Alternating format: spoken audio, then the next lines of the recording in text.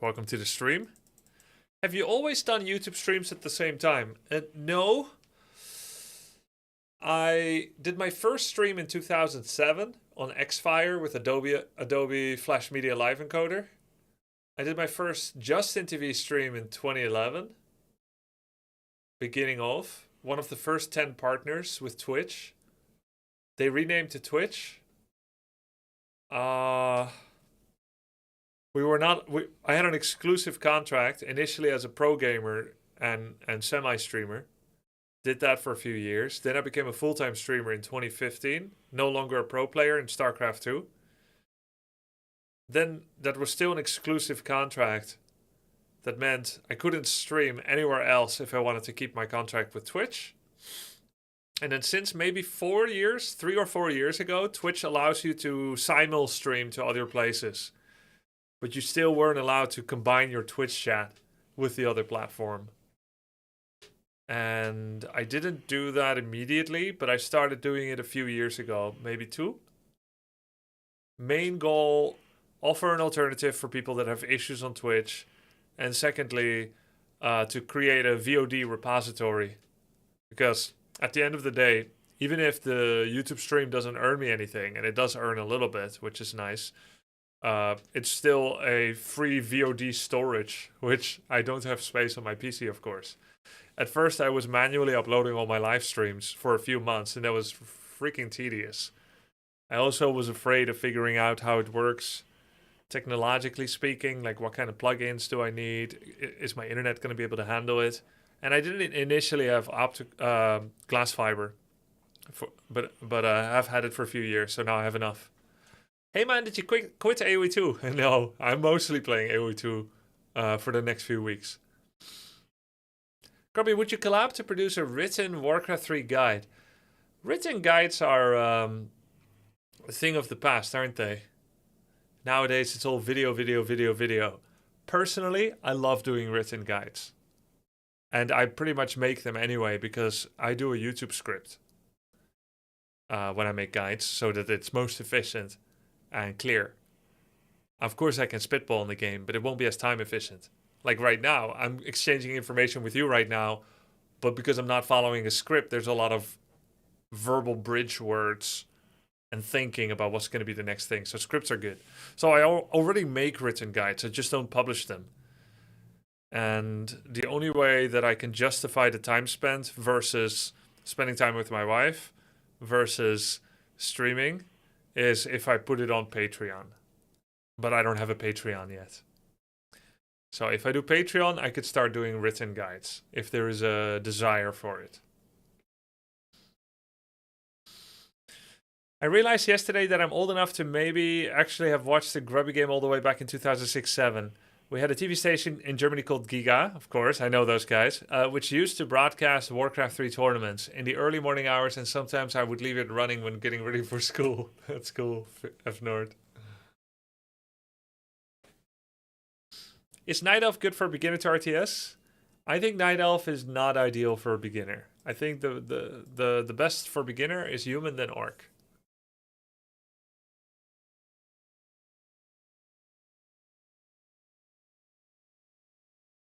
Shout out to the waifus, Singapore Pride. Hell yeah. Alright, let's see where's the new Lost Temple? Lost Temple LV? ATR? No. Lost Temple LV? Is this the new one? Let's see. Pretty cool we got computers now. How would you rank the 4 races from your POV at the moment? You mean strength-wise? At my level, 25 to 2300 MMR, I think the best races are Undead and Night Elf. What is it? But at the extreme level, I think it's Undead and Orc. And at low to medium level, it might be human. From what I think I observed. Alright, I can't get cheats, right? Yes, my lord. Yeah, so I can just who's your daddy? Greed is good. Oh no, I can't. Ready to go then. All right. The only guy capable of playing Undead is Happy Hero on a good day now. Happy, 120, Labyrinth. All right. All of them are winning tourneys. Yes, me lord. Off I go then. Righto. All right. Yes, me lord. What? Yes, Aren't me they? lord. Ooh. Okay, what the fuck? Why is it bulging? Oh, they made it easier to walk past the camp without aggroing it. What is it? But still, is this high ground or is this just an optical illusion? What?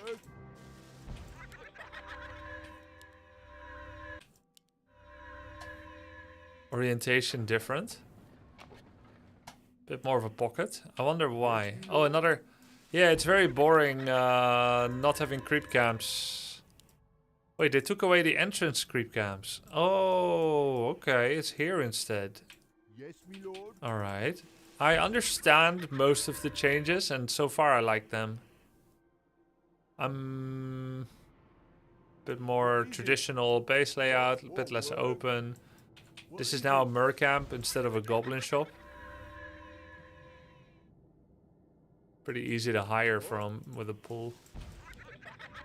Oh yeah. Yeah. Yes, me lord. Oh, this is red now. Whoa, Berserk Elemental, Black Drake. Black Dragon, why do you breathe so good? And the mains? Okay, quite similar. Yeah, I mean, it's pretty true to what it was before. I think it's a little better. I think it's a good job.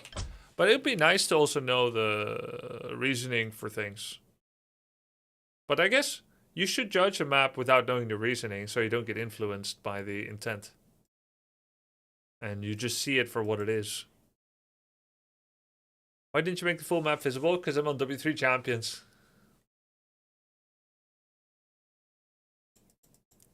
I wonder, do the Blizzard devs reach out sometimes to you asking for Warcraft 3 improvements?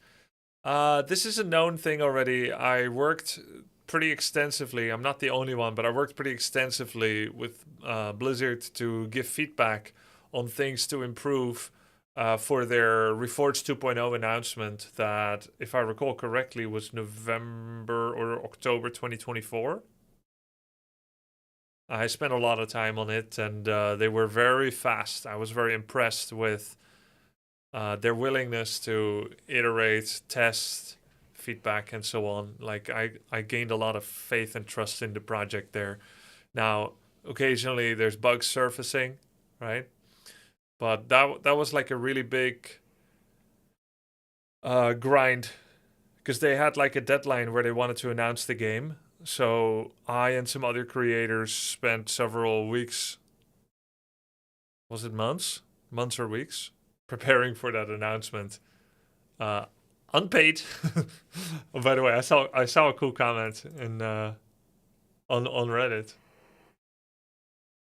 I should show you guys. It's funny.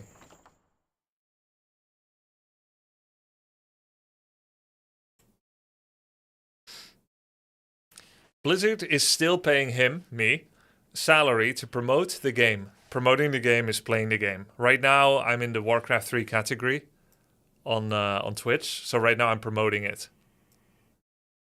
Right? When I play the game, I promote it. Everything I do promotes something because I'm a role model. I'm inspiring to all of you. You do what I do. You say A, you say A. Blizzard is still paying him salary to promote the game, but it's definitely behind the closed door. He is been known a Blizzard shill for years and a scammer. Hyping up a bad remake to get people to buy the game.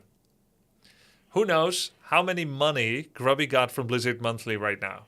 I know. Nothing. Him being critical about Blizzard is probably... him being critical about Blizzard probably a part of the contract. So Blizzard wrote... let's try to use like legalese.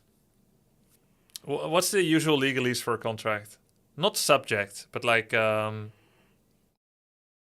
creator or... Not actor or... I'm paid in chickens. The party, yeah, party. As per affidavit A, party agrees to occasionally publish hard-hitting critique of sponsor us, Blizzard Entertainment Incorporated, whatever, in order to make it more reliable that he is still acting as an independent content creator unaffiliated to us. We're also going to break the federal trade agreement of not disclosing this salaried sponsorship shilling with the occasional hard-hitting critique to be a fake breadcrumb. We're going to break the law together with an entity that we cannot directly control somewhere in the Netherlands. Yeah. Him being critical about Blizzard probably a part of the contract. Meanwhile, he is still promoting the game daily. Again, playing the game promotes it. So it's normal for him to get a spot in the balance team as well. Please no. Please no. I'm already too busy. I'm too busy. I don't want to have a spot in the balance team, salary or not. Because he is important. He's right about one thing. And helping Blizzard to make more profits. This is also part of the contract. Me exposing this Reddit post.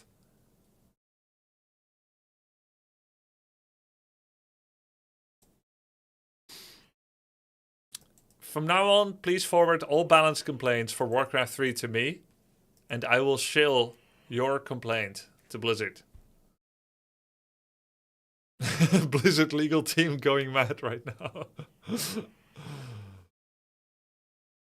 I believe that guy. It seems legit. This Reddit post was written by Blizzard. No, it was written by Tim Morton. It was another Sock Puppet account.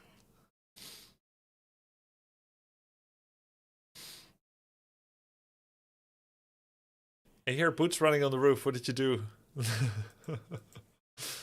If Grubby was on the Balance Council, would he be allowed to say so? Yes!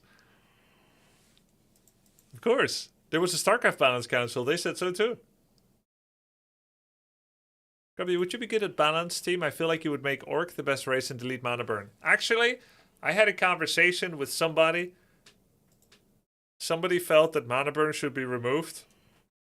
And I vouched not to remove it. Even though it hurts me. I, Grubby Schenkhuizen, vouched not to remove it.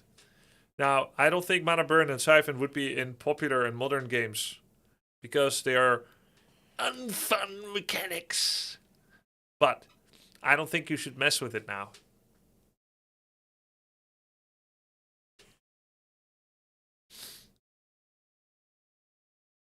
Grubby paid me as well for looking at him. Okay, nice. Grubby treating us to a bit of cleavage today. Yeah, why not? A little bit of fan service. Don't say I wouldn't. Again, if I was a girl. If I were a girl. Chat 2 for being a great source of entertainment. Players also have the most fun doing the unfun mechanics. Yeah, can be for sure. I'm actually paid by Blizzard to sub. Hey, wow. 117 months undisclosed cooperation. You're shilling my stream. Shame on you and thank you very much. Okay. And PZ, thank you for the 44 months. Thank you, Shot DR. Guys, I'm going to press 90 seconds ad because I need to do this. I believe it will now show a ad for Warcraft Reforged. Now.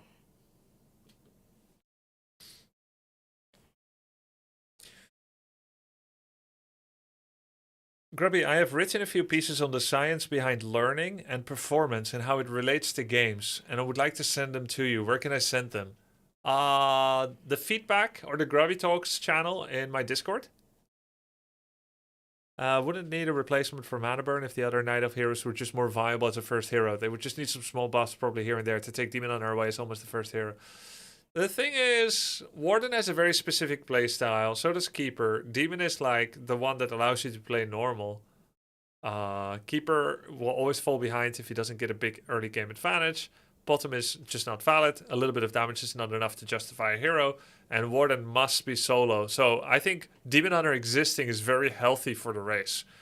Now, I and many people have often felt that Night Elf doesn't have much strategical diversity, which is a shame. But I guess that's what you get when you make one unit be able to kill buildings, heal heroes, give 2 attack upgrades with Roar, be a tank, be a DPS, and be able to make them before tier 3 comes out. And then you also make a big reliance on healing from them. So it's not just a luxury, but it's a necessity because everything is balanced around it. And then they also share the same building space with the other most useful unit in the entire Night Elf army, which is the Dryad, which is magic immune, very fast, slows enemies, slows enemy attack, dispels. Of course, if you put those two in, you have to go lore. It's not like you can be like, you know what?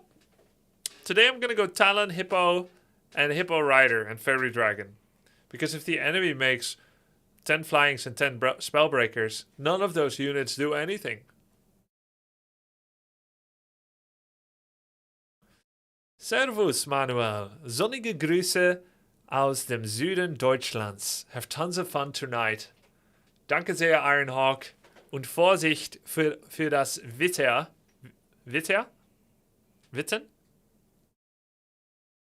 Schlimmes Wetter? Wie heißt das wieder? Wetter. Wetter. No, Gewitter. Gewitter meine ich. Bedeutet ich. Gewitter. Vorsicht für das Gewitter. Es kommt sofort.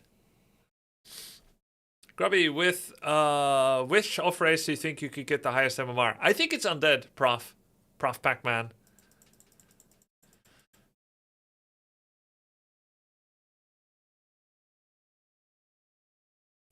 Why aren't you playing Path of Exile 2?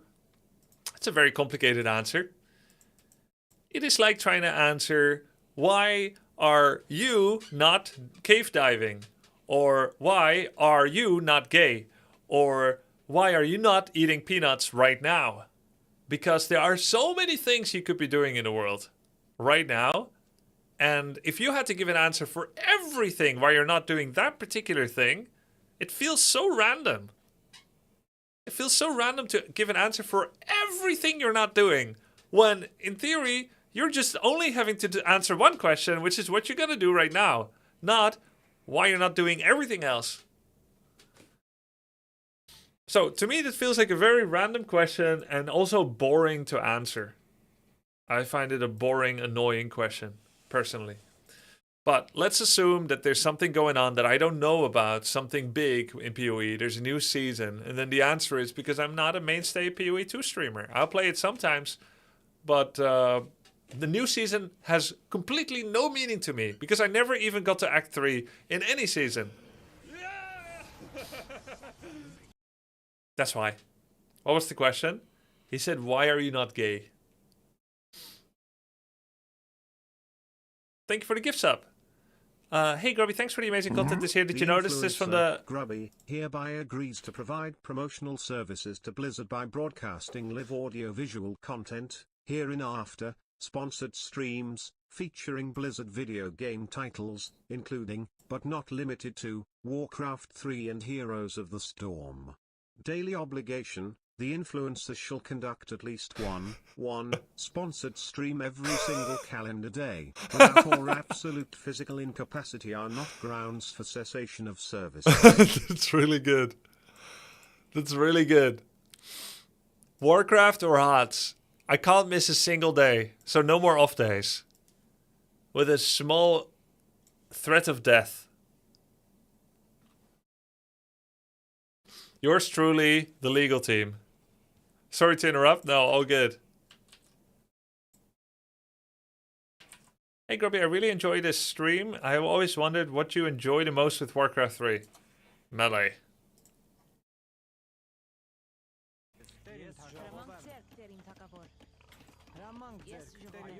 Grubby almost finds Stone Camp. Oh. What? Wait, did I not notice this? He has a stone camp in Africa. Why?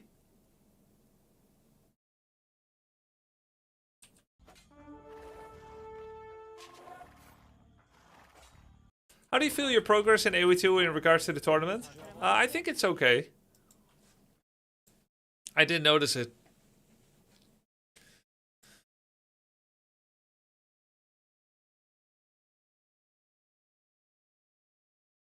On Cough Creeps, COFF Creeps, Nuka 99. Alright, let's go play some Undead, yeah? We can tell if you're lying. Dude, I used to be a terrible liar, but I got a lot better. I'm afraid that's not true anymore. Used to be, I would look like I'm lying when I'm not. That's how bad of a liar I was. I would go through customs in the airport. You have something in your hair? Yeah. I would go through customs in the airport where they do like bag check and they pick suspicious looking people that might have something, you know, illicit in their bag. It was always me because I was so nervous going through. So I would be lying when I wasn't.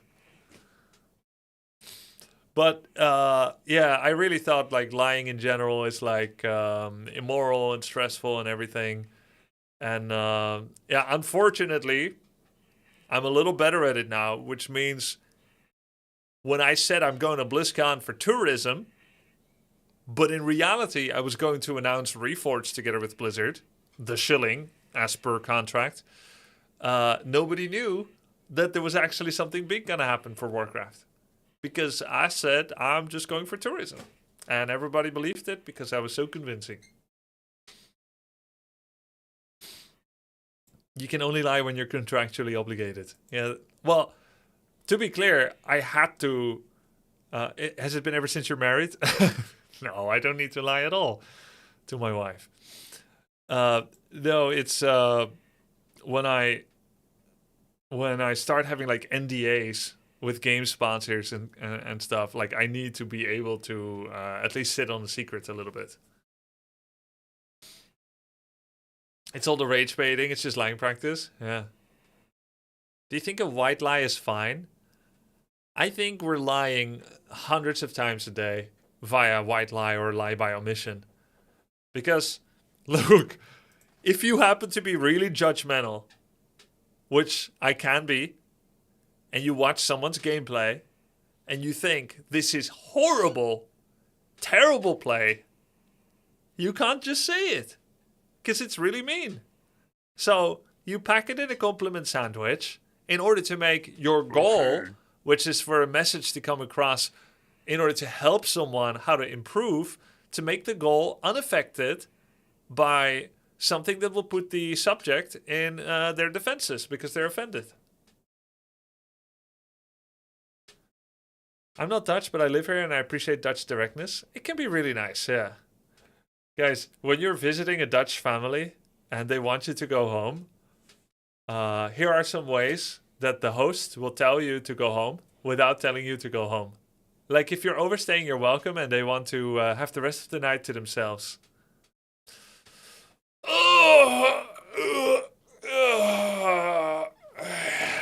Yeah. Yeah. Yeah. That's one. Another one is, well, of course in Dutch, but I'm going to translate to English, right? Another one is like, well, I'm going to go ahead and change to my pajamas. I'm just going to go ahead and get in my pajamas already. Say it in Dutch? Oké. Ik ga alvast mijn pyjama aandoen.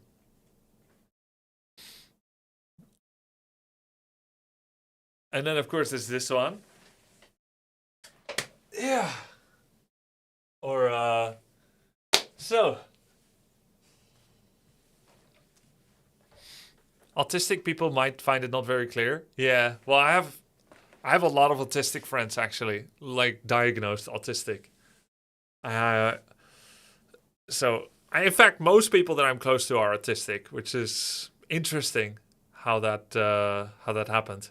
I like the authenticity in their discourse.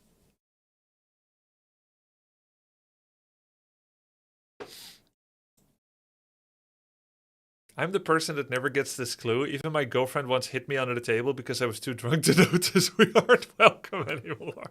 That's so funny. That's so cute. Someone said birds of a feather flock together. I don't understand. That's a proverb used, the postura, to describe that. That would indicate that, like, I would be, but I've never been diagnosed as such. And in fact, I did online tests that failed. I don't understand allegory, allegories and idioms and imagery. I don't understand figure of speech, metaphors.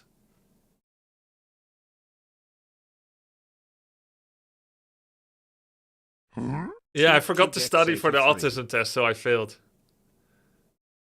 Zug Zug. Padromi, thanks, man. Shiro, thank you for the sub. Plays 12 hours of Warcraft 3 a day for years. Yeah, true. Guys, is it normal not to know your blood type? I don't know my blood type.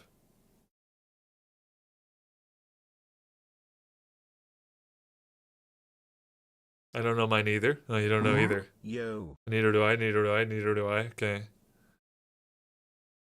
It's an important one to know, right? The thing is, we can just, like, I could just put a tap. My wife has the best one, so I can always drain some of hers. Is the rocking making you feel safe, Grubby? Yeah, the hugging myself and rocking makes me feel soothed. Why?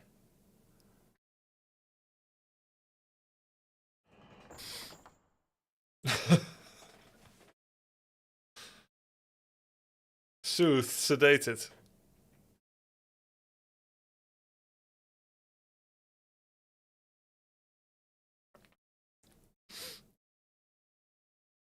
Grubby, is that the Netherlands way to tell us you're now playing Undead? Blood type, sure. You're dressed like an AoE2 Vil. Yes, I am.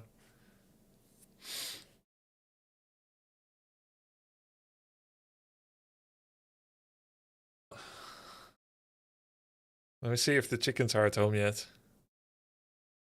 I'm such a chicken dad now. Wait, they're not. Oh yeah, they're just filing in. Literally as I watched. First one here. Let's go, baby.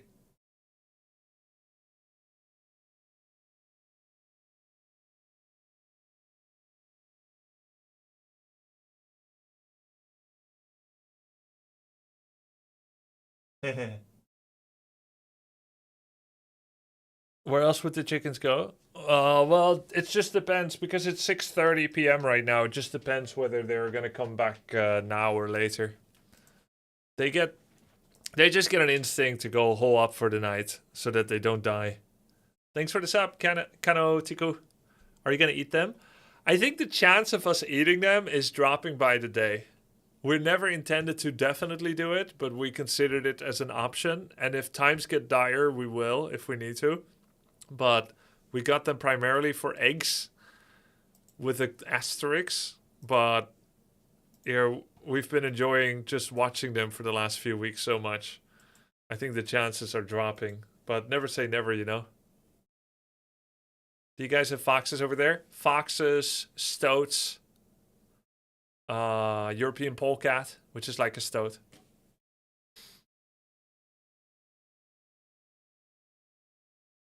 How many chickens do you have? 14. 2 male. 11 of them are Barneveld, which are a mixture of Brahman, Tangshan, which are 2 Chinese, or at least 1 Chinese brand of chicken, and then some mixture with local Dutch hen. Very similar to, oh man, I forgot the name. They're like copper brown. There's an American breed that's very similar. Let me see if I can still find it. Which rooster are you gonna call? Neither. The breeder told us if we get them at the same time, they won't fight. You think it's true? Oh, Jersey Giant. They're very similar to Jersey Giant, if you guys are familiar with those. Are you a homesteader?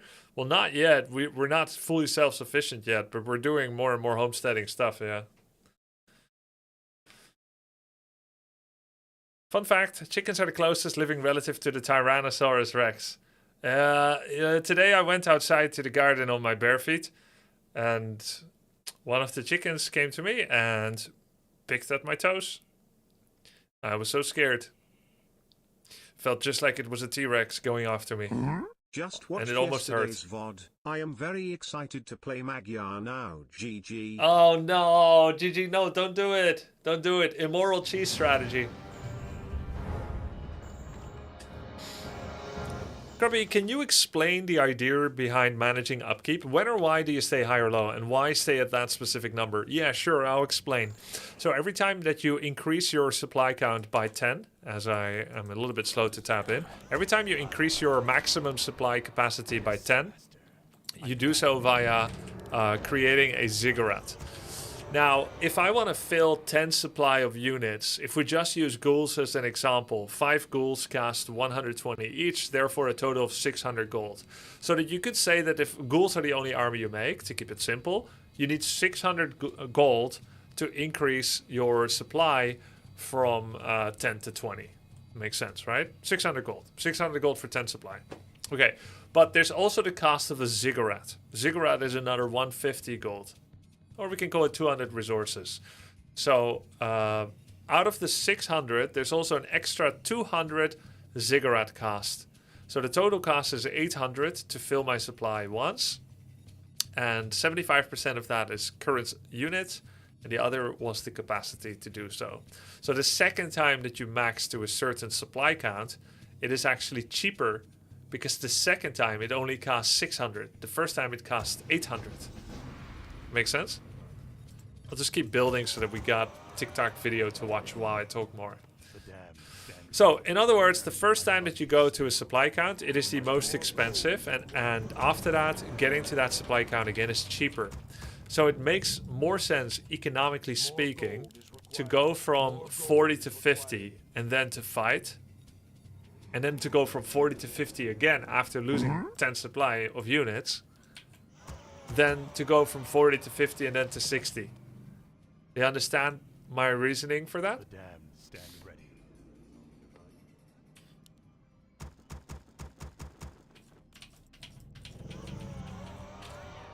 Does that make sense? Any questions? The Chinese guy?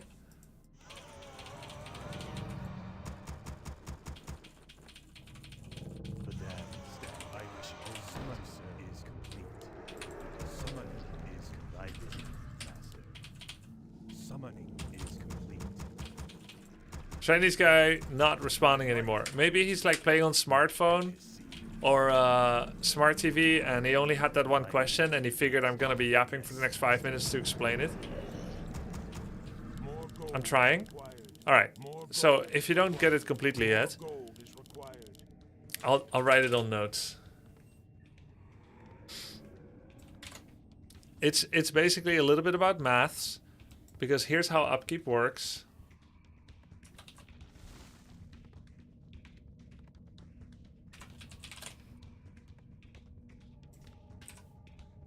Okay. This is how upkeep works, yeah? You get, at 51 population, you get only 70% income. Summoning is complete. And Beckons. 5 ghouls is 10 supply.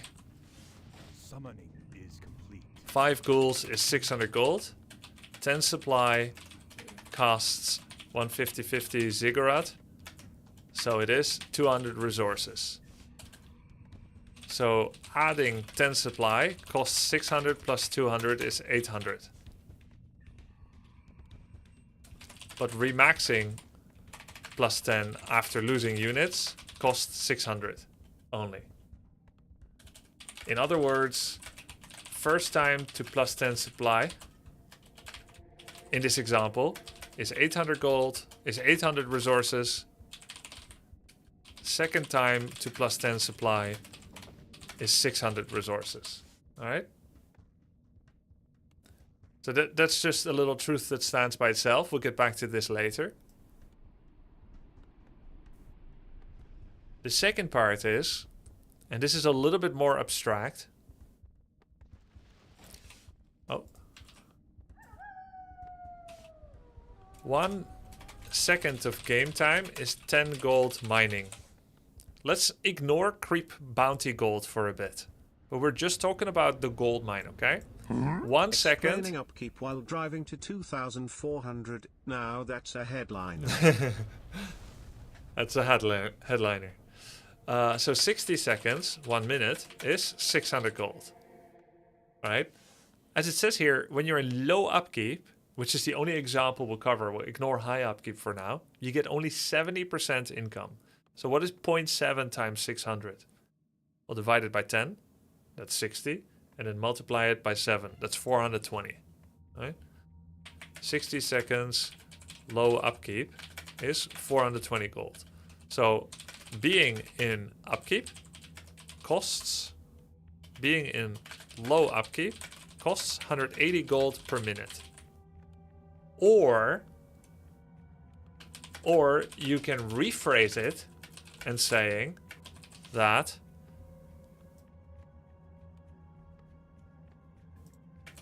you're still making 600 G per minute, but everything costs 1 divided by 0.7 more, which I believe is 1.428.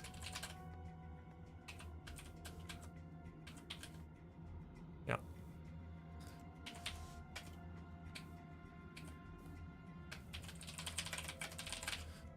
So in other words, if you're buying things when you're on 51 to 80 supply, everything costs X 1.42857 more. Or in other words, we can say 42% more. So it may take me only 1 minute to save 600 gold.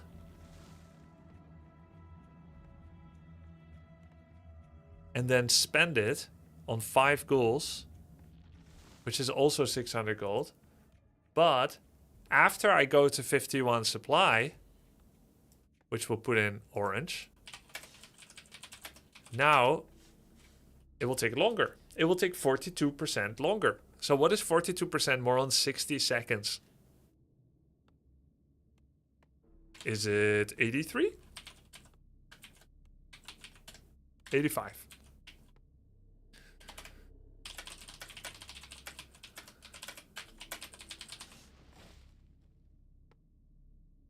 So in other words, it will take me 25 seconds longer to make the money required. So you can say that being in low upkeep makes all your future spending delayed by 25 seconds per minute.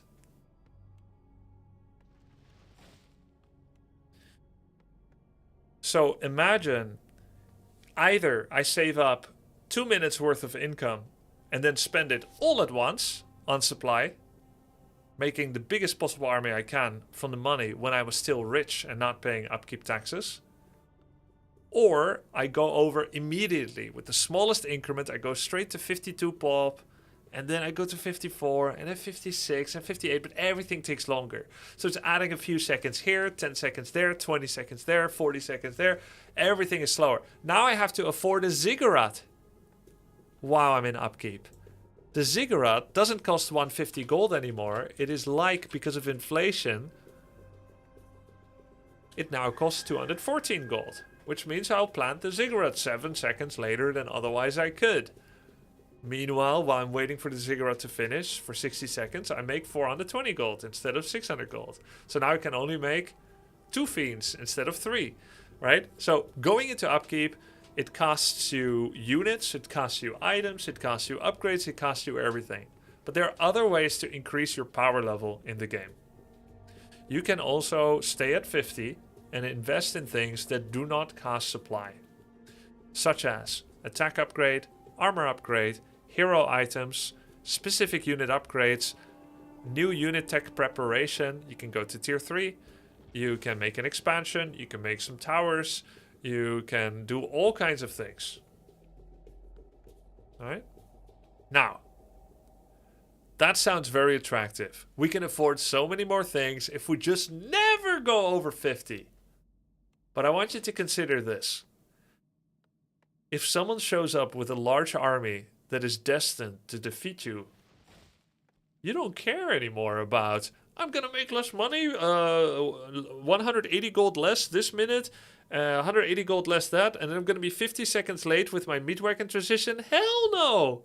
You're about to die! This is a cataclysmic event! So what do? If you're fighting to survive, or you're the one that can kill someone, you're like, I think I'm fighting to win the game right now. Or, I'm about to lose units, so I'm gonna drop from 50 pop to 40 pop. In all of those cases, you would go over 50 because you're about to have a fight if you can predict it. And suddenly all the economic logic doesn't matter anymore because one extra unit could make the difference. Every time you misjudge and you think it's a cataclysmic event and you go to 53 population and you're no longer under attack, nor are you attacking them, nor are you creeping particularly more greedily than them, and you're just languishing away at 53 population, you're losing money. Everything is worse. And if you fight 5 minutes later, you will lose the game. So that's the mathematics and this decision-making matrix that you have behind it. Now I'm going to give you a philosophical difference between the two.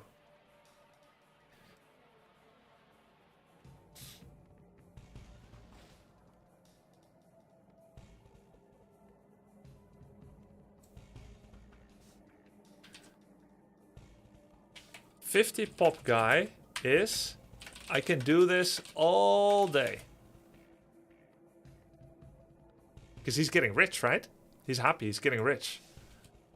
Delay, wait, divert, TP, run away, etc. Time is on my side.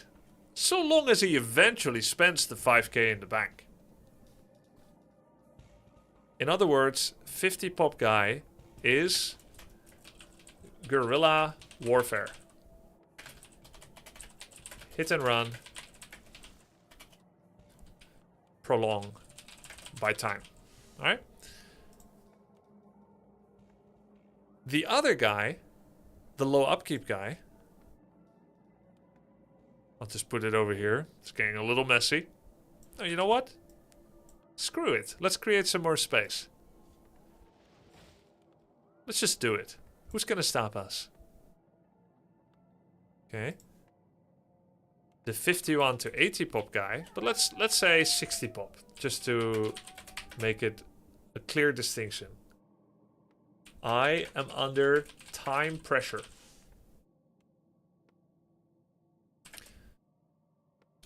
I need to 1, trade army. I lose 3, he lose 4. Why does the enemy lose more? Because I have more units, right? Maybe 5. But let's simplify it really. I need to get the best camps, the better camps, his camps. We get all the best camps. Additionally,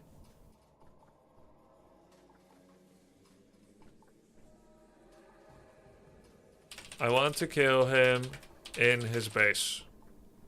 I go for kill move. I go 60, suspecting he's 50, and I go all in. I don't buy TP. Why would you need TP? Because you're already under time pressure.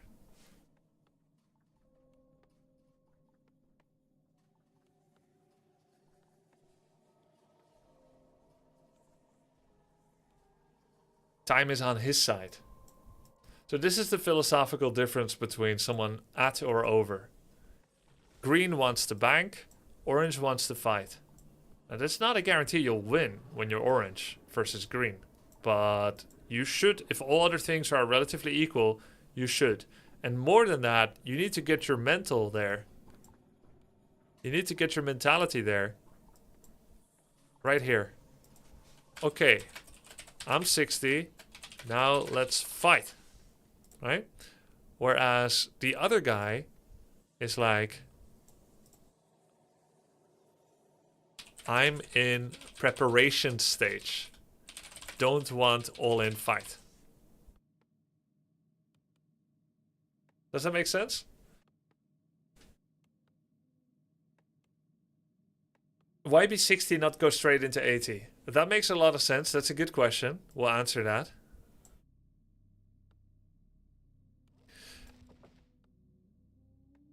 Essentially, 60 is a way not to be greedy. It's about how long it takes to get there. Because the longer orange waits to go... essentially, all people start at 50. Okay? Green starts at 50. And orange also starts at 50, actually. The difference is that orange saves up 600 gold and then produces 3 units. Now, how long does it take him to do that?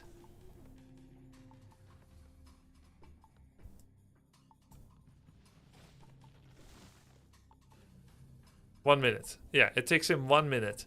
Because he saves it up first, then spends it. It's exactly 60 seconds. 600 gold, and then goes to 1200 gold. Alright? So this will take 60 seconds, and then plus 30 to produce them, and then plus 30 to walk to enemy is 120 seconds, 60 pop. Make sense? You save up for 60 to get 600 gold, then you produce them for 30, and then you walk to the enemy, which takes another 30. That's 120 seconds. Okay? Green saves up 600, which is where their two paths diverge, but then he saves up another 600. That's also 2 minutes. So at this game point, let's say that this game time is 9 minutes. And this game time is 11 minutes. Okay. Now you are 60 pop against 50. Which gives you 37 army supply versus 27 army supply. Because 13 army supply, 23 army supply is 2 heroes and all your workers. Sorry, this one is supposed to be green. This part right here.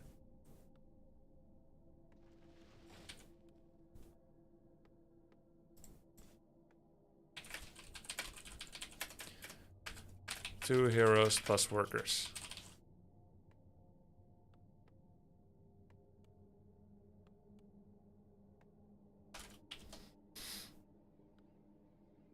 So a 60 pop army has 37 army supply, if you don't count the heroes, 47 if you do, and this is 27 without heroes, 37 with. So it's a significantly bigger army, right? This is like 35% bigger. If you do count the heroes, it's like 25% bigger. That's a significant difference in army, right? So someone asked, why 60 supply? Why not 70 or 80? Because by the time that you're at 60 supply and you're able to attack an opponent, 2 minutes will have passed. And this guy can start producing at any time. It could be now, it could be soon. And the moment he does, he will produce slightly more units than you. For every minute he saved up longer, he will be plus 1 unit.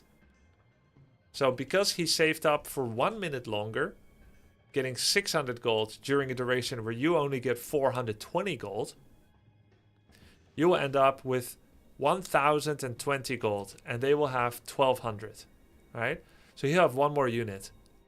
But of course, your first money must go to the ziggurat, the farm, the burrow, or the moonwell. So it's not 100% true, all of this, because we haven't counted the supply preparation building yet. But all of this to show that in order to get 60 pop, you have a 2-minute window where they're still saving, where you can fight at minute 11. All right. Now, if I wanted 70 population, I would need another 800 resources or 750 gold. And so in order to get to 70 population and push someone, we need another 750 gold. Our gold mine is nearly empty. And by the time we go over 50 population and go to 51, we start earning less already. But of course, we are still earning at the diminished rate anywhere from 51 to 60 population. We are still earning something. So it's not like we need to save up, 2,000 to go to 70 population, but we still need to save up a little bit more in order to be able to get there. The idea is that if you are aiming for a 70 pop army, is that you need to save up probably 1,000 instead of 600. So you would start producing after 100 seconds. Not right here, not after 1 minute, but after 100 seconds. So somewhere here, you start producing here. And then you can go to 70 pop. But it'll hit later because you need to wait 30 seconds for the first round of production, then another 30 for the rest. You need to prepare another ziggurat first, 50 out of 70. And then you need to save up nearly as long as the green guy is saving. Then you're going all the way to 70. Then if he did the 60 pop army, then he'll actually beat you because he made his 60 earlier than you were preparing for your 70.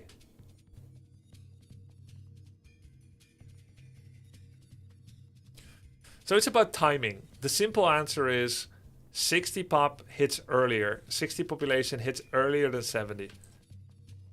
And in fact, it is the first jump in bonus supply capacity that you can earn on no upkeep. Does that make sense?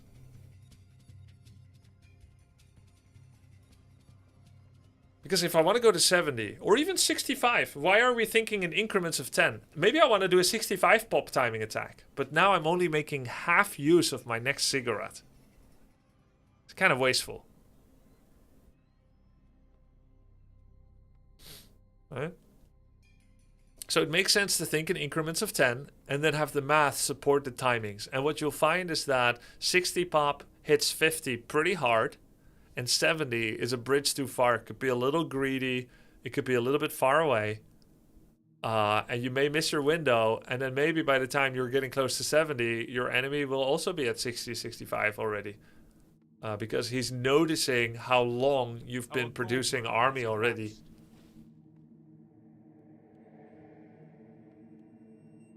But yeah, for human it could be 62 supply because of the way that farms work, yeah. Yes, it's risk management. You're essentially balancing the risk of your timing versus your greed. There are two types of people when Grubby is in session. Thinkers about what Grubby's talking about and thinking about literally anything else. Yeah, looks like we won our game. Gold mine has run out. And as you can see now, I have 12,000 gold, which is perfect for a straight push towards high upkeep. We can go straight from 15 supply to 100.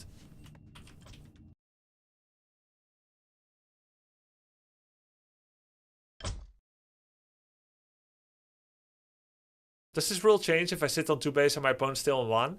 Yes. It's all different when you're on 2 base. Thank you. I'm sorry I took up so much time. Was not expecting a full class about this question. Neither was I. Hopefully it was helpful. If you remember nothing else, remember this. When you go over 50, you put yourself on time pressure to fight or lose units. Win the game, fight, lose units, trade. You want to fight. Except if he's also over 50, then you're equal again. The interesting part is where you have an imbalance between who is and who is not over. Either you're playing greedy or you're playing aggressive. You go over 50, you're aggressive. He's under 50, he's greedy. You need to kill him. You're both greedy, fine. You're playing a game of chicken about who will raise their gun first. Right? You're both over 50, okay, cool. You're both bullies. Respect each other. How can you estimate opponent pop? Standard recognition patterns from experience. So for instance, 3 Grunt, 3 Raider, 2 Walker, and a Kodo. That's 50. I know that. Right? 3, 3, 2, 1. 3, 3, 2, 1. 3 Grunt, 3 Raider, 2 Walker, and a Kodo. That's 50. So I know that because that's how I want my army to look like when I play Orc. Right? So if I see that he has 4 Walkers and 4 Raiders, I'm like, alright, you're at 56 population.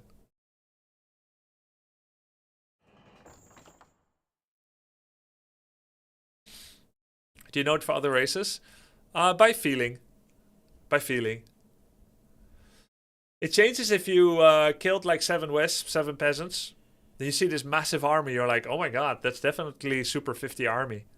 Like over 50. But in actuality, they had a large lumber bank. They did not remake their workers. And they have 3 units more than they otherwise would. Because they lost so many workers. And so they're actually able to play an aggressive game while being on econ. That applies to high MMR only. Low MMR, you never know which units opponent will make and in what composition. Yeah, so it's going to be an estimate about knowing their supply counts and stuff.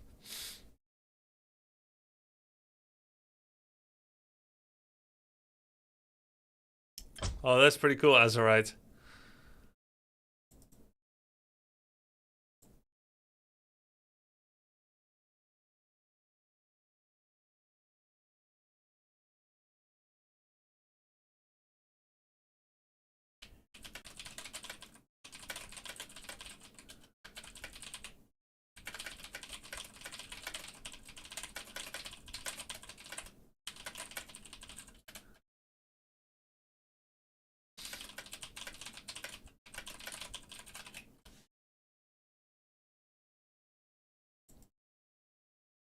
Can you explain why you banned Boulder Vale? No explanation. I just don't like it.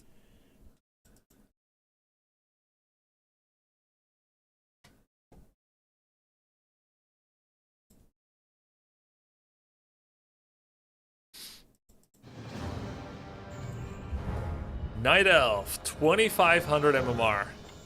On the journey of 23 to 2400. I don't know if I'll ever reach it actually. It's difficult. But this would be worth a lot of MMR. Potentially, if I won. 2500 is really high though. Looks like he's auto-muted because probably he had some verbal run-ins with people. I don't think I auto-muted him. I think that's a global auto-mute. It does actually show up as an identical message when you did it personally.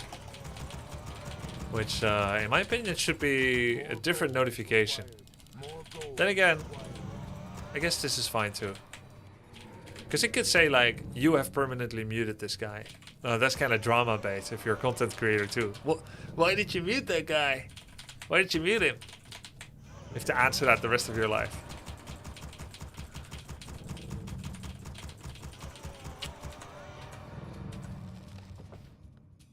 Now I could say it's a global ban.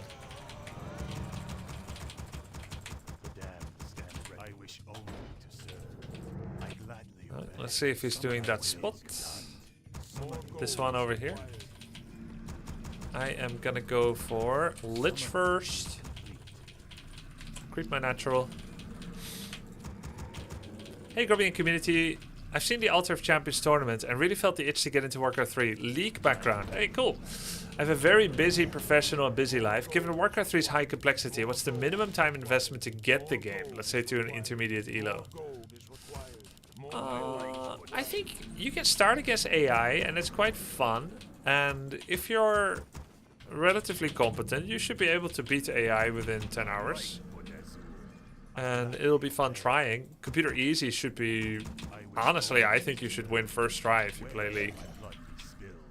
I bow to your will. My fate is sealed. Thy bidding, master. Summoning is complete. Where shall I run? Our forces are under attack. More gold is required. Summoning light is complete. My light for Nezu. Thy will be done. So be it. I wish only to serve. Our forces are under attack. Thy bidding, Master. Yes.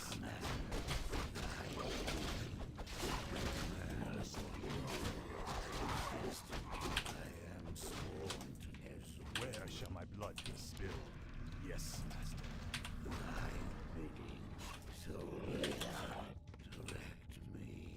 I bow to your command. Must be released.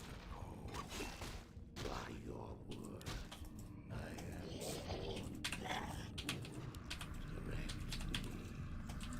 Yours to command. My life, Onezu. Thy bidding. I wish only to say I am sworn to Nezu. My life, Onezu. Thy bidding. Chilling. Direct me. Yours to command. Yours to command. Thy bidding. Sworn. Must be. Chilling. So be it. Where shall I blood be spilled? Yours to command. Direct me. Dead man walking. I wish only to serve. Sworn to Must be thy bidding. Yours to command. By your word. Our forces are under attack.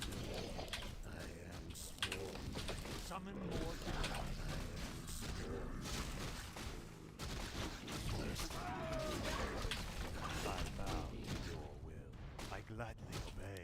Direct me. Must be. Thy bidding. My life for Nezu. Yours to command. It is destined. Thy bidding. Dead man. Where shall my blood be spilled? Yours to command. I am sworn to embrace the end. Our forces are under attack.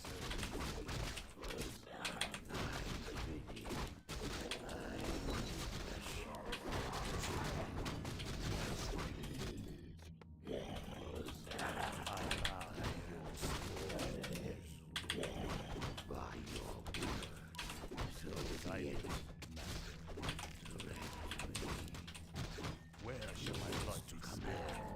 I am sworn to Nezul. By your words, yours to command. Thy bidding. I don't mind that start at all. He didn't creep much. Dead man walking. I am upgrade. Our forces are under attack. Would Naga second be any good? Thy bidding, chilling. It is destined, so be it.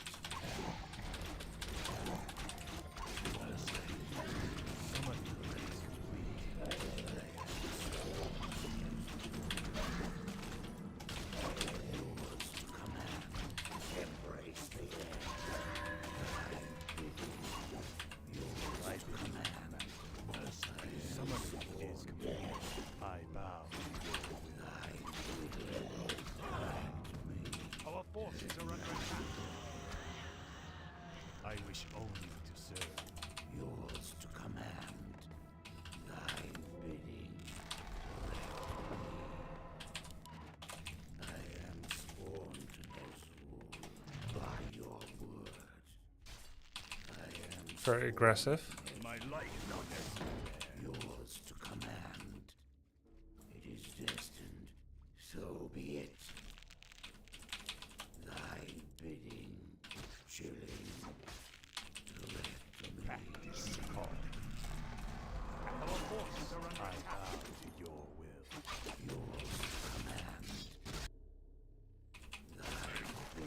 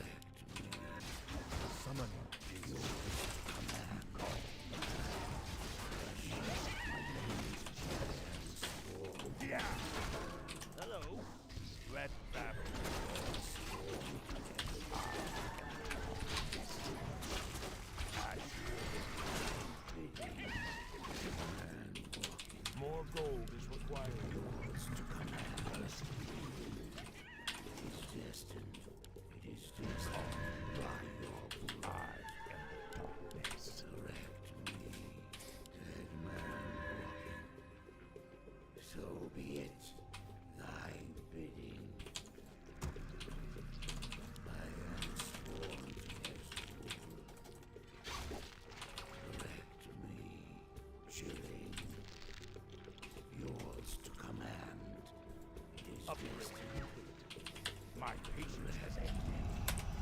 I am sworn to pursue my vengeance. Our forces are under attack. Chilling. Yours to command. Yours to command. Yes. I am sworn to my patience has ended. By your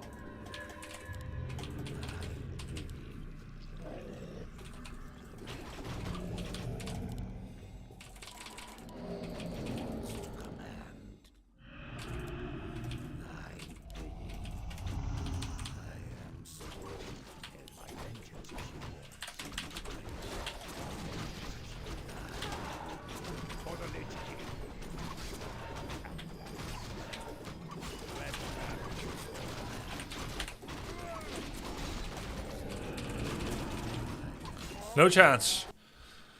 No chance. Let's watch a replay of Happy on this map against Night Elf. No chance at all. I got stopped on everything I did. Well played. Let's see. Why Lich first? I remember seeing Undead against Night Elf go Lich first sometimes, but I don't understand all the ins and outs. So I'm doing it to feel a little bit more. Huh? Alright, let's see. Undead against Night Elf. See Happy against Life. Kind of looking at different maps here. Northern Isles. 2 months Here, of Happy watching Life. this fantastic game but not playing it. Thank you, Grimpy.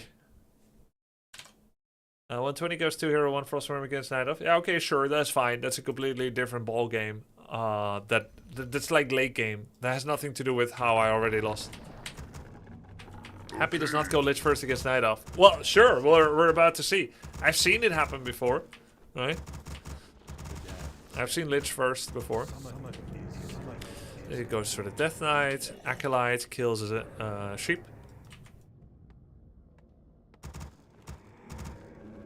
Thank you for the sub, young crusty souls. Altar, crypt in front of the necropolis, shop behind, double ziggurat wall. Death Knight sells TP, gets dagger and rod, but does not get skull. Summoning is complete. Creeps to small camp first. What did Acolyte scout? In fact, what did Acolyte do?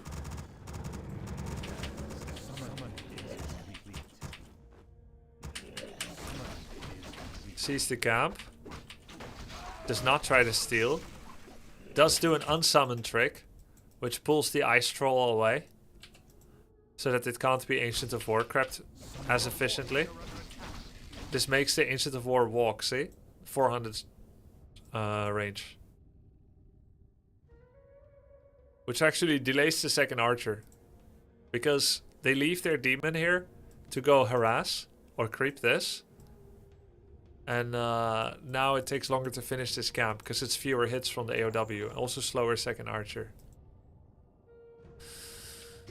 Okay, does not coil the creep. It does coil the creep, does coil it.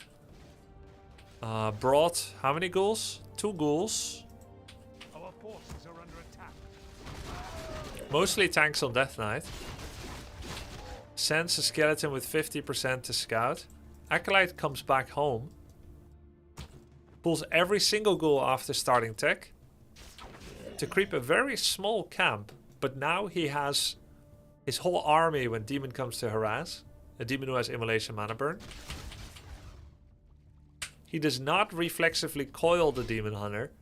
He accepts the mana burn. Essentially, when you coil a demon hunter as he comes to burn, you're saying, I think I can get 2 coils off. And in fact, you may not. And the damage doesn't matter that much. So he's just like, you can burn me. And I'll save my coils for defense. He's just going to keep force creeping. He'll save coil for a ghoul. Gets the surround. But there's a cloak. Separates the skeletons away from the wisp. Does another surround. That was sick. Even though there's cloak, he still invests micro to get the surround so that he gets another 10 hits. He's going to send a skeleton to the laboratory, which will reveal the demon hunter. He's going to pull this ghoul away. He wedges in this ghoul, pulls this to the left. And then he will immediately, before the way is open, The Demon Hunter is essentially stunned because he did one more auto attack, so he can't immediately move. And during that time... Wait, it was already a surround. Yeah.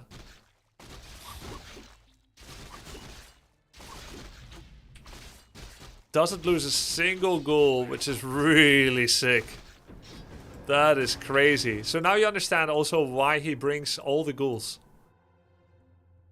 Walking to the laboratory reveals Demon How. 50 gold reveal, but he missed. But the Night Elf didn't use Cloak to hide again. That seems pretty easy, Grubby. Yeah, I'll just do that. I'll just do that too. Okay. And then he uses Dagger. Ah, because he's used to them coming early with Immo and Mana Burn. So now he can use Dagger to heal whatever units he keeps with him. He sends the worst affected ghouls home. And then heals the rest so he can keep going onto the map. Alright. And then he gets a Graveyard. And he keeps up ghoul production. And here he gets Dust, I guess. Oh! Oh my! He sells Ring of Protection. And gets a Boots of Speed. Does he get Dust? A Circlet! Hell yeah, baby! Got Mana Burn when he was 74 mana. Did he get Dust? Yeah. Boots, Circlet, Dust. Basically all the shit that we always get in Orc Mirror in 2008. He's gonna cut the tree so that he can auto... Okay, you know what this shows? This shows a very low performance demand for this part in the game. This is a relatively low reward. He also just massively invested in items, which are mostly about reconnaissance. If you wanted to win fights, you would make as many units as possible and bring them. But he can't because they are low and they have to chop lumber. He's not even making ghouls right now. So he actually stopped at 25 population.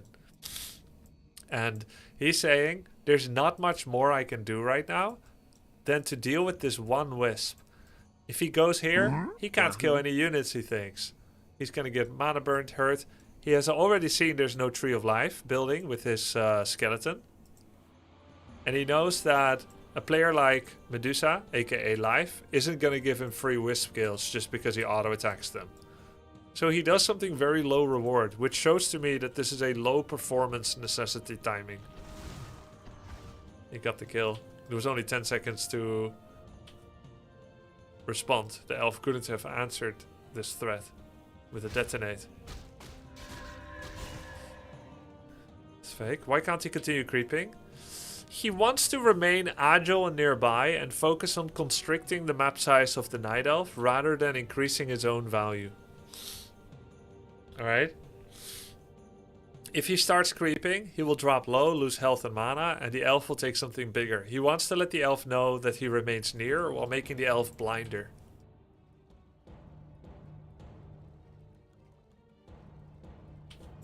So he keeps checking, are you doing anything big? And so he wants to stop the elf at 2.4. And then he continues to map pressure with the Naga. Now Naga is not very good when Demon is already 3, because the minus 100 mana burns hurt so much. But it's perfectly fine when Demon is still level 2. The elf is hiding here. Oh. Will Happy sniff it out?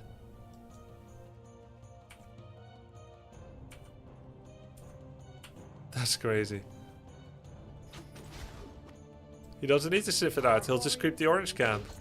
And at this point, Medusa doesn't want to fight yet, because he didn't have his own Naga. Ah, that's another part of how the Wisp is actually kind of relevant, because that Wisp on the cheat tree was actually the one that's going to buy Naga. And because Happy kept covering this area of the map, there was no chance for another Wisp to get there, unless he already prepared it somewhere in the corner. And in fact, there is one in the corner here. It could have gone all the way around here and then up. But he knows that people cut corners and that they don't have like 3 redundancy plans to get the Tavern Hero. So by attacking this Wisp, he actually delays the Elf Naga. Hey, cheers, Philicus. Thank you, man. So he only creeps the Ogre Mage 5, because if he creeps all of it, he takes too much damage. He just wants to take the pepperoni and he leaves the pizza crust. He now has Scroll the Beast. Meanwhile, his scouting is amazing. Amazing. Skeleton sees. Okay, you went here to creep this. So that actually gives him a window to cancel this lore or attack some wisps. He wouldn't do this if Elf maybe was standing here, but he always knows where you are. So it's actually calculated. He can get the lore cancel. Perfect calculation. Double lore cancel. Now he may lose all of his ghouls if Elf plays this well.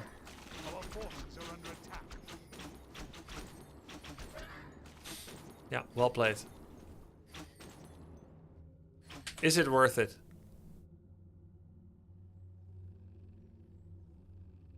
He also stopped Elf from creeping the rest, and the Ancient of War died to the camp because the Elf came back in a panic. So, minus a full lore, double cancel is like killing half a lore in terms of resources. So double cancel is half a lore. It is delayed by a full lore duration, like by a full minute. He killed the Ancient of War and he denied 2 creeps in creeping. He does lose 3 ghouls and gives the XP to the Night Elf.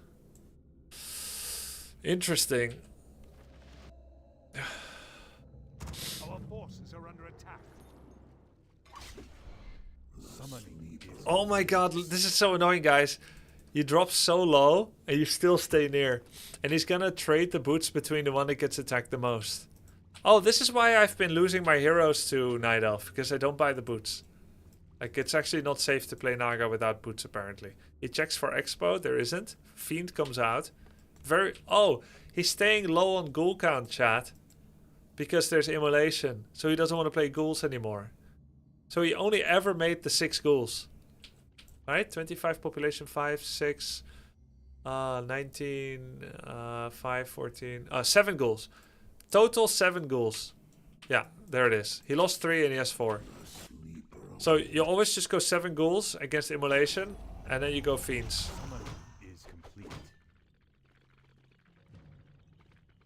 Where does the Naga wear the boots? On her penis. Alright.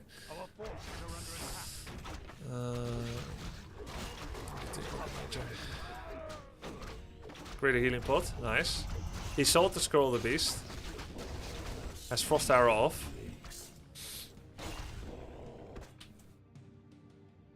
Frenzy. He still gets Frenzy for lumber gathering and pulling 4 ghouls into a fight, maybe.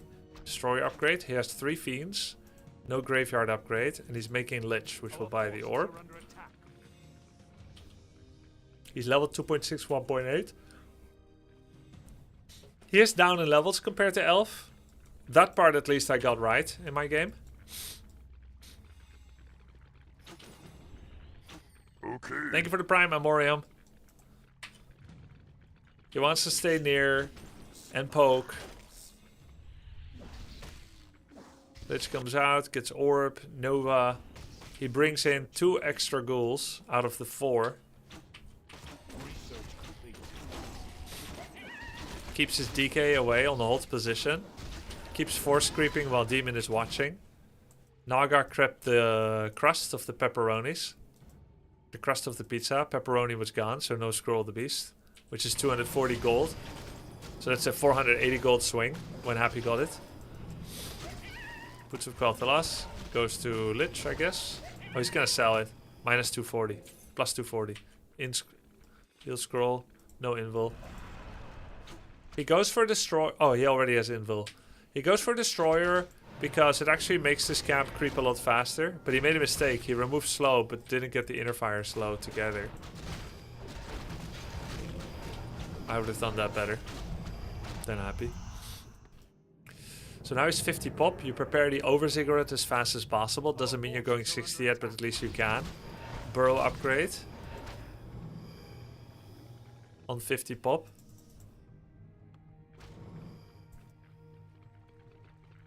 What is Happy's control groups? Statues and Destroyer in a group together. That's awkward. Is that temporary? His whole army is in one group, minus Destroyer. Is his Destroyer always in the same group as Statue? No, he changed it. That was temporary, because they were in the same group before. Look, now he has a Statue group. I want to see when he selects Destroyer. Oh, okay. So it is still in the group with the statues. He puts Destroyers on 3, statues 2. Okay, but they're still in the same group now. Maybe he didn't remove it from the statue group yet.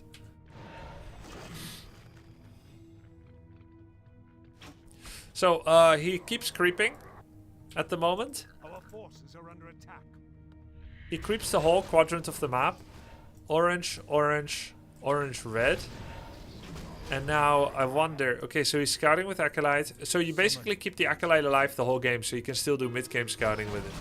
And now he's just deciding to go over 50 with Fiend, Abomination, no Disease Cloud. Okay. Gets the item, Medallion of Courage. Separates DK because it's already level 3. Separates Naga because it's already level 3. Very clean distance as well, almost Lich 3. 1 Graveyard Attack upgrade. After this, I guess he will get Disease Cloud. If he has the Lumber, which by the way he does not. So no Disease Cloud. I guess then it will be Ziggurat and 1 more Fiend. Our forces are under attack. So he creeps this small camp because it's on the way, and he figures most of the creep camps on the map are gone already. So there was the little bit of crust here on the natural of the Night Elf. Marketplace is gone, this gone, Arachnithid gone, red gone, and there's only pizza crust here, no pepperoni. And I guess Night Elf did this, and I guess I have to increase my air conditioning. Okay.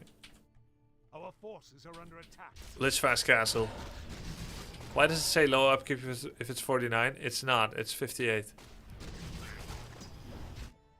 So, as per the example I showed you guys earlier today, if you are the 50 pop guy, you say, okay, I'm 60, now let's fight. Notice how Happy is not doing that. It does say, I'm under time pressure, I need to get the best camps, the better camps, his camps, but they split camps. So you see, Happy didn't follow this reasoning, essentially. He's over 50. If he scouts Elf, he will see not over 50, right? And so he is the upper dog now. He's getting his final unit that will make 60 pop. Let's say 58 is like 60. It has a margin of error by 2, right? Because there's no space to put another 3 pop units in here. And in fact, he's doing a gradual 50 to 60 with another Ziggurat afterwards, and an upgrade. Which means he's not doing the greedy, let's straight go from 50 to 70. He's doing 50 to 60. And then very slowly will he develop from 60 to 70. Very slowly, because now he's already not making a lot of money, right? And that means if Medusa, aka Life, who is doing an overmoon well while still at 50, while saving up 800 gold, it means that Happy, he went over first, which means right now he's got 10 supply army more. But if they fight in 2 minutes, then Life will have 5 or 6 supply more, right? Happy is going to be at 65 population, or 64, and Life will be at 70. So that's kind of like where that's going to go. That means that Happy right now, who is in fighting form, by the way, he's got Heal Scroll, Invul, would like another Invul in this Lich, and would maybe like Mana Pot on DK, but maybe it's okay because he's full mana. Happy right now wants to fight. He knows all the creeps are gone. He maybe scouted, there is no expo, and that means the only play the opponent could be doing is either staying at 50 or going over 50. He's going to go here, he sells the replenishment potion, which is actually a really good item. Buys invulnerability potion, gets his final Fiend. He has 1 attack upgrade. He checks for expo, it's not there. Sentry. So now what? He's going to look either for pizza crusts, like any orange pizza crusts, or he's just going to go to 63.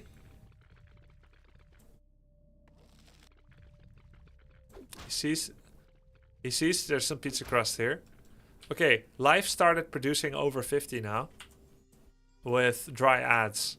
So he's got 3 bears, 4 archers, which by the way is low quality army for a 50 pop army. Normally, if you've had loss of archer life but you killed ghouls, you had a trade, you're happier because you have a higher quality army. Archers aren't that good at this point. 1 pizza crust each. He's checking for any other pizza crust, but he's getting attacked by the elf. He's not too desperate to coil Nova Frost Lightning on the demon. He's not taking the bait because he knows there's always staff and rejuvenation. Yes, sentry. There was just a shadow melt. So as you can see, 64 population now by Happy. And it's hard to get there. There's very little surplus money. He gets an Acolyte as well. Meanwhile, he's still ahead of supply of life. 1 minute after I did the initial analysis. But in another minute, at 14, life will have more supply. Or so you would think. But look, he managed to squeeze in another statue. Another, he's at 67. Life is at 69. Why is life not higher? Because it looks like Happy has a better science of understanding of how to go over 50 and still stay competitive to go to 70, even while buying Invulpot, even while still phasing in a Ziggurat, and even while still getting one attack upgrade. He knows that the exact right time to go over 50 while still maintaining constant threat development and getting to close to 70. Now, 80 would be really far away. And in theory, with how much Medusa saved up, he should be able to get closer to 80 population than Happy faster. But because Medusa is getting 3 unit upgrades at the same time as well, that's where his investment went. And 2 supply advantage suddenly don't seem so great. The thing is though, Medusa didn't give up any map control by not going over 50 as fast as Happy did. He got everything he wanted. So it was still the right way for Life to play this way. For Medusa. Yeah, you can say that Happy didn't leverage his higher population, but he did get 1 level 5 creep. And he wouldn't have dared to go here and push Life, Medusa, off of the 2 level 5s if he hadn't been 60 plus. So he did get 1 level 5 creep out of it. Which is decent.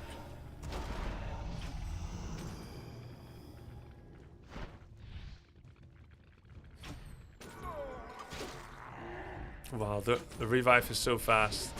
So he just clicks everything on Destroyer. Insta-kill 1. Insta-attacking the second. He's completely ignoring the Demon Hunter. Just ignore it. Just target all the bears. Oh my god, it's so easy. If you're happy. If you're happy and you know it, coil that ass. Frost armor can be abolished easily, but there's APM drain. He gets it anyway.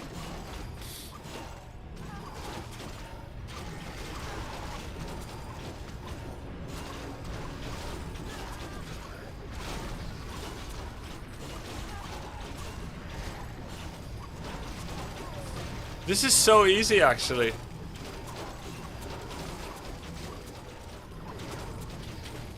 I can just do this.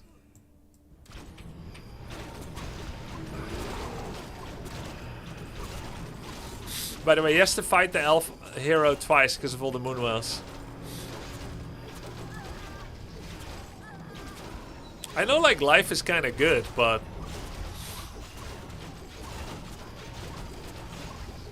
I feel like I learned so much from this game. Don't you guys feel like I learned so much from it? Oh my god, he's full life again! Wait, did he lose?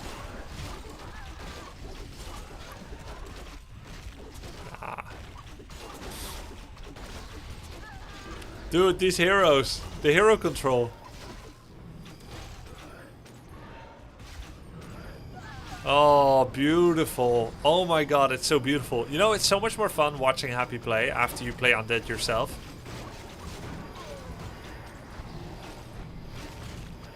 I recommend anyone that has never played Orc, next time I'm on an Orc bender, to play a little bit of Orc so that you can appreciate it better too. Let's go next. Ah, human. I wanted to see Night Elf.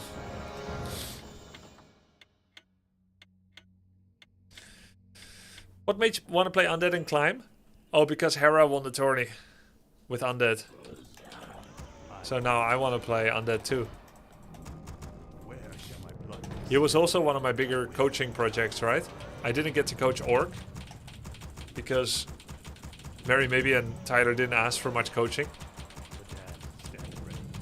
But I did a lot of coaching of Hera because he asked for a lot. Yamato had a lot of other coaches, and he was on the leaderboard, so he didn't need me as much. Then I coached Simply and Pox quite a bit, but they're elf, so I'm playing undead.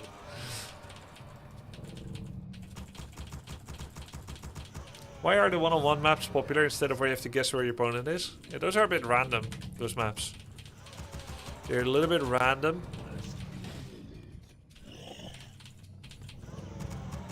And that is not a good thing.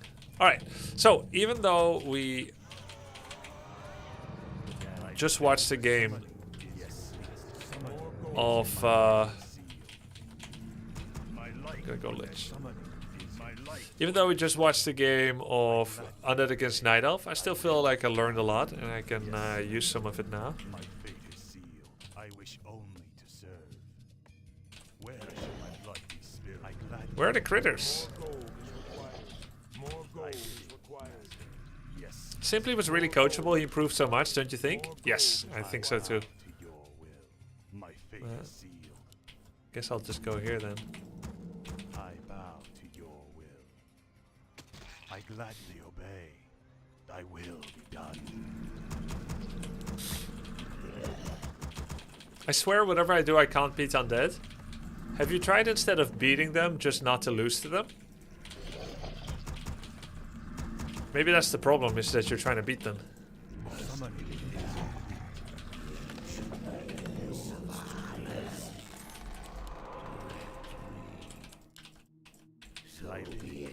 Summoning is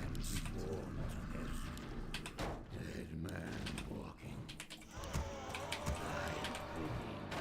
Embrace the my life for Nezu. yours to command.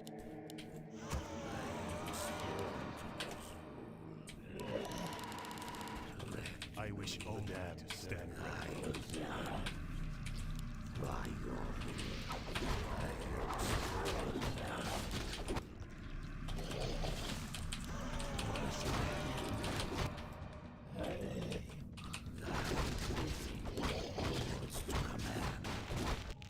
Where shall my blood be spilled? I bow to your will. My fate is sealed. I wish our town is under attack. Yes, master. My life for Nezul. Our forces are under attack. Where shall my blood be spilled? Thy bidding, master. Where shall my blood be spilled? More gold is required. I am sworn. I bow to your will. My life for Nezul. I gladly obey. I wish only to serve. Thy bidding, master.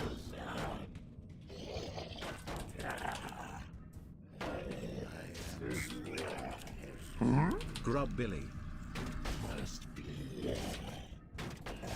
Where shall my blood be spilled? Thy bidding. Thy bidding. More gold is required. Upgrade complete. By your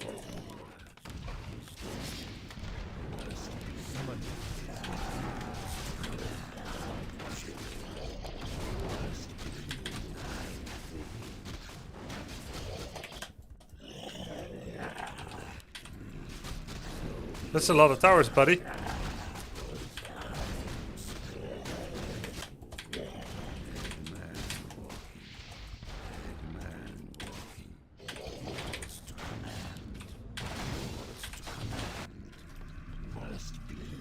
My life for Nezul.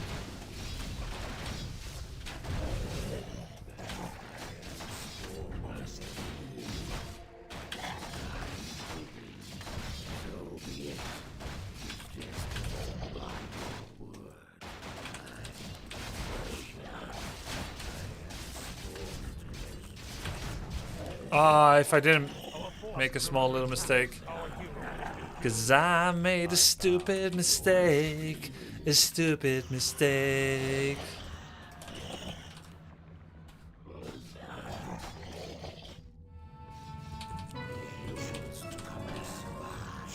Ugh. Yeah, I know. I hate that song. I wish only to serve. So disgusting. More gold is required. More gold is required. Embrace the end. Our forces are under attack. I think this guy likes expanding.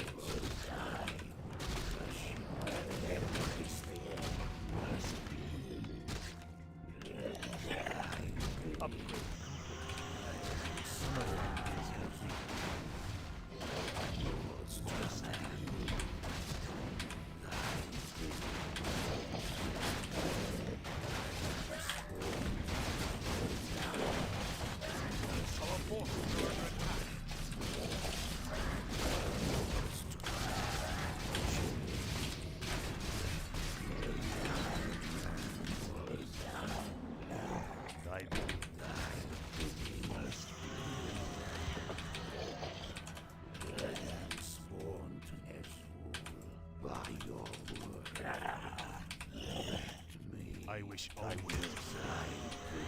My life would have summoned. I am sworn to chilling. So be Yeah, actually, I think he's gonna rebuy and get boots and then kill me. So I have to go back to Blight.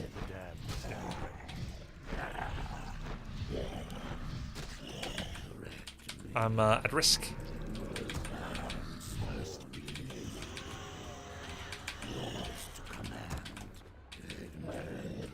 I still need a second hero, by the way.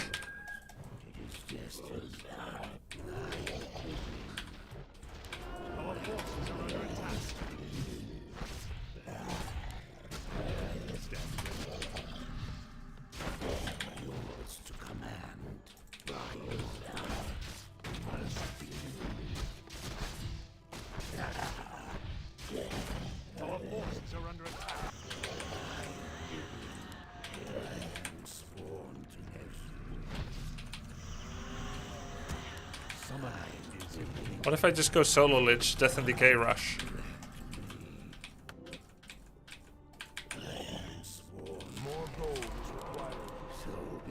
Probably bad, and I definitely need boots if I'm gonna do that.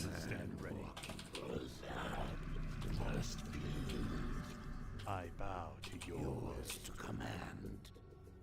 So be it. Sworn to Nezhul.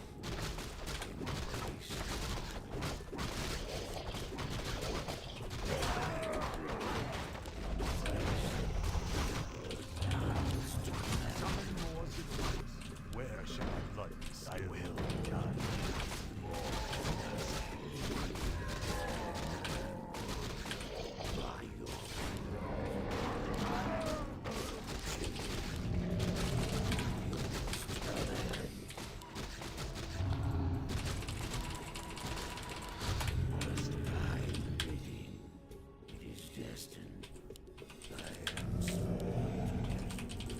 Let's check his tech.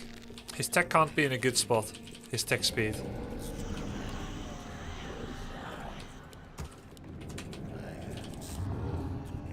I bow. Yes, master.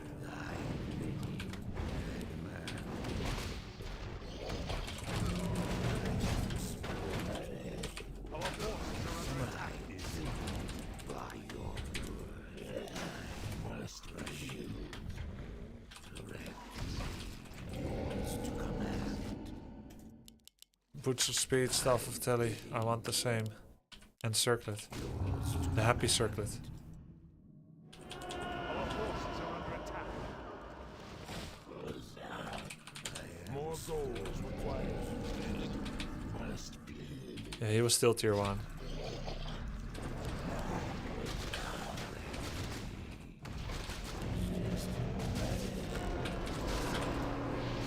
Summon is complete. Where shall my blood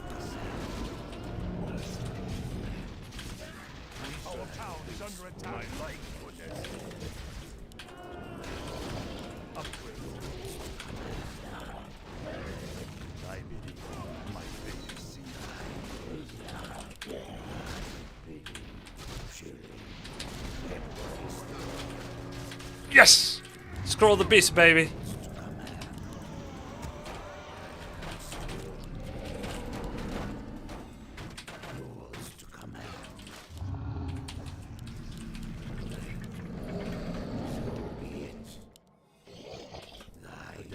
stand ready.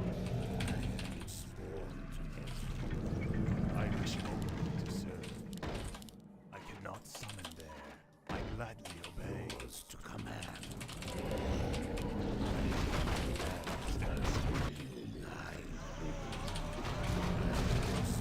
He's not gonna expect this build. Necro wagon.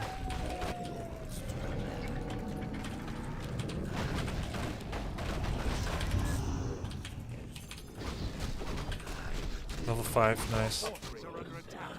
Our town is under attack. Where shall my blood be spilled? Yours to command. I bow. I gladly obey. My life, Onezu. My fate is sealed. My patience has ended.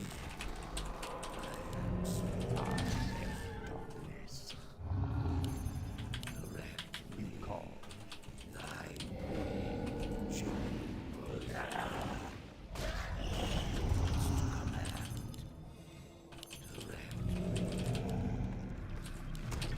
Summon is complete. Summon is Spy. my patience has ended.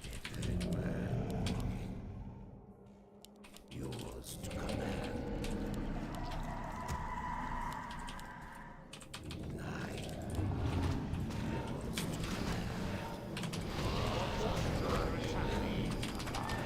Coils ass.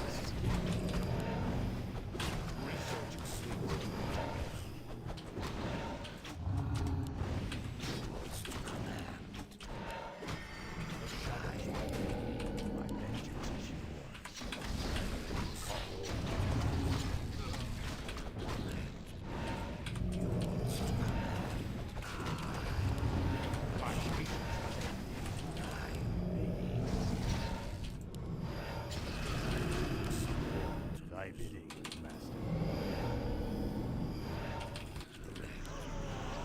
Our forces are under attack. Research complete. Yours to command. It is destined by your word. Stand ready. This I wish only to serve.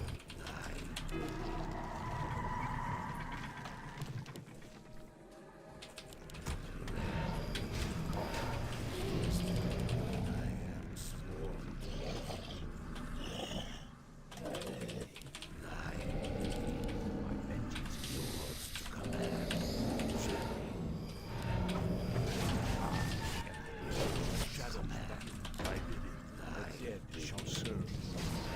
Let darkness my patience has ended.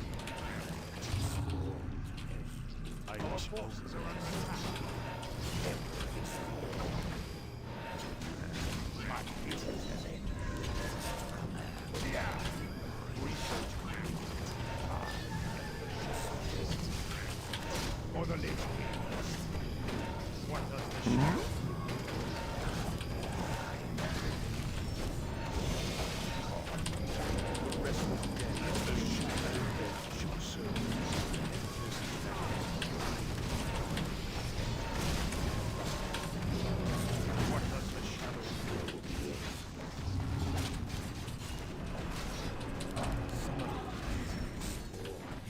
Okay.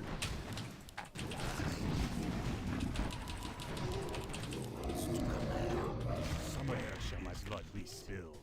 Yes, master. Research complete.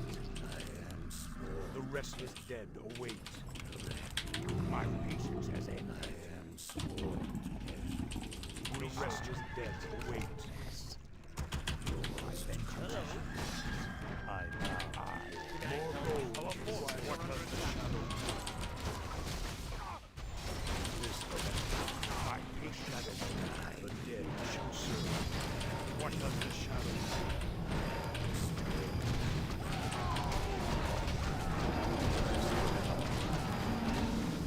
The restless dead await.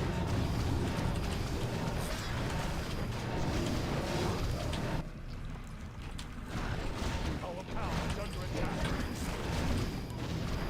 The dead shall serve. The dead shall serve.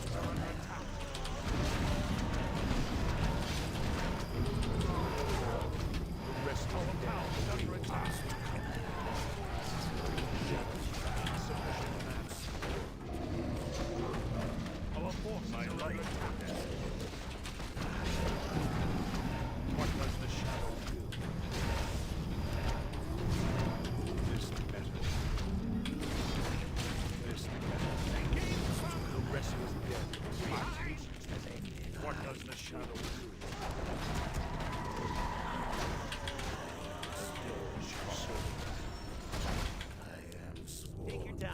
Look around. Summon call is complete. As you Hello.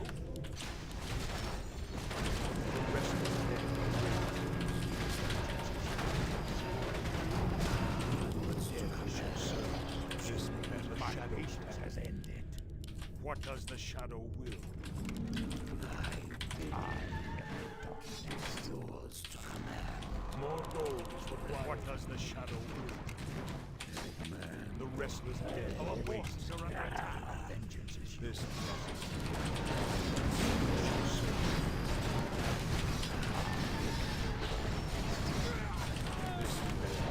Really cool move. GG. That was so cool.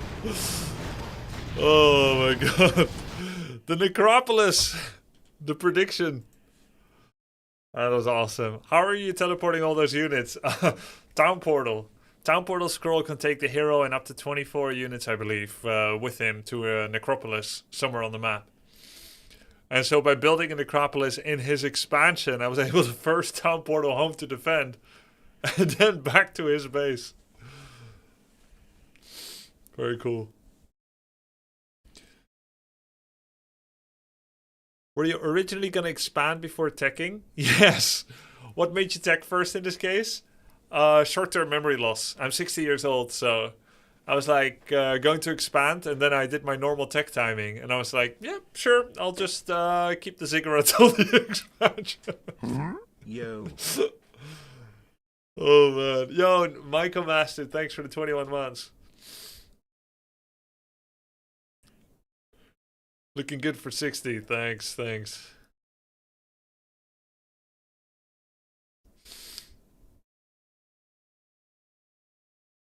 What do necromancers do? They give Unholy Frenzy, which is 4 HP per second loss on the unit. So you can use it offensively to damage someone, but it's almost never good. And it also increases attack speed by 70%. So Bloodlust, by comparison, is 40% attack speed. And it's 70% for Frenzy, so it's almost twice as much extra attack speed. Very strong.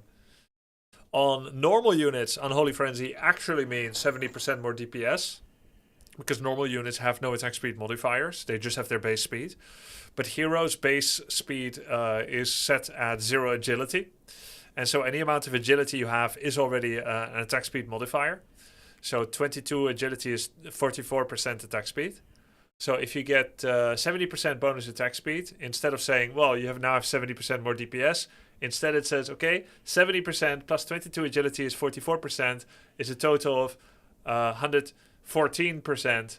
So you actually went from 44% attack speed to 114%, which is actually not a DPS increase of 70%, but maybe like 52% or something. So 70% attack speed on a hero might be 50% DPS.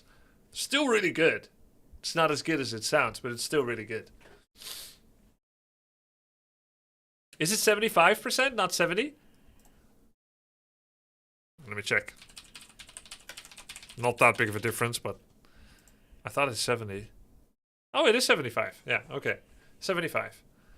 But still, the outcome is not 75% DPS on a hero. Let me actually just open the calc for that one. 75 plus, let's say 24 agility, 48. No. Yeah, 123 divided by 48. No. Okay, wait. Wait, how do I do this?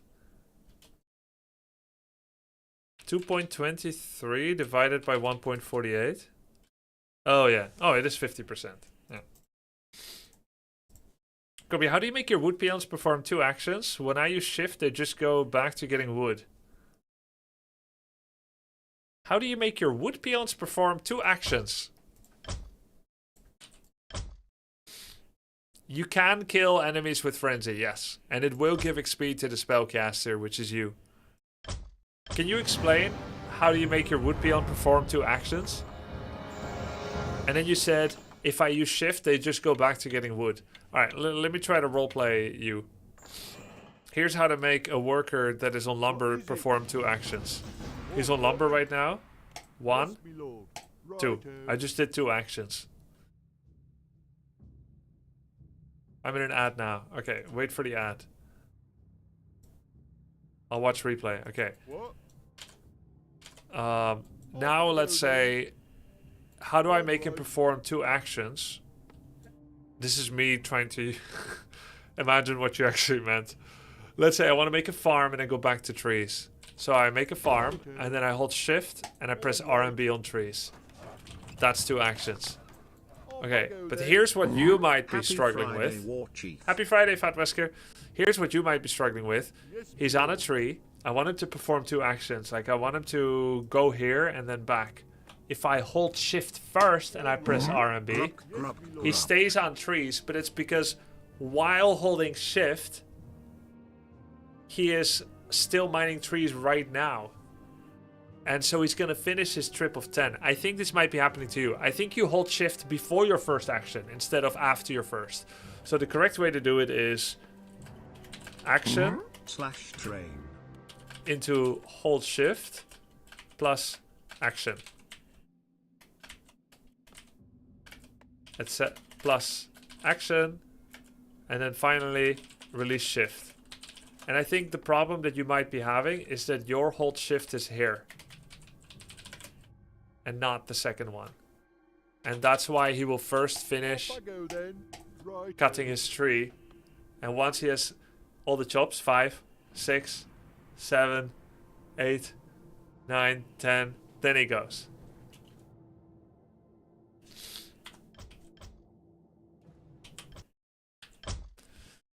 Golden Kappa train is going on. Get your Twitch Prime in now, chat.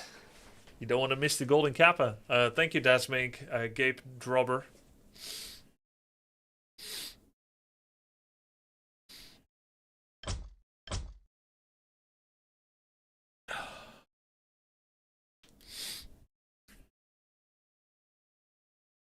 Hotkey side is not working anymore? You mean grid? It is. Grubby, is Cripple worth it to upgrade? It's worth it because Necromancers also have more health and mana regen. So it's worth it regardless. As for, is Cripple good? I think it is good. Especially against people that aren't running Dispel. Like that guy just now, Cripple would have been very good. But I got it too late. Did you mismatch the brackets on purpose? No, it was not a rage bait. Love watching the Underdark. Cheers. So it's fun. We're already up 8 MMR today. Hey, thank you for the gift sub, Dex JJ. Thank you for the Prime, Sambo. And I have no idea at all. Grubby, we need you to lock in. Hera has complimented Sing Sing as a god gamer. Yeah, I already knew that. You're forgetting that I invited Sing Sing to one of my Warcraft invitationals once. He's very good. When was the last time you talked to Fury? 2 months ago.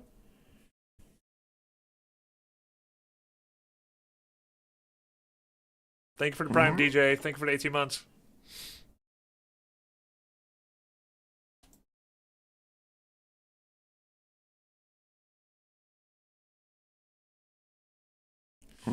Grub to the sub. Yo, thank you, Tiger Fish. Yeah, we're gonna have to work hard to stay toe and toe, or try to, with Euthermal and Sing Sing. They're the biggest threats. Trough. Trough actually means past tense of hit in Dutch. But it can also mean meet. It's when 2 objects collide. Past tense, trough in Dutch. I am surprised to meet you in de supermarket yesterday. Ik ben verbaasd dat ik je gisteren trof. Where shall my blood be spilled? I gladly obey.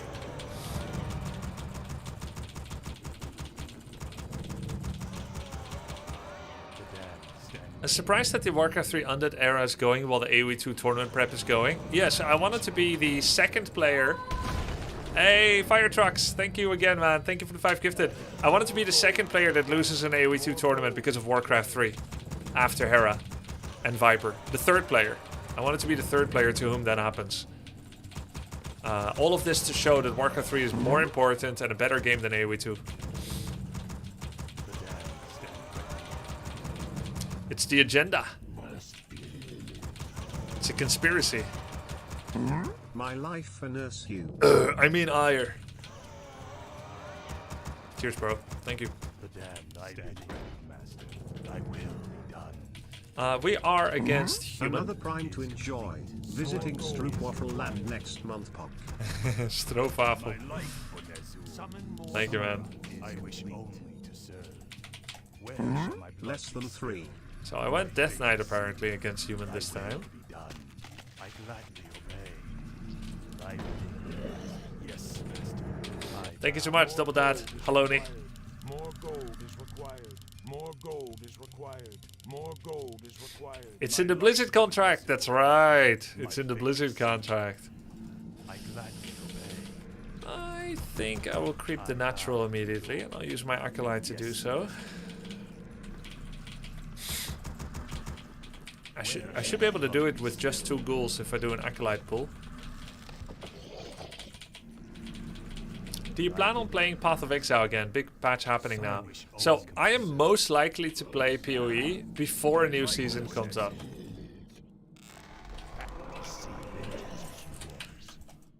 Because when I played it during the season, I get drowned out by real PoE creators.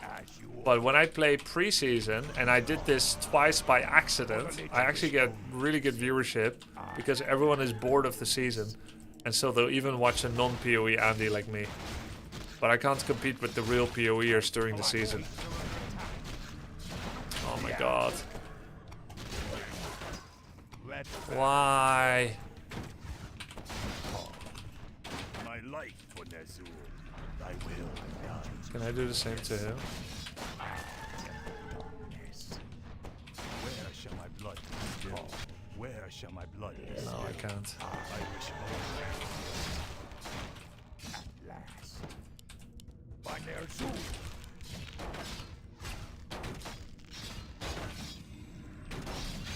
Thy My patience has ended. my life, Bonezu. My patience has ended. Let battle be joy. You call. I am the darkness. Vengeance is yours. For the Lich King. Give it to us raw and wriggling. Give it to us raw and wriggling. My vengeance is yours. I am the darkness. You call. My patience has ended. Rise or die. Yeah. I am the upgrade complete. My vengeance is yours. Our forces are under attack. Summon is called.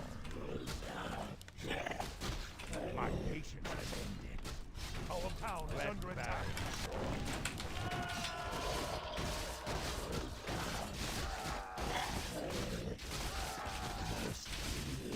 My patience has ended. I am the darkness. Our forces are under attack. At last. Our town is under attack. My vengeance is yours. Okay. As you order. Fear and wrath. Upgrade complete. For the Lich King. For the Lich King. Our town is under attack. My patience has ended. I bow to your will. I wish for my fate to serve. I give you, Master. I gladly obey. Thy will be done. I bow to your will. My life, Bonezu. Where shall my blood be spilled? My life, Bonezu. I bow to your will. My patience has ended. Thy will, Master. Where shall my blood be spilled? I wish only to serve. I bow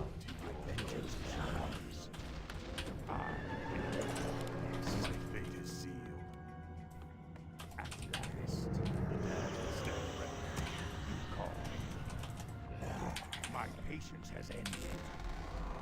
My patience has ended. Let battle rejoice. The damned I wish stand ready to My serve. vengeance is yours. You call. Ixtod, Mr. President, thank you for the subs, guys. I did so much damage, but so did he. Yeah. Okay. My patience has ended. You call. By Ner'zhul. Be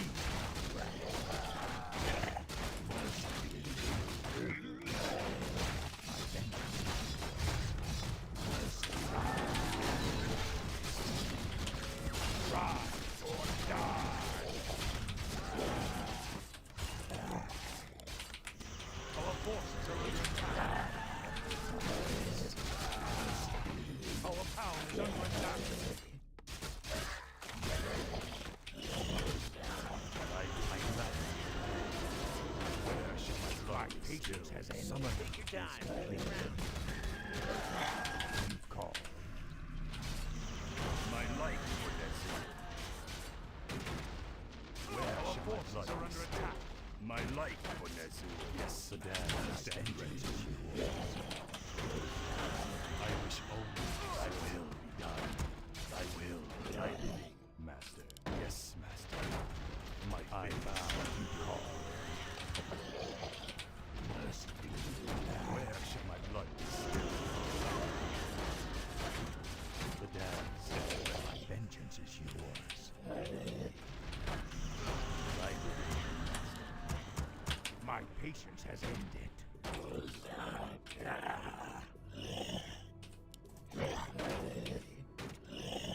I am the darkness.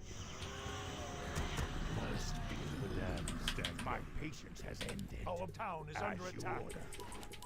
At last. You call.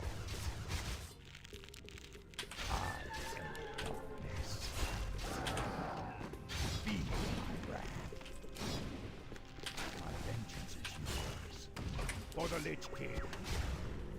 I am the darkness. You call. My patience has ended. Let battle rejoice. My vengeance is yours.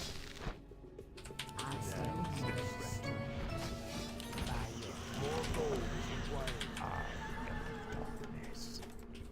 Is it time for another charge? By Ner'zhul. Our forces are under attack. I will not strike. My patience has ended. Our will. Darkness. Ride or die. Summoning Is it time? complete. Our forces are under attack. My vengeance is yours. You call. Our will shall be done. I will not My strike. patience has ended. Time. I grow anxious to wait. Vengeance is yours. Our forces are under attack. Ride or die. Inner sorrows I know. am the darkness. Is it My time? DK is a machine gun. I will not strike. My patience has ended. For the Lich King. Our will My shall vengeance be is done. yours. For the As Empress. you order.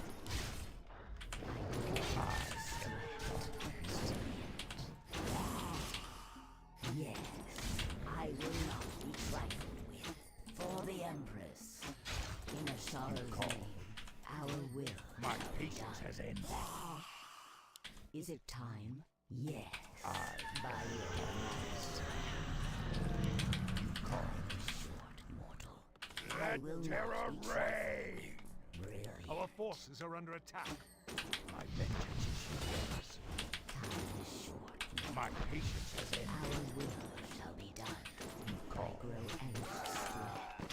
Brilliant. My vengeance is yours. I wish only. Okay. I cannot gladly Is it obey. time? Oh my god, I only have 3 acolytes. Summoning is complete. My patience has ended. It's fine. It's money. My patience has ended. Is it time? I will All money helps. I did.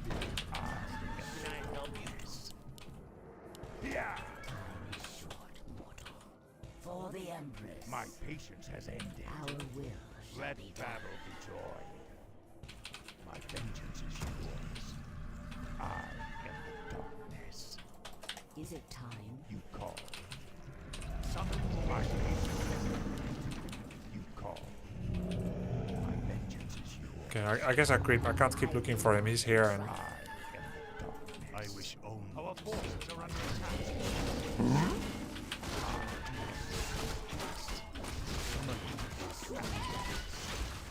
Find their sword. Summon more deities. My patience has ended. Someone is My patience has ended. I have to go to the middle because he's gonna show up at my expo soon.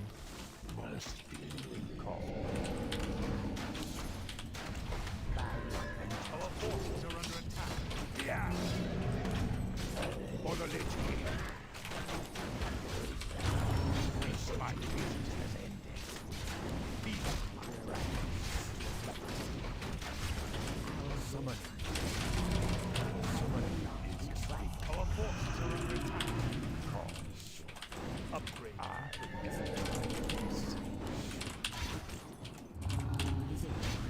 Taste my sting. My patience has ended.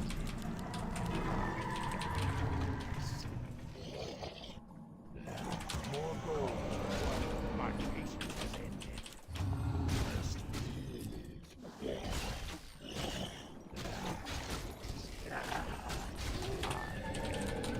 Our forces are under attack.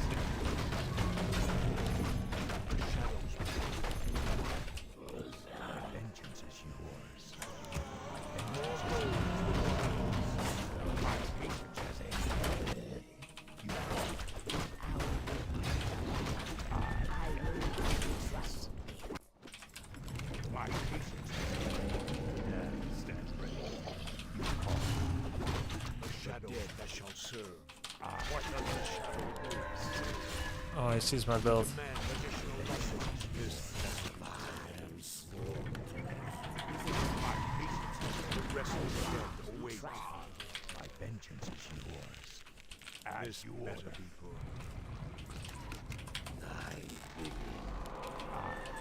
The dead shall serve. Knights. Our forces the rest of the dead. Flying Machine Knight.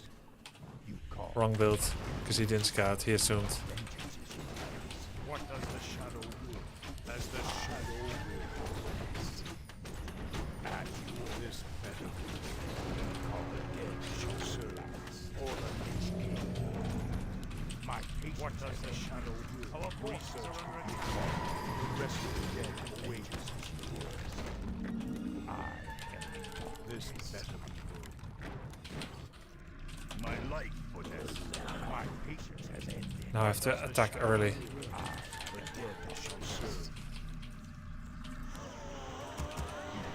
The rest of the dead await. True.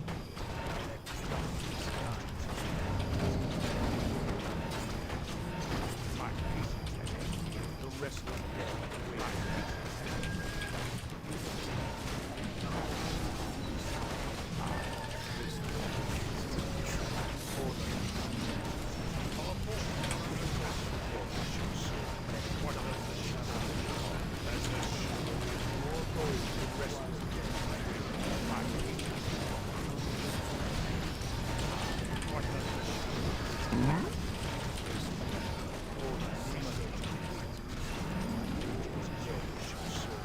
What does the shadow want?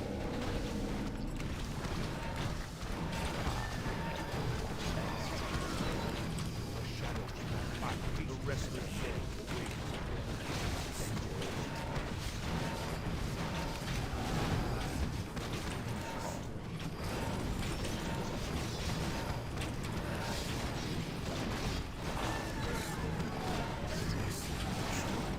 GG. Man. Undead's so strong with Necros. Especially when they're blind countering the night flying machine thing and you never even had an intent to go for a single destroyer. GG.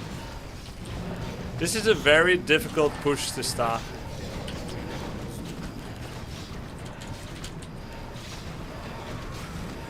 GG. Nice.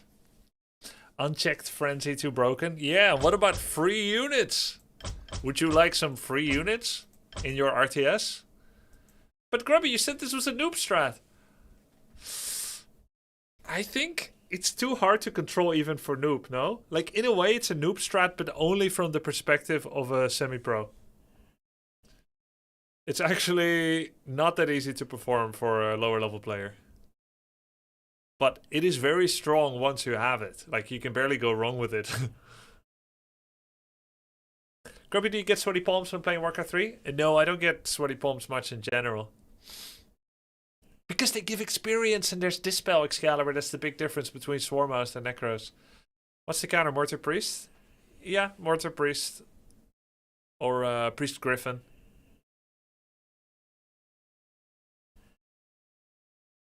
I think I've seen it, Zamburik. Yeah, I've seen it.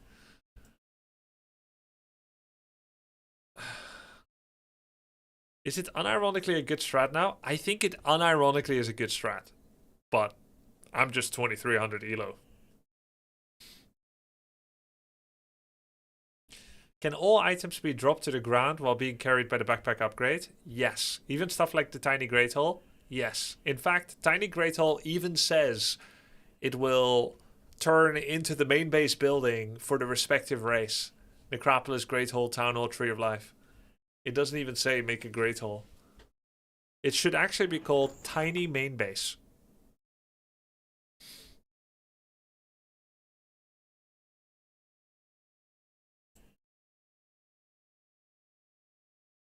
Why do they call it tiny? Because it fits in a backpack.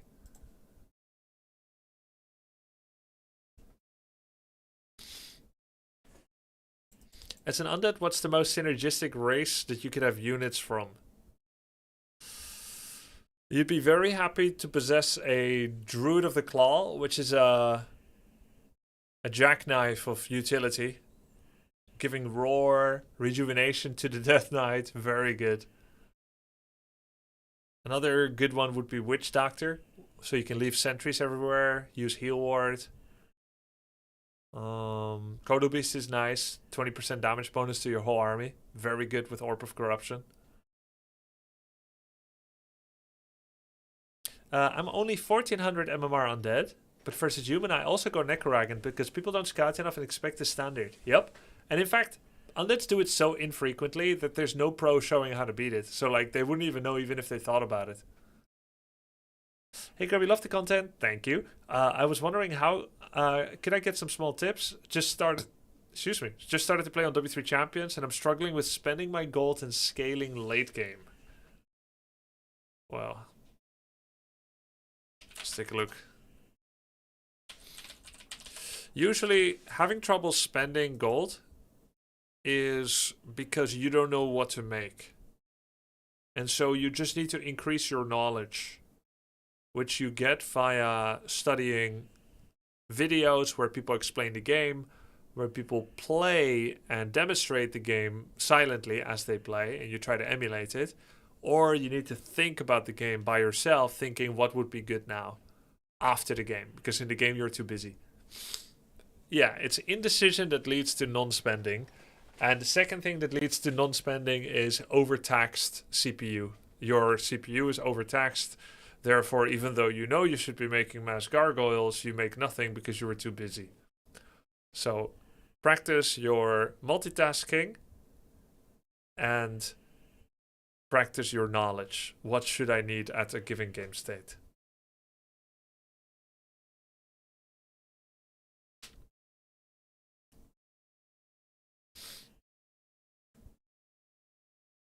In a scenario where there was a player that's like Happy, but they were equally good with all races, what race would they play versus which, assuming they're elite with every race? Alright, so we actually have a history that we can build on. We don't have to theory craft. This has actually historically happened. And so this actually, more than anything, would show, beyond all doubt, Kappa, at the time, what would be the most OP race. So in 2006 to 2010, maybe 2007 rather, Infi and TH were very adept with all races. Originally, they're human. They're also some of the most talented players of Warcraft 3 history. Alright, so you can already ask, why were they human? Maybe the same intelligence that made them such a good player also intelligently made them pick the best race. Or you could say that because they played human, they got to be the best. And other people that played other race didn't get to be the best. Or you could say they played human because 2005 to 2007, Sky, human, also from CN, China, dominated DTD. Okay, I'm just trolling a little bit now. And he was human, and so they were inspired. Okay. So what they started doing, they didn't like Human Mirror, and Sky was the guy to beat. So they randomed practice and often chose Night Elf or UD to versus human to avoid who versus who. So by this reckoning, you could, but every other matchup, who versus Orc, who versus Night Elf, who versus Undead. So you could say that they felt human is the best race, or they had the most experience with it, but they knew the weaknesses of human, and so human was only the best race because no one knew the weaknesses enough. But they, with Night Elf and Undead, were the best versus human players. Sometimes better than other Night Elves or Undeads. They were able to exploit weaknesses because they lived as humans. Right? So there's a lot of assumptions you can make. And none of them really hold ground scientifically. All we know is that they usually played human, they started as human, went random, were very good in micro and brain, and they avoided human mirror matchup because they didn't like it and they often lost to him. Right? Then you had Starbuck, originally undead, became random, got very good 2023 to 2026, now 2800 MMR, best player after Happy in non-Asia. Now always picks human, except versus human, where he picks Orc. So some things are still the same. People still don't like Human Mirror. He still thinks he can abuse human with his knowledge of human. And he still mostly picks human against everything. Now again, it could be preferential, but it could be win chance. So why don't they like Human Mirror? Because it's kind of boring. Human Mirror optimal is 6 footies into 2 Sanctum, Mass Breaker, which have 7 DPS, 600 health or something, 3 armor, and are magic immune. And 6 to 8 priests behind it.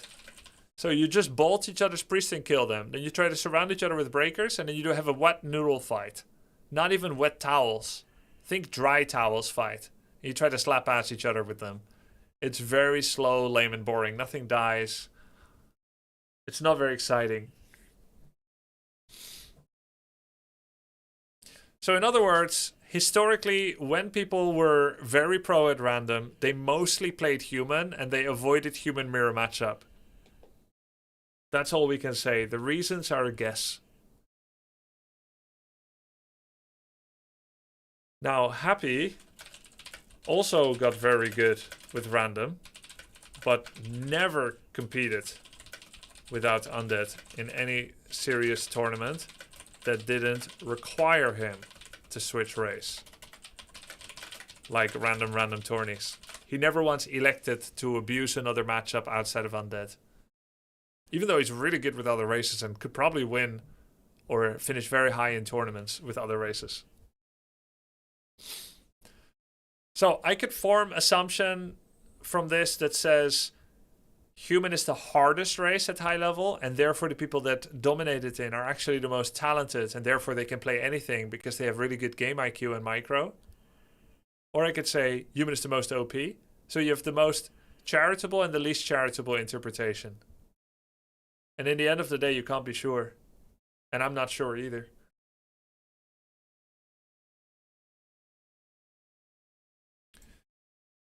Also, there have been many people that play Orc that switched into Night Elf.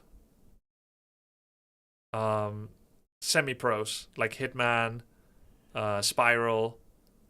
And there are very few or no Night Elves that ever switch to Orc. So Orcs think the grass is greener on the Elf side. Whether or not that actually leads to any meaningful results. Hint, it hasn't. But Elves never think it's greener on the Orc side. So it's not like there were significant results to back up and say, see, Orcs, when they become Night Elf, they win shit.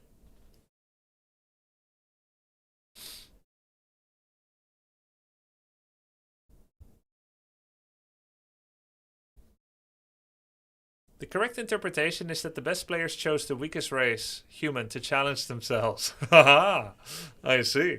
But Grubby, you were never playing human, so you're an outlier. No, I did. 2003.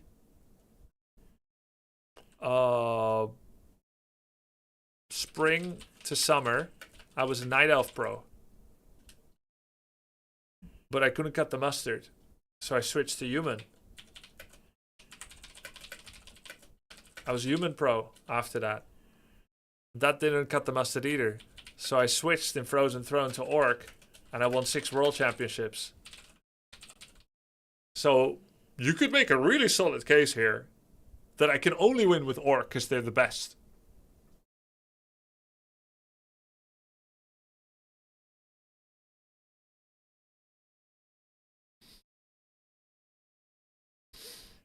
It's the only assumption that makes sense. I still believe personality fits races a lot. Yeah, me too. You never tried Undead? No, I did. Actually, I competed with Undead very recently. Let me try to find the results.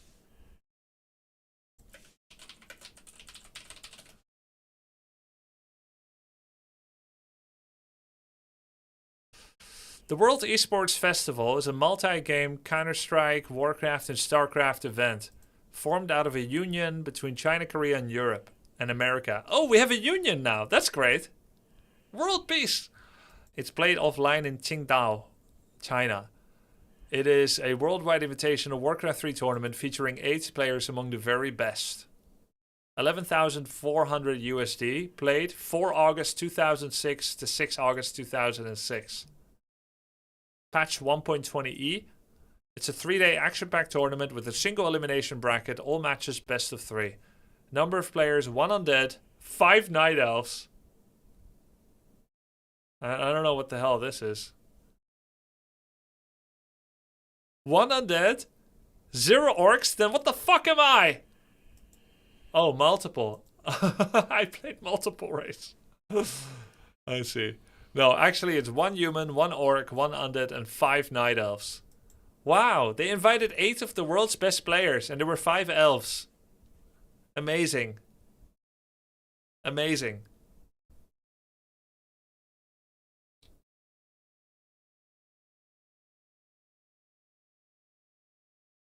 He played undead? Really? Oh, yeah, because Nullwood was so bad for human. You know, funny story, I had a teammate, this guy over here, and I told him that I was practicing undead to play in tournaments on Turtle Rock when I meet humans. because I felt that human beats orc on Turtle Rock, but undead beats human on Turtle Rock. So just for Turtle Rock, I was starting to practice. Now, there's two things that I could do. I could either practice on ladder with undead, which means I have to play 4 matchups and 7 maps, which is inefficient because it means that I have a very small percentage of correct practice. All I wanted was undead versus human practice on Turtle Rock, and I told this guy about it, and he agreed to practice with me, and I won 2 games with an unusual style where I used very aggressive mass ghoul use. The same thing that I do actually in my ladder games today. I use a lot of ghouls in spread between the expansion and the main base. And then I won the game, and he was a little upset about it. And he said, well, no one actually plays this way. So it's useless practice for me. And I said, well, I do. So people do play this way, but it was just me. So I understand he didn't want to practice anymore. And I had actually told him I'm going to practice undead against human on Turtle. And then I had an online tournament against SK Insomnia, who's a Bulgarian player. This guy, who won World Cyber Games 2003, Zdravko Georgiev. And I actually beat him with undead against human on Turtle Rock. Right, and it worked like a charm. Like there was a lot of money left on the table for undead human, because back then humans were suffering from Mandela effect. They were playing very stupid against undead on Turtle, so it was like a free win essentially. So I was just benefiting from a free win. And so then we got to this tournament, and I pick undead on Turtle Rock, and I win again. And then played the next 2 games orc, where I went 1-1. So undead was actually conducive to winning the tournament by using the... And I had told him about my plans, but afterwards he was mad and said I was sitting on this secret, and I pulled the secret on him. But we literally practiced together. It was not a secret. He said he thought I was joking about it, but like I literally revealed my plans.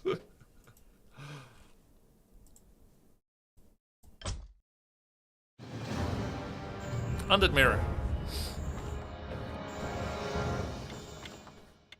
Was Archmage Beastmaster strat back then? Yeah, AMBM was really popular.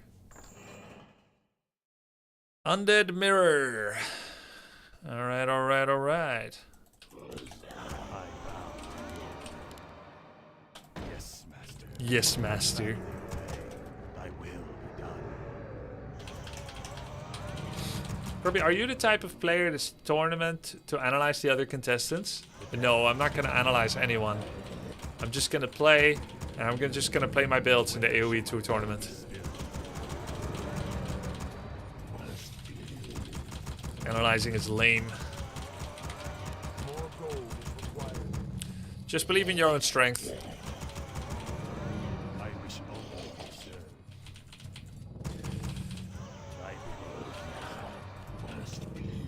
I wish more heroes were meta. Well, that's not possible. You would misunderstand what meta means. That's like saying, I wish a country had more than 1 official language. I wish it had 7.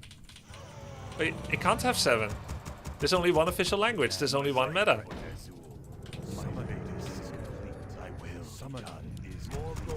And everything else can still be viable, but it wouldn't be meta because people follow trends. Either because they're good or because they're common. Where shall my blood be spilled? My life for Nezul. I bow. Yes, master. I wish only to serve. More gold is required. More gold I is bow required. to your will. More gold is required. I wish only to serve. My fate is sealed. Alright, but which country has 7 languages? Where shall my blood be spilled? Which country, chat, has 7 official languages? Checkmate, atheists. My life Mine? for Nezul. What country are you from? India has 22. Okay, bad example. But this is... Warcraft 3 still has more. We have 24. Though, I guess only 11 are pickable for any race at the same time. So are you saying India is more meta than Warcraft 3? I bow to your will. Let's... Our forces are under attack. The path to seek vengeance is yours. Summoning is close. My patience has ended. Yeah. You call. India's actually broken OP. That's crazy.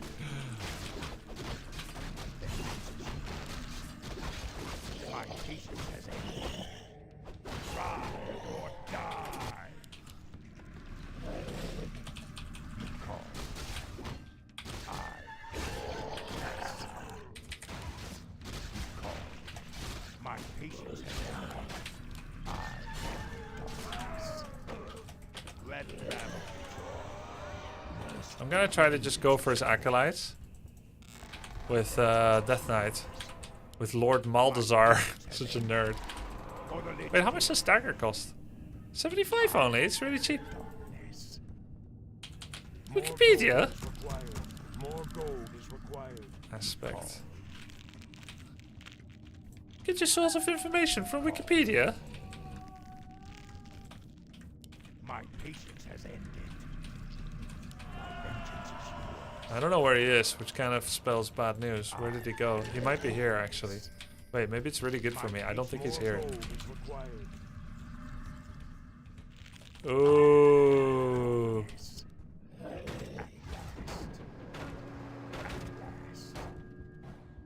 Feel my wrath. My vengeance is yours. Yeah. Upgrade. You call. For the Lich King. As you order. By their zoom. Let battle be joy. You call. I am the darkness. My patience has ended. I wish only my vengeance is yours. That's still really good for me. Because we both TP'd. He lost an acolyte and a lot of mining time. Vengeance is yours. At last. Yeah. I am the darkness. No, I'm already healing with the dagger. As you order.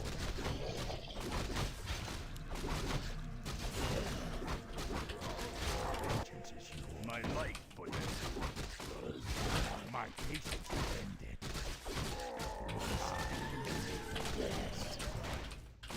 You call. My vengeance is yours. Can go again. For the Lich King. Playing a very special game. My patience Play has style. ended. Let battle be joy. Up by their zoom. My patience has ended. Darkness. For the Lich King. My vengeance is yours. You call. At last.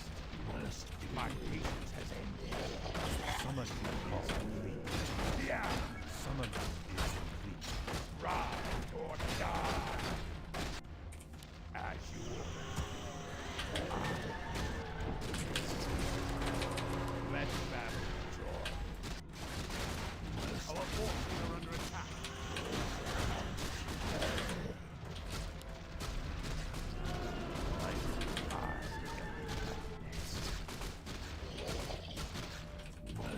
Our town is under attack.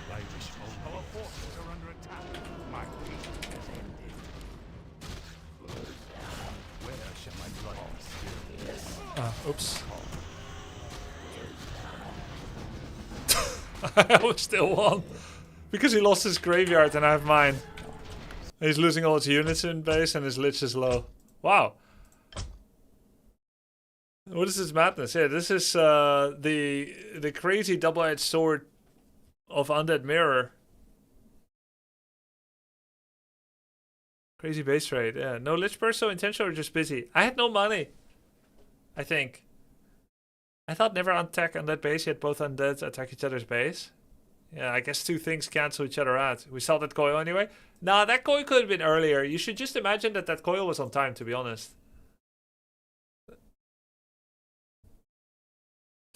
Looks like someone requested a replay analysis for 250,000 channel points. So we'll try to help them. What do I do against this annoying Tinker gameplay? This felt kind of unfair lol by Lordelei. All right, let's check it out. I'll do my best for you. Lordelei. Aha, with undead. And you come to the best undead streamer you know that actually answers questions in chat. Because there are better. Alright, let's see. Alright, your elo is 1200. So it's pretty darn good. That is very respectable. Markelons. Markelons? You are Lordelei? The damned stand ready. Your altar's too far in front, okay? The correct way to build this base is altar here, and then crypt above it. That's how it should be. Altar here, crypt here, ziggurats here like you have it. The first one should be on top and the second one below. And then this will be Tomb of Relics, third ziggurat, fourth ziggurat, graveyard. Alright, that's how your base should look. Always crypt in front of altar. So you pick one side of your necropolis. And if there's a lot of space, your altar can be here and here. Or it can be here and then crypt can be here. But yeah, generally, okay, as a rule, just pick a side of your necropolis and put altar against the trees and then crypt in front. Altar against the trees, crypt in front. And then shop will be here, which has the advantage of being right next to your altar. So any hero that comes out can always immediately buy Tomb of Relics items. And also if you double tap TP, you TP here, you're going to be able to immediately buy heal pot to save yourself. So this shop is vulnerable. Shop is a very high prio kill target. It's vulnerable and terribly positioned. And your altar is also fragile, important, and vulnerable and terribly positioned. All right. Let's moving on. Summoning is You're going Death Knight against Night Elf. This is correct. Good ziggurat placement.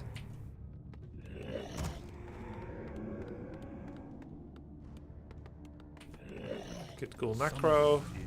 You didn't Acolyte Scout, which is acceptable for your elo. But it is playing handicapped. Alright. 3 seconds before hero comes out, pull 2 ghouls, make them drop off their lumber, and get ready in position by the altar and shop. You don't want to fix this and then still need to do your ghouls. You're going to be creeping very slowly right now. All of this is taking too long. This should be done by your Scout Acolyte. This is way too slow. Way too slow. Though I do see that you purposefully gathered enough lumber for Halls of the Dead, which is good. So you are thinking about what you're doing, you're just wrong.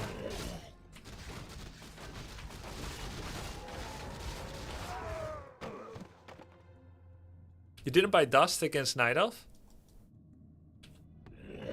Tech is late, you already have enough money.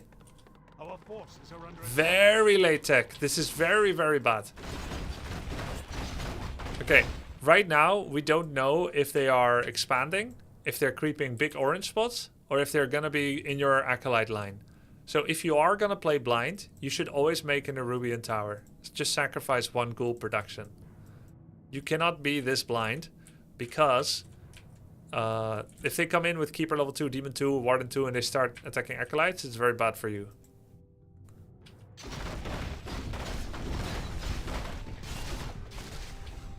Grubby, why are you so rude? You want me to review one of your games? Yes. Yes, I do want you to do that. Make sure it's in my inbox by tomorrow, Adu28, and make it good and rude. And also, I'm not rude to him.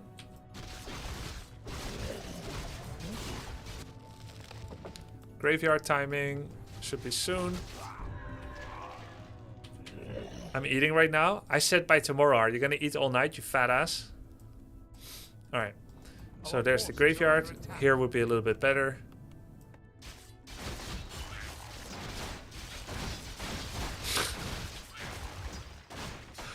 That was rude. Alright. Alright. So try to sometimes scout with Skeleton. This location to see if they're doing Proxy Expo, and this location to see if they have one. Now, I've kind of talked to you about the early game. Now I'm going to talk to you specifically about what you can do once you got info. I'm not going to mention a lot of like build order and building mistakes anymore. We'll talk just about knowledge on how to play against Tinker. Actually, I have more to say. Once you get level 3, this kind of creeping is terrible. Because level 3 is a power spike where you have coil level 2. You should be looking for him and disrupting him or killing wisps or something. What you get out of this is not worth using the power spike of your level 3 hero. I actually hold my beer, more roast. Alright. So, I'm waiting until the moment you first have information about an opponent. Alright. This is the... Okay, I'm kind of afraid of early aggression. Okay, if you're afraid of early aggression, you already have everything you need. You have Town Portal, so if he attacks you, you can Town Portal. So you're allowed to go anywhere on the map, so long as you think it's valuable. So I guess if I ask you, do you think that this 1-3-3 camp is valuable? Do you think that's worth doing? I think even you would say it's probably not valuable, right? But you've got a decision matrix that puts you here. It's because you're afraid to exist on the map. Don't be afraid to be you. Be your beautiful, fabulous self. Go to the party and announce yourself. You go to the party with a bunch of strangers, you don't know anyone, and you say, loud and proud, I love playing Hero Quest and Settlers of Catan. That's me. Take it or leave it. That's okay. Just kick the door in and announce yourself. Alright, so now we got information about him. We see archers and huntresses. Archers are a bridge of creeping, and they're a bridge towards more. Either Chimera, Hippo Rider, or Bears and Dryads, generally. Huntresses are his manifestation of fear. He is afraid to get ghoul rushed, and so he makes huntresses because they're better against ghouls. But in doing so, he does a lot of damage to himself. He slows himself down. But he's a bit more resilient to a straight up ghoul versus archer fight because he's got the huntresses.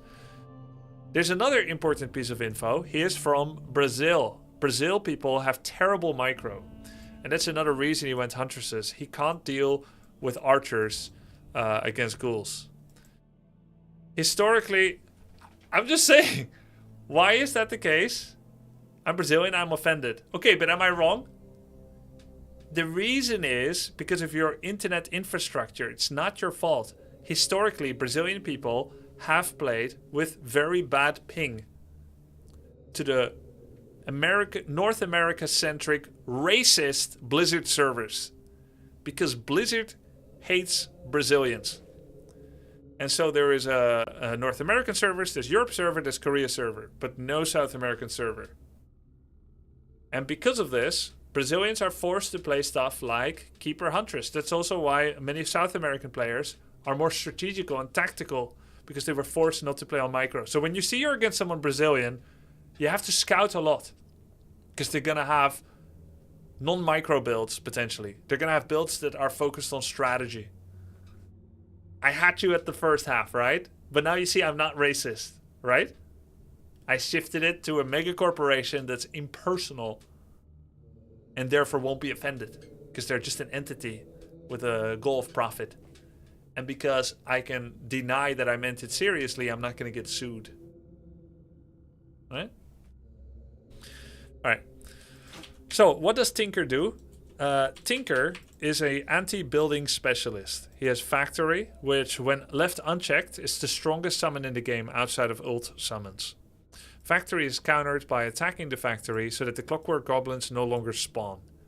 The sooner you attack the factory to kill it, the better and the less value it'll get. What if someone identifies as said corporation? Do you, Magic Beaver? Let's not indulge in hypotheticals. Okay. So Factory is a summon that must be killed immediately every time you see it. His second ability is Clockwork Engineering, which is bonus auto attack damage, bonus movement speed, more clockwork goblins to spawn from the factory, and larger rocket area. His third ability is Rockets, which is an AoE that hits bio, mechanical, ground, and air, and it also hits buildings. So basically, it hits everything except magic immunes. It also does a 1-second stun with mediocre damage, and it's a short channel, which means if it's interrupted, it won't shoot as many rockets, nor will it do the fully advertised damage. Alright, so what does Tinker do? He creeps well, especially when left unchecked. He is very good late game at killing buildings. And almost always will he play an economic lame style, which involves in him taking Expo at some offbeat moment with a bunch of Ancient Protectors. And he's going to be attacking your base. And he's going to try and plant a factory in difficult to reach areas. He's going to get Staff of Teleportation. He's going to get Boots of Speed. He's going to do Zeppelin shit. He might go Chimera Roost with Green Spit Breath. He might go Mass Huntress Hit and Run. He might leverage an expansion against you. This is how they think. Generally, they almost never just play Bear Dryad. And I make all of this assessment just based on my knowledge of Tinker. So now let's see what he's actually going to do and what you do. So what would I do against this knowing all this? I would 1, scout a lot, and 2, I might play Gargoyles. Gargoyles because he has Huntresses, which are unarmored and take bonus damage from Gargs. And also he has no mana burn. That means that all of my spells, both Coil and Nova, can go towards killing Hippos or Archers, which are 2 units that can counter Gargs. He can rescale to Rockets, which is pretty good against Gargs. But then he doesn't have Factory anymore, which is good because Rockets is counterable by Heal Scroll. So if I see Tinker, the earlier I see it, the better. I might go for Mass Gargs DK Lich. Our forces are under And if I don't see it on time and I'm already making Slaughterhouse and I don't have 2 Crypt, I will go Lich and I will try to Coil Nova his ass many times. This is a bad purchase. You are not Tinker. And this is a bad purchase too. This is 400 gold that will prevent you from spending your tier 2. Very, very, very, very, very, very, very, very, very bad purchase. You need 650 gold when your tier 2 finishes. You need Lich, you need Slaughterhouse, and then you need to go to tier 3. This 4th Ziggurat is also too early. You're already at 29 out of 40 with no way to immediately spend. And in fact, most of your money will go towards things that do not cost supply. Tier 3 and Slaughterhouse. So you're 550 gold behind where you should be. And then the Fiend is the final mistake you made. Never make Fiend before starting tier 3. Except if you're never going tier 3. Right? So now I will illustrate what's going to happen. You buy Boots and Staff to achieve killing 3 Wisps with Coil and then staffing out. Right? That's your goal. You're going to go hit Wisp and you're going to kill 3. Harassing Wisp is good, but you're too late. You should do it before minute 5. You're already at 6 minutes. Which means his tier 2 is almost going to be finished. But I'm wrong. He's tier 1 still. However, because he's double Ancient of War Mass Huntress, which we now know, which we will soon know, Wisp don't matter. This strategy doesn't need lumber. So that's always true for double Ancient of War. Anytime you see double Ancient of War, if you see it and notice it, just don't even think of harassing Wisp at all. It literally doesn't matter. There's no amount of Wisp you can kill where it matters. Only Ancients of Lore are countered by Wisp damage. Alright? So now we're going to see the price of your 4th Ziggurat, which is too early, and the Staff and Boots, which is 550 gold. And the Fiend. You wasted... Where do you go Lich versus DK first? You wasted 870 gold on things that do not progress your tech. As Undead, the single most important thing that you can do is to get your Lich and your Orb of Corruption as fast as possible. You also want to get your Statue as fast as possible. That's the 2nd. The 3rd is Ghoul Frenzy as fast as possible. And the 4th is Destroyer Upgrade. In case they're going for Entangle, Force of Nature, Drunken Haze, Roar, Rejuvenation, and Bears. Alright? So there's 5 things we want. Orb, Lich, Tri-Hero, Statue, Destroyer, and Frenzy. And we don't need any of this shit, like Fiend and many Ziggurats and this. Sometimes we'll buy Boots, but not always. Okay, so you're going to Coil Wisp. You're going to Coil Wisp. And he detonated. Alright, that's it. That's 400 gold for 2 Wisps. Look, he has 500 Wisp. And now we're going to see your timings. When do you go Lich first, DK first? You can go Lich first against Human and Undead. And you go DK first against Orc and Human. Orc and Night Elf. DK first, Orc and Night Elf. Okay, back to your tech finish. So this is where your tier 3 should start at 550. Now, you got attacked by a Tinker and Mass Huntress. So because Goblin Factory is a non-aggressive summon, it will never be attacked. There will always be a new Clockwork Goblin that all your ghouls will go towards when you A-move. So you A-moving is a good habit, but it is being abused by how Factory works. This building has 0 damage, and so it will be ignored. And even if there's nothing around it, the ghouls will only attack it for a fraction of a second, never for lethal, but always for a bit. And then when the Goblin pops out, they will all go towards the Goblin because the Goblin actually has attack damage. Even if it means that they will trip over each other and go around the crypt, go around the Black Citadel, trip over each other, can't go through here. They will all try to focus the Clockwork Goblin. And here's the ironic thing. The Clockwork Goblin is the only summon in the game that can be killed, that gets summoned, that damages you, but does not give XP. It's also the only summon in the game that when he dies, he still does his effect.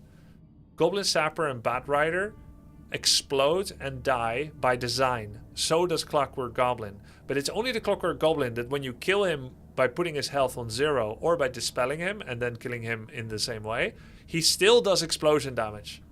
So you do not want to focus the Clockwork Goblin with melee.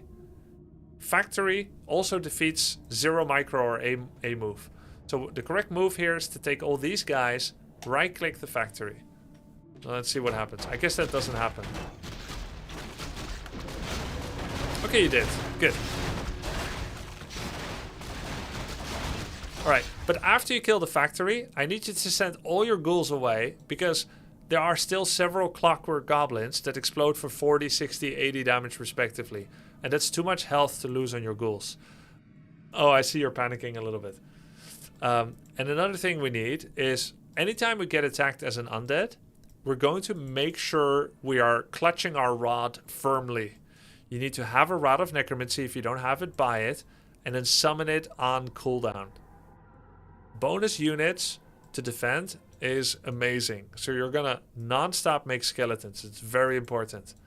Also, clear your production queue. Get your Lich out, okay? Lich is amazing. He doesn't have mana burn, so you're gonna have Novas on the double. Another thing, yeah, we need to send all these ghouls to Lumber. And another thing we need is Slaughterhouse for healing. He actually doesn't have much threat on us. The only reason he can even do any damage here at all is because you have a very exposed Tomb of Relics. If this was your crypt, which I pointed out in the beginning, and this was your altar, he'd be hitting the crypt. Look, crypt has 1300 health. Shop has 475. Altar is 900. Crypt is by far the tankiest. So the crypt should be the vanguard. Shop in the pocket and altar hidden by the crypt. That way he's more exposed against Black Citadel, and also your Nerubian will end up getting hits as well to anyone that surrounds your crypt over here. So you see, building placement really matters. So you're attacking here to defend. This is called reactiveness, reactivity. Someone says A and you say B. They say C, you say D. But you don't need to play their game. He made an army that wants to fight, and you don't need to give it to him, Frodo. You can just send your ghouls away, keep only one fiend and your DK here, summon skeletons, and just start poking one unit at a time. By committing your ghouls here, you're going to take massive Huntress bounce damage. All you need to do is to put a small timer on one of his units with Halls of the Dead. One fiend, one Halls attacking one Huntress. It drops low. If it's low enough, you coil it. That's it. You don't need to use any units here. 1, 2 ghouls. That's 3. And okay, now you did the right thing. So that's really good job by you. Realizing you're losing the fight and sending them away is great. And you could have done that before, right? If you knew. You did kill one Huntress, but you lost 3 ghouls. And here, we need to kill that factory again, which would be a lot easier if you got the Rod of Necromancy skeleton summons. Good coil there on a Huntress that's getting away. You're starting your Lich, good. Garg is a mistake, I understand. You see here the Fiend completely died to the factory because it was left unchecked. Almost lost Fiend. Yeah, so I would consider the game almost over now in how badly it went. So there's no real need to check the rest of the game because there were so many improvable things earlier on in the game that were knowledge problems that you didn't have. You didn't know how to handle the factory. You didn't know that you don't need to commit to the defense. Your building positioning is bad, right? But still, you survived. I'm not saying give up when it gets to this point, okay? But it's been game-losingly bad so far. All right, this is great. You cancel your crypt queue. You start your Halls of the Dead. You're gonna need to remake your slaughterhouse and tomb. And I hope you do so here and not in front. Many people in bronze level will make the shop in the exact same place they lost it, because that's just how they're used to it. I hope you'll do better, man. Please, let's go. Good, but you did make one big fat mistake. Because you made it here, it takes up an 8x8 space. This could have been 4x4 slaughter, 4x4 tomb. Now I'm afraid you're not going to make your tomb because you don't know tomb is required for obsidian statue production. Okay, this cigarette is too early, okay? Don't make cigarettes just because you're feeling antsy.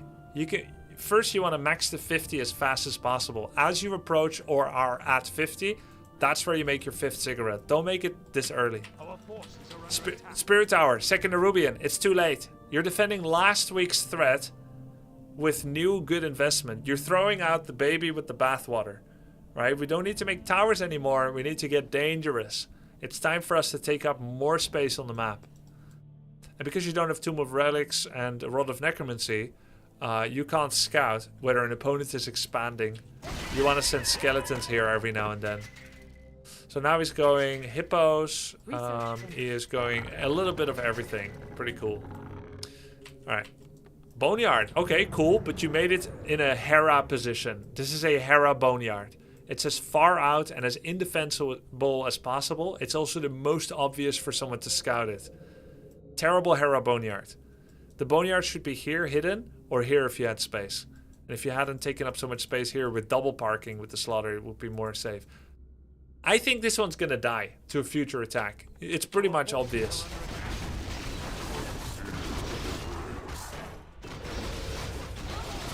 Alright. A little bit of coil novaing. Pretty good, pretty good. Miss micro, but you fixed it. Now he has a better army. Fiend, A-bomb. Alright. This should be statues, but you can't because you don't have shop. Did I see a shop there for a second? Where's your shop? You're playing without Orb of Corruption. Alright? The number one most important thing, more than anything, for Undead is to have Orb of Corruption on Lich. So try to prioritize that more. It's worth like 2.5 attack upgrades, Orb of Corruption. 5 armor is 2.5 attack upgrades. Or 1 Orb of Corruption plus Focus Fire is better than Scroll of the Beast. Oh my god, no. No, no, no. Not unless you see a very good attack target. No, they're gonna kill each other. I'm pretty sure they're gonna kill... Yeah, they're gonna kill each other.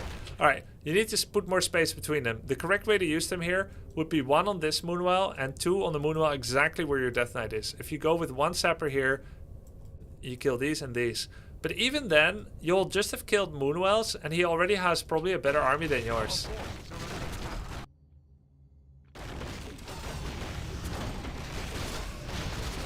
Alright, you have... you're not going to be able to win easily against this army. So let's say the game is already lost, the rest doesn't matter. Let's talk about what you did well. You held his attack, right? Your ziggurat positioning is good. You crept your DK very fast to level 3. At 430 or 420 even, you were already level 3 Death Knight. So let's keep creeping that Death Knight. That was well done. Your micro was good. You took a greedy camp, a little bit risky. Now here, let's add the following habits.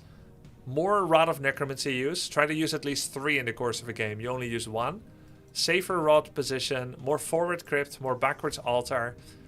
We want to streamline your tech to tier 3 a little bit.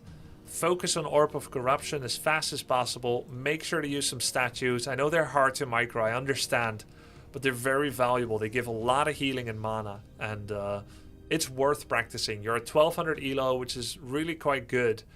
And you can start practicing using statues.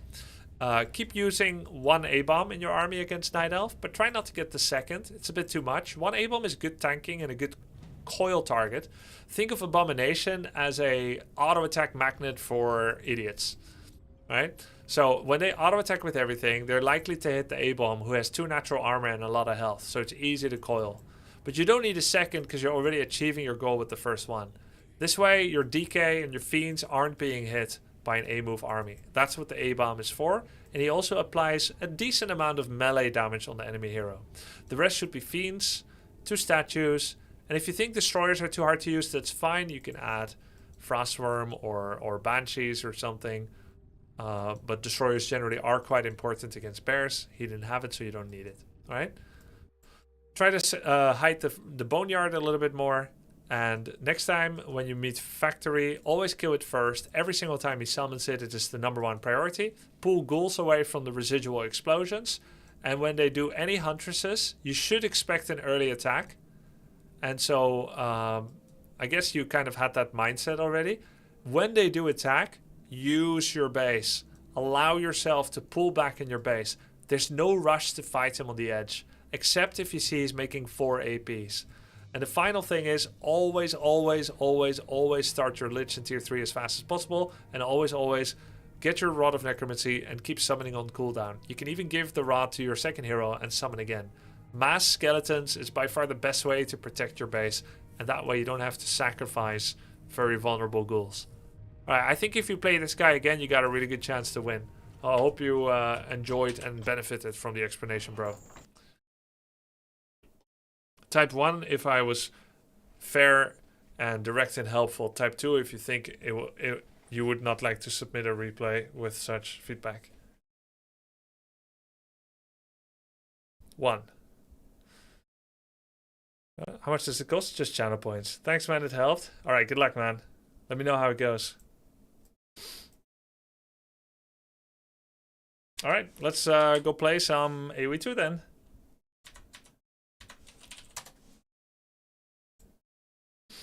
How do you decide to use coil to damage for heal? Always prio heal. For level 1 coil. Almost always. Prio heal. And then for level 2 coil, prio heal only on Fiends, Heroes, A-bombs, Destroyers, not on ghouls. Level 2 coil is aggressive. You cannot heal a ghoul full with level 2 coil. It's not worth it anymore.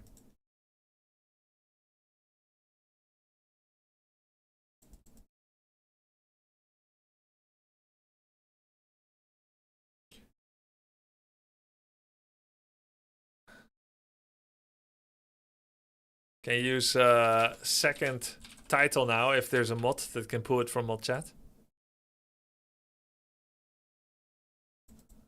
There's a tournament website now. Aha! Okay. Grubby, aren't you a bit worried that Sing is creeping up to your elo in AoE2? Okay, if I'm worried, then what?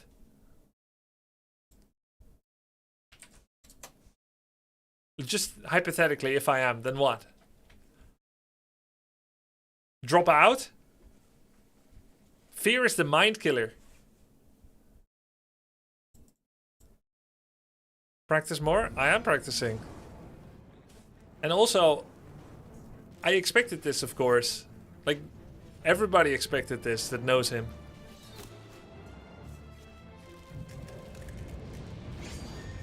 Are you delighted that Sing Sing is creeping up to your MMR? No, I have no emotions about it.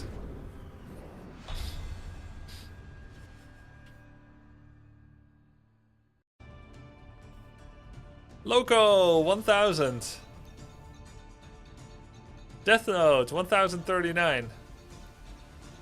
Mr. Llama, 787. Ampi, 774. Gunnar. Yuxin, who's a World of Tanks player apparently. Manuel Grubby Schenkhuizen, 40. Why did... Is an ex-professional Dutch Warcraft 3 orc player from Nieuwegein, Netherlands. He's currently a variety streamer with Warcraft 3 as a main fallback. What do you mean fallback? An alternative plan, method, or system that's used when your primary choice fails, is unavailable or doesn't... It's working! What do you mean fallback? Can they change this? I am a successful variety streamer with Warcraft 3 as part of the core identity and recurring program. He holds very popular, successful tournaments in Warcraft 3. And the whole world rejoiced. Start the claps. Yes, with Warcraft 3 as a foundation. What do you mean fallback? This is so offensive. Trivia. His name comes from when he played Dungeons and Dragons with his older brothers. Originally Grubter Stewart. He was given the nickname Grubby. True. He is of Indonesian descent. It would be more correct to say mixed Indonesian. Dutch Indonesian. It's a bit weird to call me like full Indonesian. He played Protoss in StarCraft 2. He won the Electronic Sports League Warcraft. This is straight from Wikipedia, man. This was last updated in 2007. 2011.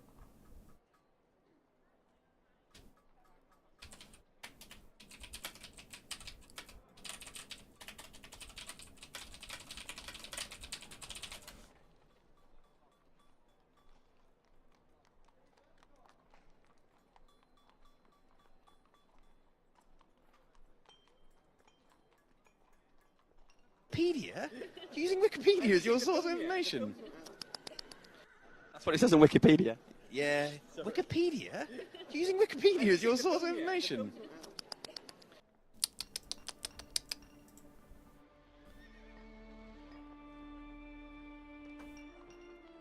Sean St. Michael Day9Plat, 39, from Leander, Kansas, is an American esports commentator, StarCraft Zerg player, event host, streamer, and game designer. Okay! So I have a fallback, but he's everything! He's best known for his contributions in the professional StarCraft scene, where he appeared first as a player, later as a commentator, host, blah blah. He also played other competitive games such as... Didn't even cover my Dutch descent! But he's everything, he sounds so cool! And he is cool, by the way. Wow, the Day9 guy is really cool. You need to submit your own intro? Yes, I'm gonna submit my own intro. This is crazy. He's Nick Tasteless Plat's younger brother. He founded a game studio and are developing a multiplayer PC strategy game. He hosted Dota 2's International 2017. He has an undergraduate degree in mathematics in Harvey Mudd College. He was featured in the Forbes 30 under 30. Death Note. Viktor Death Note Orlov is an active Russian Warcraft 3 human player. He's from Rostov-on-Don, Russia, and is widely recognized as one of the top human players globally, often participating in major events like W3 Champions, major tournaments like W3... This is a platform, not an event. I guess they mean W3 Champions Finals and Fight Night. He famously coached Yamato Cannon and Hera by flaming every mistake with a no-mercy attitude. It's not flaming. Critiquing. He wasn't flaming. I don't once remember... Okay, he said it was terrible and horrible, but that's not flaming. That's just objective. Clips of it became very popular at the time, and Yamato Cannon and Hera met in the finals of Grubby's third Warcraft 3 tournament. It's not my third, but it is my third streamer invitational. I held more tournaments. I held a viewer tournament. I probably held more than that. He plays actively in tournaments and streams on Twitch. He's actively contributing to the community by sharing patch balance feedback to Blizzard. According to Wikipedia, he... This is so random. Nicholas Gunnar Lopez, 26, is a professional Dota 2 player and analyst from America. He streams on Twitch, mainly Dota 2, but also streams some variety. So would you say that Dota 2 is his fallback game?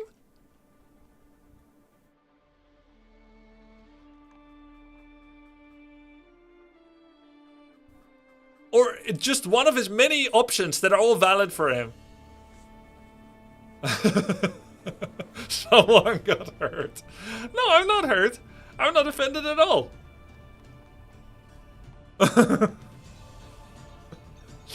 He's too young for fallback. What the fuck, man?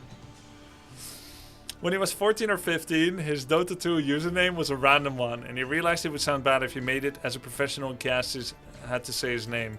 His mother suggested Gunnar, the name of his pet dog, when he was much younger, and the name remains until today. Gunnar started playing Dota 2 in 2013 when he was 13.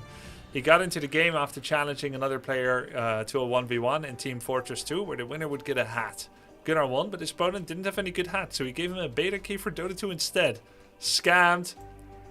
His best tournament result is 7th to 8th in the International 2023 with Nouns. Gunnar is a normal Scandinavian name, which makes it difficult for us to pronounce in English. No, it's not! Gunner! That's literally an American word. Gunner! I saw Gunner at the mall! Fredrik Knopf, 36, is a retired Swedish Warcraft 3 orc player who streams on Twitch commentating and coaching in Warcraft 3. He started the coaching service Camp Knopf in 2020 together with Pelle K, with the initial goal of helping the Warcraft 3 community to improve in skill and knowledge, but also to increase in health by Knopf's personal training skills. He coached the Viper for the second OnlyFans Invitational, and he has also coached Tyler 1. He's sometimes referred to as the Bald Orc. This is a 120p. Oh my god, that's a good photo, man. That's from Sing Sing's masturbating days. Wei Sing Yuan is a retired Dutch streamer and solo mid Dota 2 player who last played for Cloud9. Sing Sing started off by streaming early when he received early access to the Dota 2 beta. His often troll-oriented streaming got the attention of viewers and he became one of the most watched streamers. As a streamer, Sing Sing plays a variety of games with his fallback game, Dota 2! He occasionally collaborates with other streamers such as Gorksy. Before he played Dota 2, he also played StarCraft 2, Heroes of Newerth, and Dota. In April 25, he won the Warcraft 3 Streamer Invitational after only 2 weeks of practice in Warcraft 3. Hosted by Grubby. Sing Sing is one of the most popular Dota 2 streamers with 62 million total...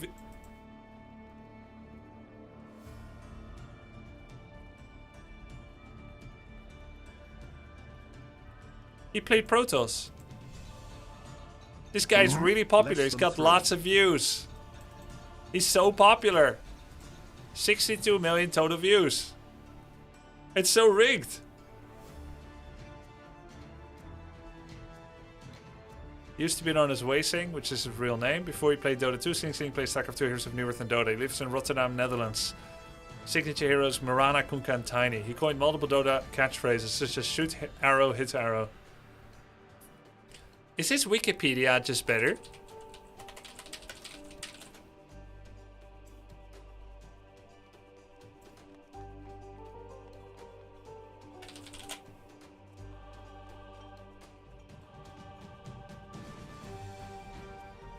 Often troll-oriented streaming. One of the most watched streamers.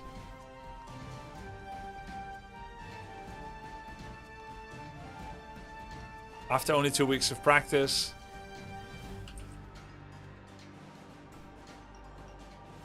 That's what it says on Wikipedia. Yeah. Wikipedia? Using Wikipedia as your source of information? Could have just It asked mentions us. you more in other players' intros than your own. But we still love ya. Sub to the grub. True. Marky Thermal Schlappy is a highly accomplished professional esports player and content creator from the Netherlands. Best known for his elite career in StarCraft 2.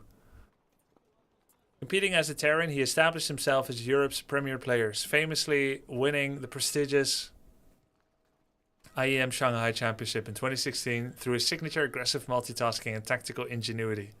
In recent years, Euthermal has a successful transition into a thriving full-time content creator and commentator. He's widely celebrated for his entertaining Twitch streams and YouTube challenges. M-, like his popular Road to Grandmaster series M-, where he breaks down complex high-level strategies with trademark charisma. It's true. He spent a significant portion of his professional StarCraft 2 career playing for Team Liquid. He's well known for his understanding of 3 factions, playing Protoss and Zorg at a high Grandmaster level for challenges. In the RTS community, fans and casters often affectionately shout his real name, Mark, whenever he pulls off an incredibly risky, brilliant, or chaotic tactical play on stream. Really? I've never seen that. Mark! I've Beware never of the seen that. Zorg. That's crazy.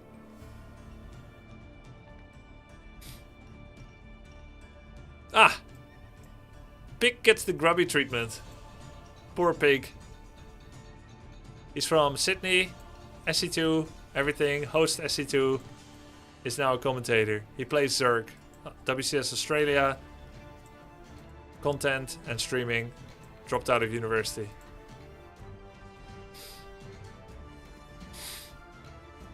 Alright.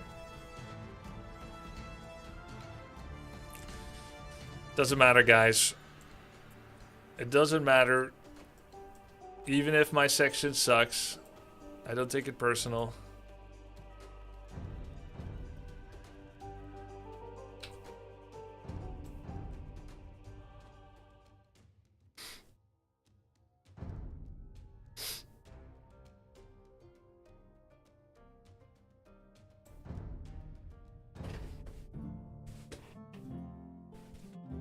Why skipped Ampi? I didn't wanna hate watch anymore. I was really looking forward to reading these because I thought they'll be fun. But I think they're not ready yet.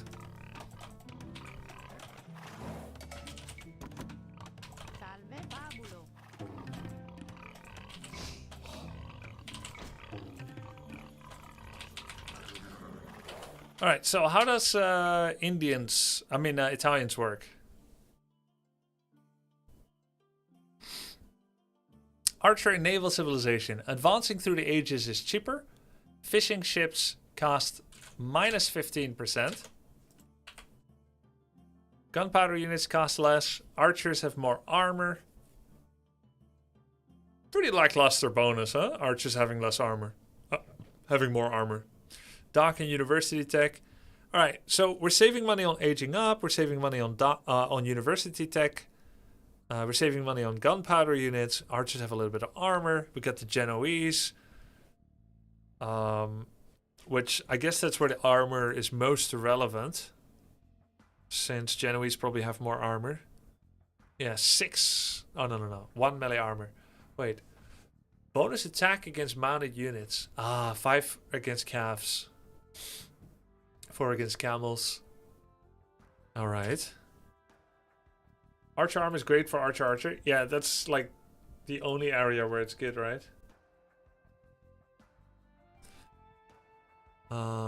Silk Road, trade units cost less, meaningless. Pyrotechnia, hand cannoneers, more accurate. How much more? 75? How much are ours? A lot? How much is a lot? 3 more. 90? 85?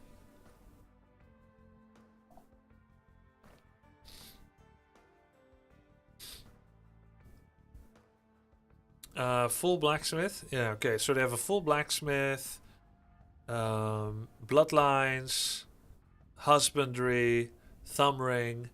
All right. We got arbalests that are very good and fully ready. Hand cannons are great. Some of the best hand cannons, right? We got fully developed knights and hussar. So is this one of the most basic balanced civs? It feels that way. We get bombard cannons. And Italians are amazing. Arbalests have +1 armor. And then condottiero available in barracks, which is a fast and a durable anti-gunpowder infantry. Available to Italians and their allies. Has bonus attack versus gunpowder units. Receives... Man, I got like... downside about long hair. Sometimes it's in front of the eye. Receives 10 less damage from hand cannons, 9 less from grenadier, and 2 less from organ gun. Attack delay. Available in castle. Available in barracks in the Imperial Age only. 1 armor for melee, 0 for pierce, 10 damage, 80 health. Is it fast moving? Fast moving 1.9. 1.9? Oh no. 1.2. 1.2 makes it 25% faster than a hand cannon and an arbalest, but it's slower than a hussar and cavalry. Compared to... Okay, so two-handed swordsmen are the same speed as hand cannon and arbalest, so he's faster than those. And spears is a little faster than all the other infantry and archers. So he's quite a bit faster than that. And he still gets squires. Not bad at all. No good eco bonus except cheaper age up. Yeah, let's say you have really good eco bonus for the first 30 to 33 minutes. And after you're in Imperial, and in one-on-one you're not using Silk Road and trading, you drop off a cliff. No more eco bonus. So they're fine until minute 30, right?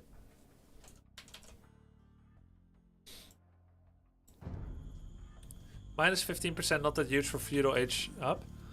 Yeah. Yeah, that's true. 75 food. 75 food is a pretty tame bonus. That's right.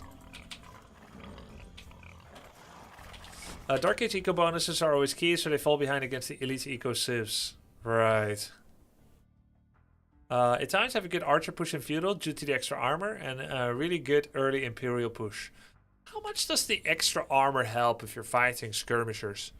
Skirmishers have 2 plus 3 against archers.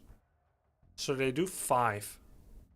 6 with attack upgrade. So archers take 6 damage. And if you get armor, they take 5. And because of this, they can take 4. Still, taking 4 doesn't really... 4 or 5. You get armor upgrade in feudal, that's a pretty big investment. And dropping from 5 damage taken from skirms to 4, you're still losing against them. But for Archer Mirror, it's quite nice, right?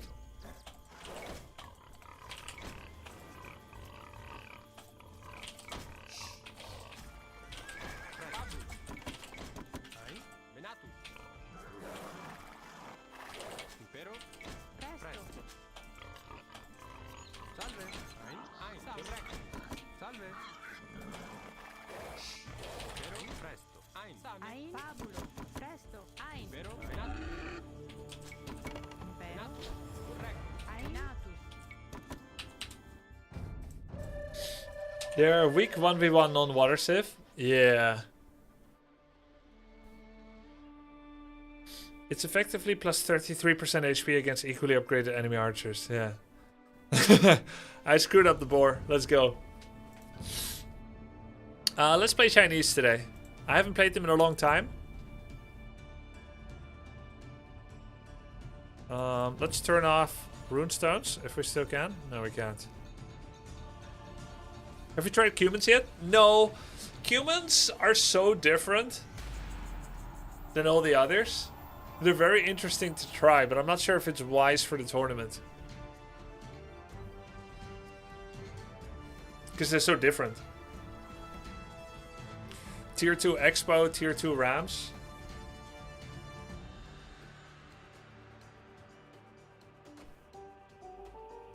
You need to try Aztec Monk play on Arena. Alright, well guys, soon we're gonna do some deep dive on Arena, okay? We'll discuss some Civ options. If you not yet picked a race for the tourney, I need 5 Civs, more if I want to create misdirection. So my opponents don't know what I'm gonna play. But I need 5 minimum. So it's not about picking a race, it's about picking a Civ, but even 5. I could also go with 7 or 9. Grubby Chinese on purpose? Yeah, I've played them before. I remember kind of their opening. You're not allowed to play them twice in the best of? Correct. It's 5 blind picks in the best of 5. 3 blind picks in the best of 3. What's your best one so far? I don't know, maybe Ethi? How about Vietnamese? I don't know, I had them start. I don't know if I played them. My AoE2 Insights profile would know, but I don't know if I actually played Vietnamese yet. 准备就绪。伐木工。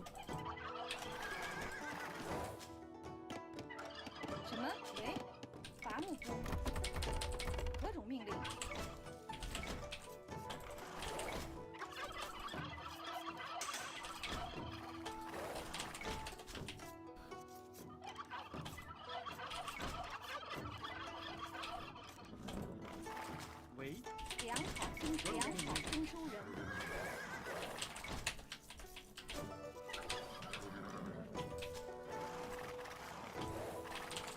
A lot of line of sight from the town center and the villagers. Kind of interesting.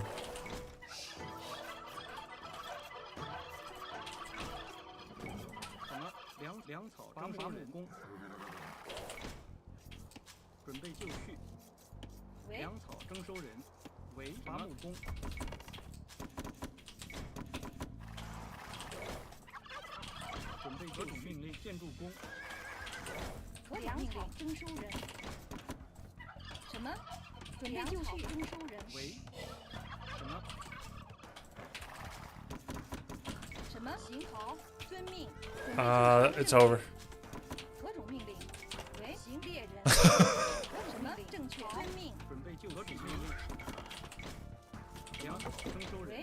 I've lost all the advantage of being Chinese.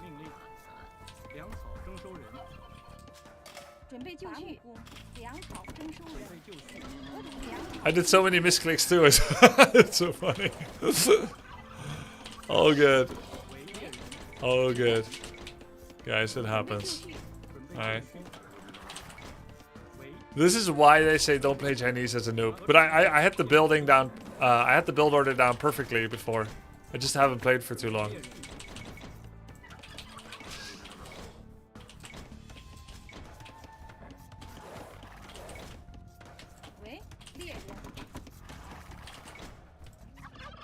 What civ am I against? What is pet?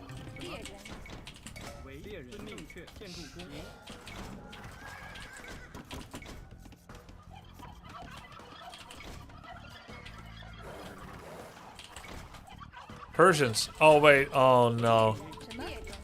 Do they have any other tricks outside of douching?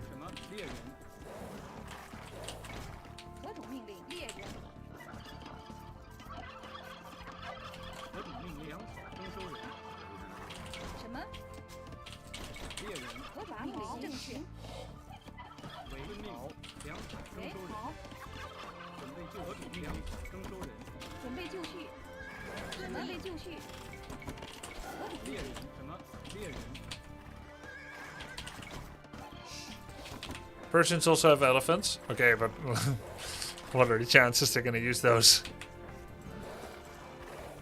He would already be here if he was gonna TC me, no?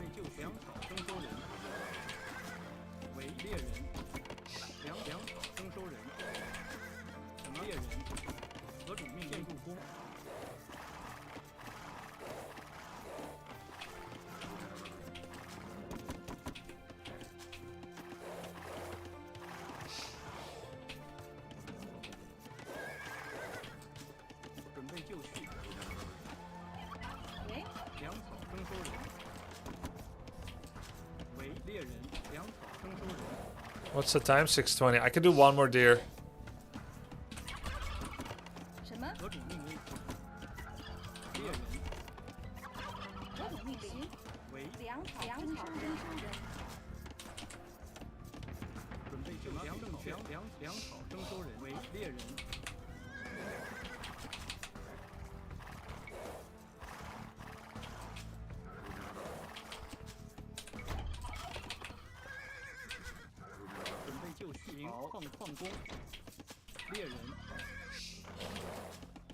So bad build order.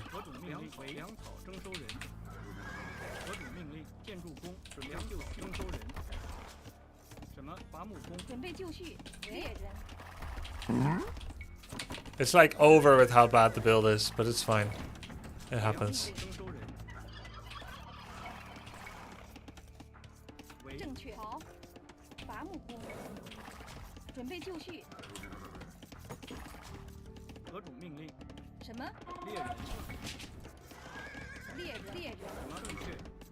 Where are the chickens? No chickens, of course.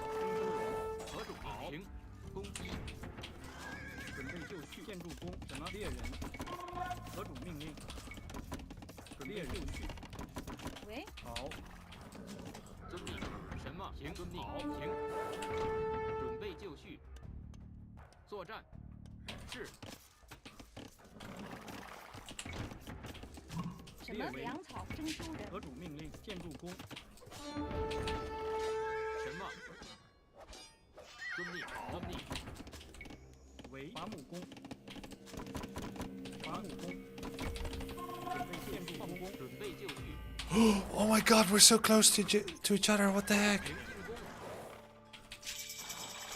准备就绪。何种命令？建筑工什么？何种命令？建筑工。什么命令？准备就绪命。粮草运输人。何种命令？好，停。准备就绪。好，遵命，遵命，好，遵命，停，好，遵命。为准备就建筑工放工。何准备就作战？什么？好。伐木工。何种命令？准备就绪。建筑工，建筑什么？停。准备就绪。为建筑工。建筑工，伐木工。什么？命令？准备就绪。好。准备就绪。停，遵命。什么？何准备就绪？遵命。好。何种命令？什么？停。准备就绪。遵命。遵命。准备就绪。是。停。进攻。攻击。什么？作战。进攻击。作战。准备就绪。进攻。什么？何种命令？准备就绪。伐木工。准备就绪。为建筑工。什么？遵命。好。停好。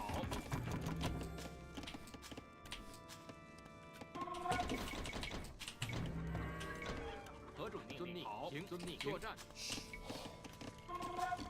何种命令？什么？伐木工。何种命令？什么？遵命。建筑工。伐木工。伐木工。粮草收收人。准备就绪。攻击。是。何种命令？准备就绪。建筑工。伐木工。何种命令？建筑工。建筑工。建筑工。建筑工。建筑。粮草运输人。什么？建筑工。建筑工。什么？准备就绪。攻击。作战。什么？何种准备就绪？何种什么？进攻。为建筑伐木工。准备就绪。何种什么？准备就绪。准备就什么？何种 I'm surprised he didn't bring his horses here at all. 准备就绪。什么？好。遵命。遵命。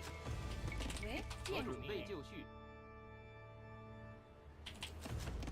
什么？何种命令？准备。 Looks like he probably already has 何 skirmishers. 种命令？好。作战。停。遵命。好。停。好。什么？什么？何种命令？遵命。进攻。什么？停。好。遵命。好。遵命。停。好。停。遵命。停。好。遵命。停。遵命。准备就绪。什么？好。遵命。攻击。停。好。准备就绪。何种命令？是。遵命。好。进攻。遵命。好。是。停。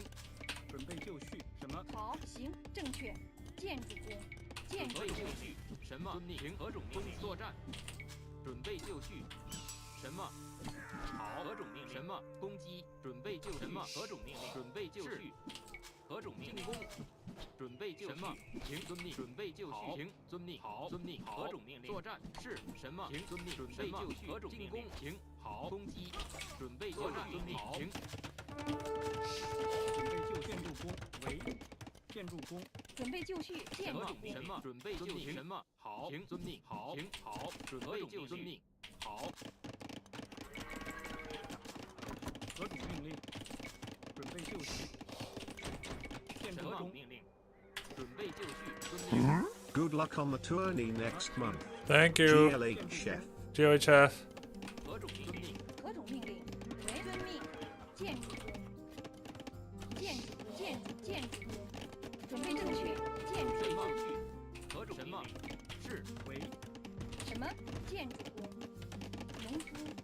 何种命令？建筑工。准备就绪。建筑工。建筑工。什么？何种命令？准备就好。停。什么？建筑工。准备就绪。何种命令？伐木工。遵命。伐木工。为什么？伐木工。确定。伐木工。何种命令？为建筑工。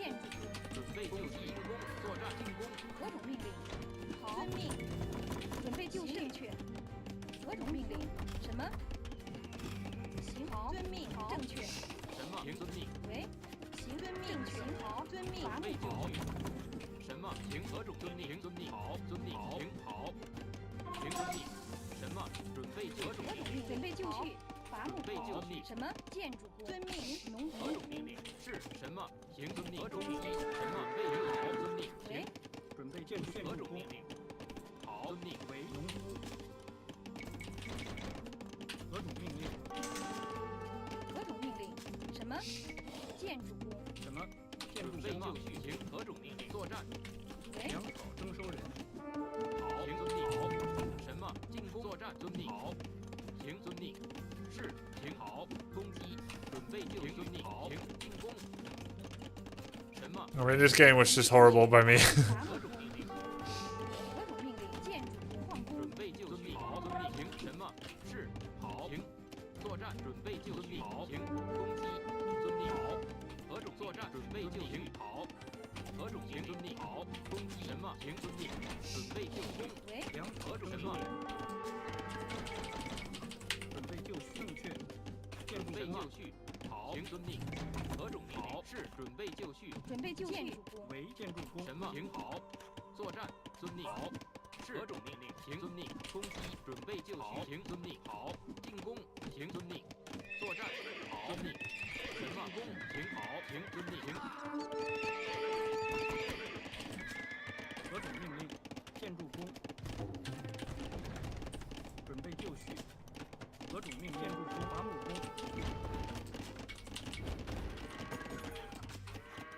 什么？伐木工。建筑工。准备就绪。为 I have so much lumber. 何种命令？什么？建筑工。农夫。什么？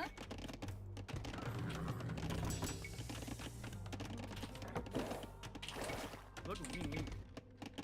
建筑工。准备就绪。建筑工。伐木工。为何种命令？什么？遵命。行，遵命。伐木。 So late Castle Age. I should be making hella farms, I guess. 伐木工。伐木工。农夫。 Should have been doing so a while ago. Actually, awful play today. But yeah, I have no money for gold. 矿伐木工。准备就绪。伐木工。为准备就绪。什么？何种遵命令？命。建筑工。为什么？建筑工。何种命令？何种命令？正确。矿工。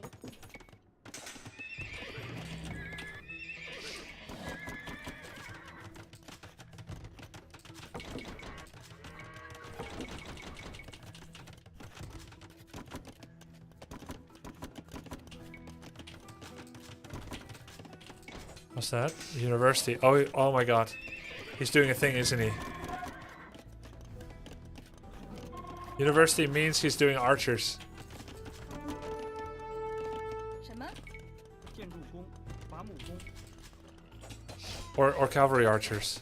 Oh, okay. I see. Guess I'll make skirms and university too. 什么？何种正确？建筑工。伐木工。准备就遵命领好。伐木工。喂，建筑工。准备就绪。建筑工。 Guess I'll defend. 何种命令？ I'll send my mobile guys out there and I'll save up skirms.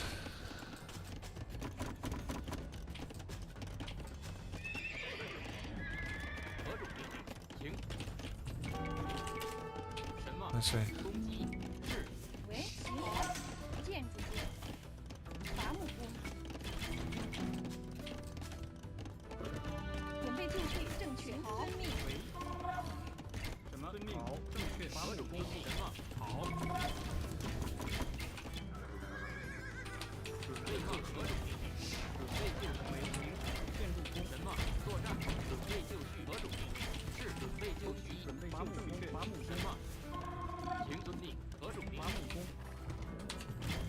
Oops. 伐木工，准备就何种命令？进攻，攻击。什么被救绪？什么进攻是什么？喂，建筑工，建筑工，何种领好？作战被修救绪。修工，什么何种命令？什么？准备就正确，建筑工，准备就何种命令？停。什么何种命令？攻击作战，遵命。好，何种命令？建筑工。什么被救为？什么好？遵命。建筑工，建筑工，建筑工。准备就绪。何种命令？准备就绪。何种命令？建筑工。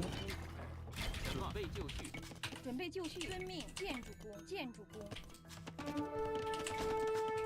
什么种命令？准备就绪。何种什么？停。准备就绪。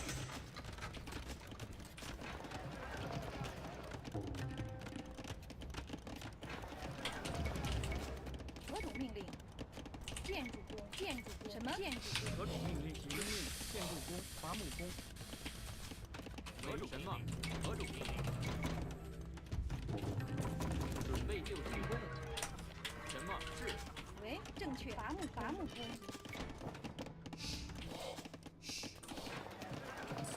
何种命令？建筑工。何种命令？ It's still open? That's unbelievable. 什么？准备就绪，建农工，遵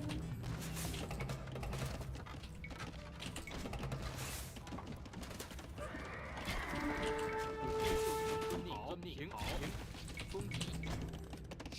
何种命令？建筑工，建筑工。何种命令？什么是？什么？行，正确。好，正确。行。建筑工。为建筑工，建筑工。准备就绪，准备就绪。准备就绪。何种命作战？准备就绪。好。什么？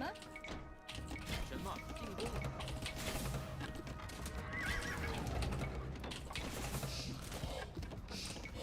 何种命令？是。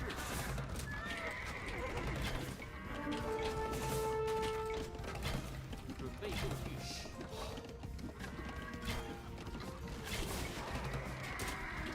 什么作战？何种命令？伐木工。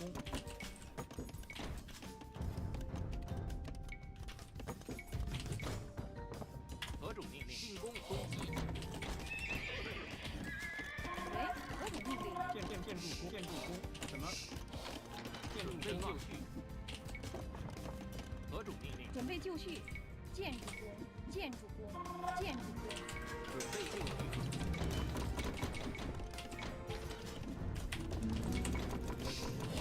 什么？何种命令？就绪。何种命令？什么？修农工，什么？进攻，准备就绪。何种命令？建筑工，建筑工，建筑工，建筑工。何种命令？准备就作战。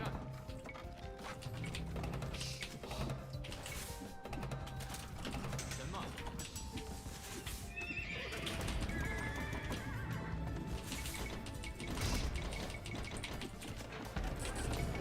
喂，何种命令？建筑工，好，建筑工，伐木工，何种准备就什么？何种命令？好命。什么建筑工，建筑工，什么？停进攻。何种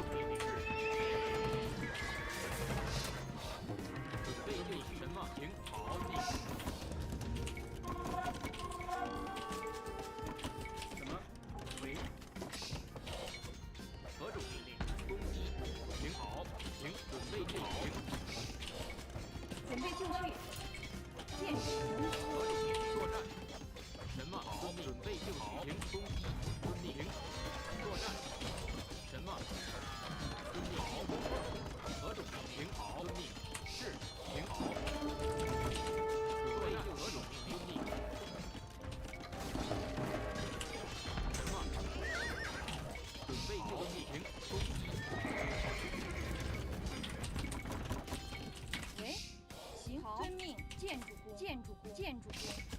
何种命为？什么？建筑行。何种命好？什么？是。准备就绪，正确。建筑工。什么？建筑工，建筑工。伐木工，准备就绪。伐木工。喂。准备就绪。什么？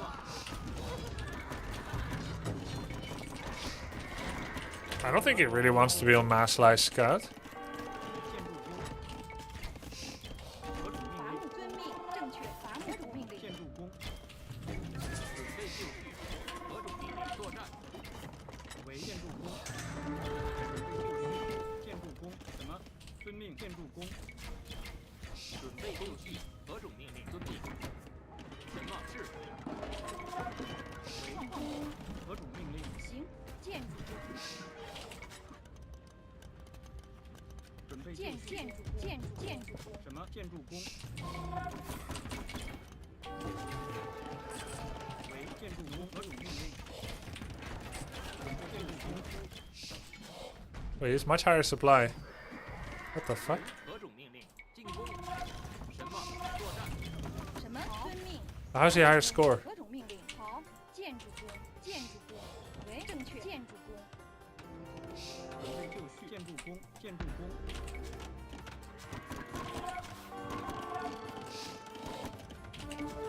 准备就绪什么？行，遵命。I see. 遵命。好，准备就遵命。何种命令？建筑工。行好。建筑。何种命令？攻击。好，遵命。行为。什么？建筑工。伐木工。准备就绪。建筑工。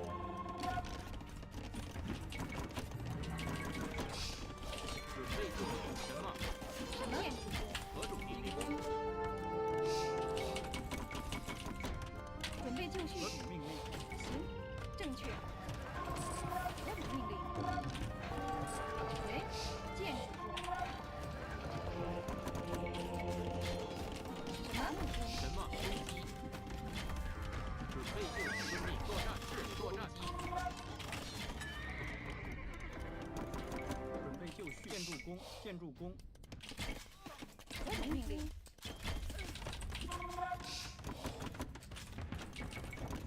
I should be having fire lancers actually. Oh god, I forgot to upgrade spearmen entirely.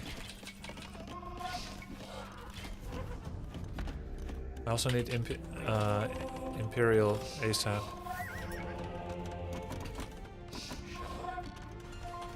If I win this, it's really bad. 何种命令？进攻。准备就绪。准备就绪。何种命令？喂。何种命令？何种命令？什么建筑工？什么？准备就绪。行。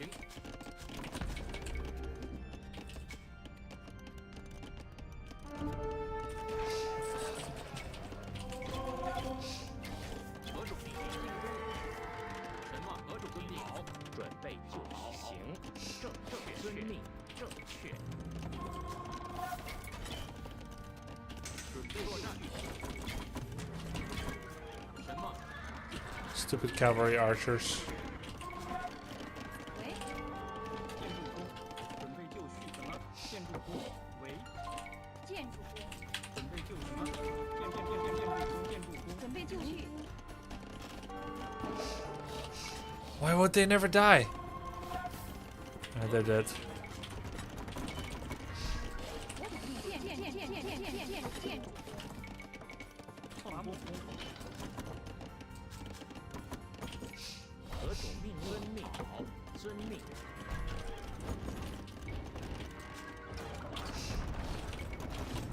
准备就绪是什么？行，遵命。好，行。准备就绪。好，遵命。好，遵命。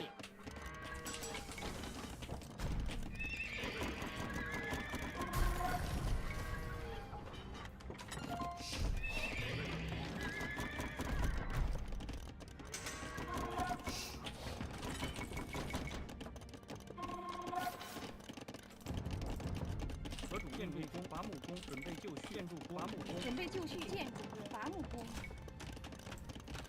Spam castles. 遵命令，伐木工。喂，建筑工，建筑工。什么？喂，伐木工。准备就绪。停。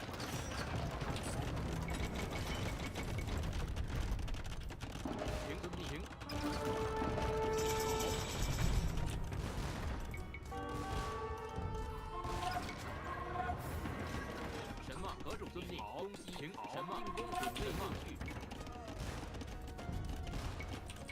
什么？理工，伐木工。喂。建筑工，农夫。什么？何种命令？建筑工，伐木工，准备就绪。建筑工，矿工。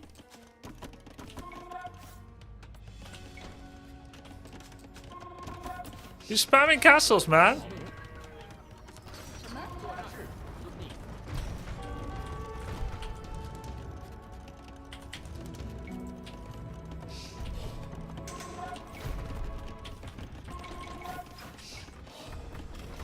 准备就绪，何种命令？遵命。什么？停，遵命。何种建筑工？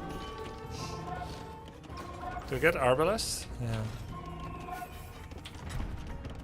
But I mainly need trebuchets. What's this?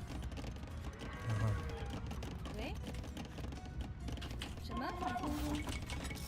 I have a really big army. Wait, I lost blacksmith. I have big army, but he has castles. I guess I should have been making rams.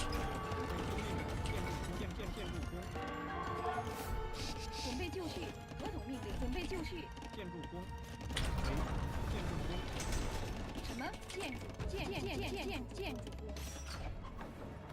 Sir, can I just attack him with everything?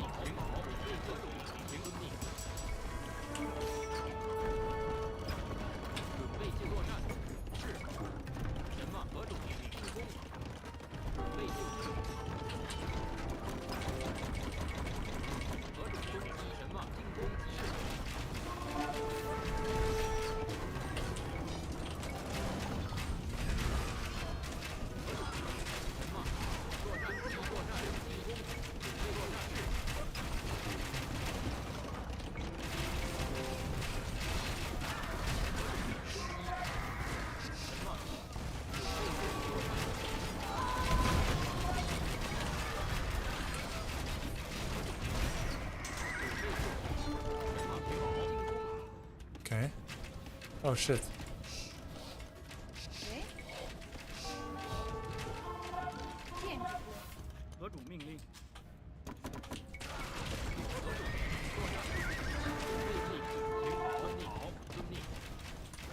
什么？攻击？何种？何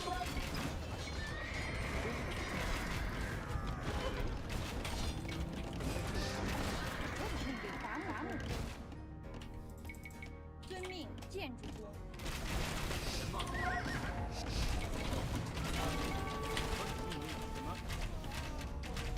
准备就绪。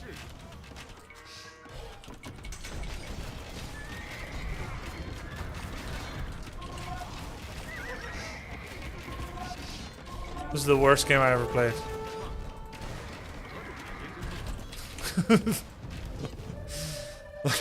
Melee trebuchet. All good, all good. That's the worst game I ever played, including my first game ever. GG. Don't worry, you have a fallback.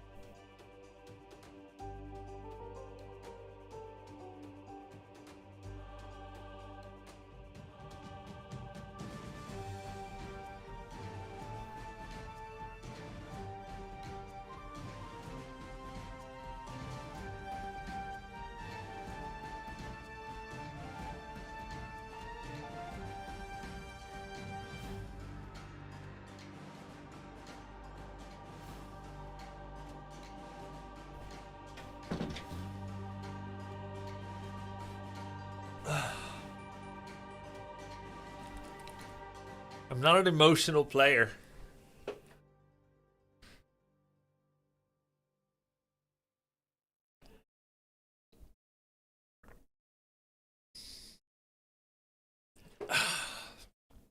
Felt like you could have still won. I was 8k score against 120. Alright, let's play some more Armenians.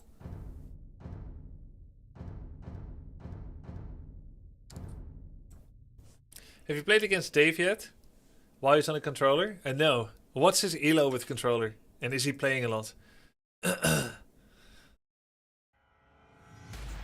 Grubby, play your best AoE2 or don't even try, please. Alright, man. You got it. Armenians. Here we go.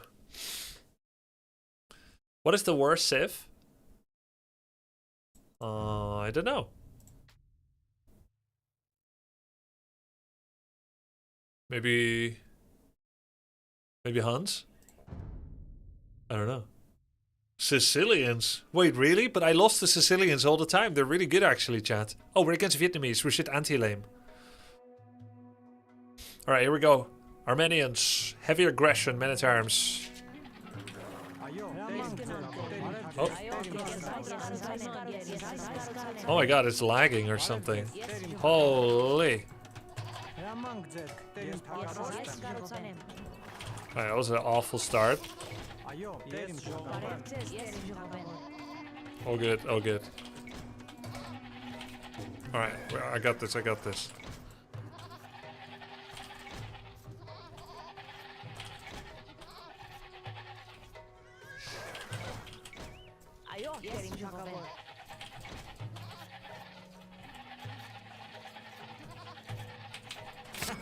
Armenians are in D. Playing this for you, buddy.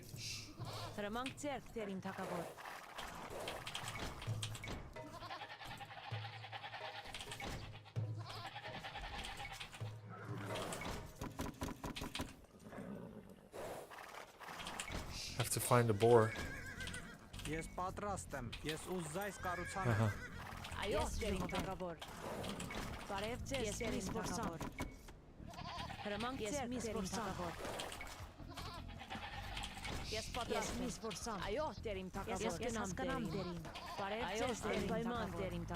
Found the second boar.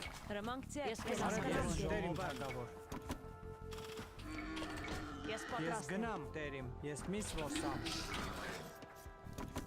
Yes, misvosam. So, yeah. Found all the sheep, yeah?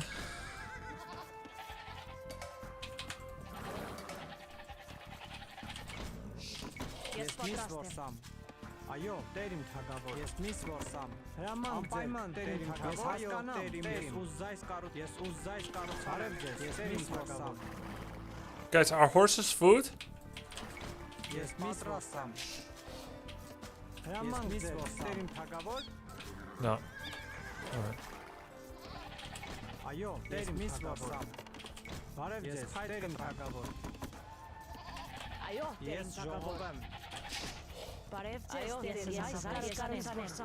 Oh my god, it didn't make the house. It didn't make.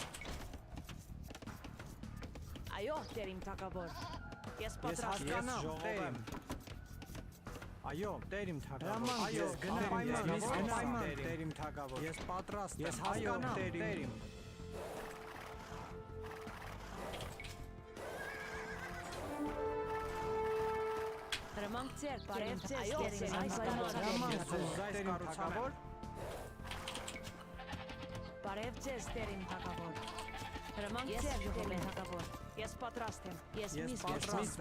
That's crazy, it feels so laggy. Is it because enemies lag?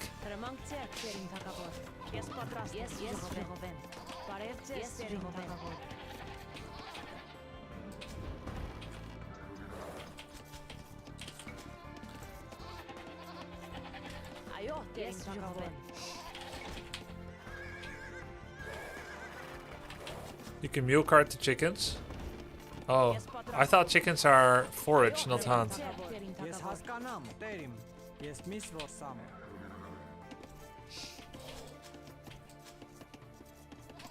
Yes, jogovem.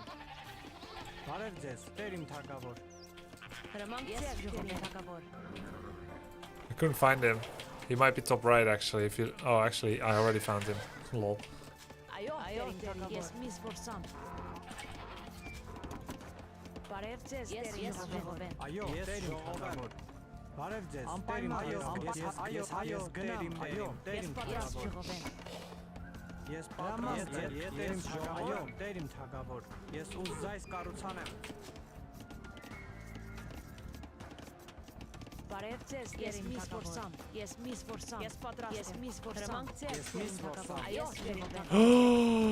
What happened to my food? Why can't? Oh my god, I forgot the board. That's why.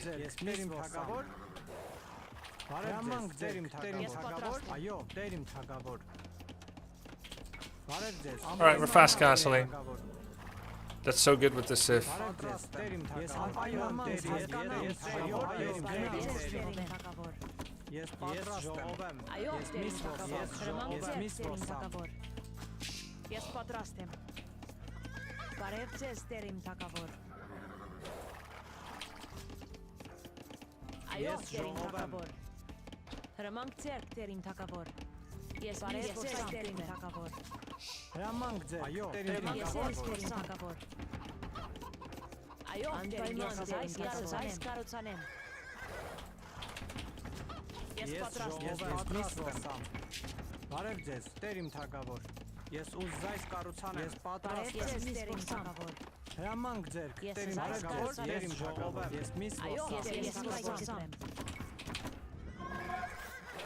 Your UU defeats this? Okay.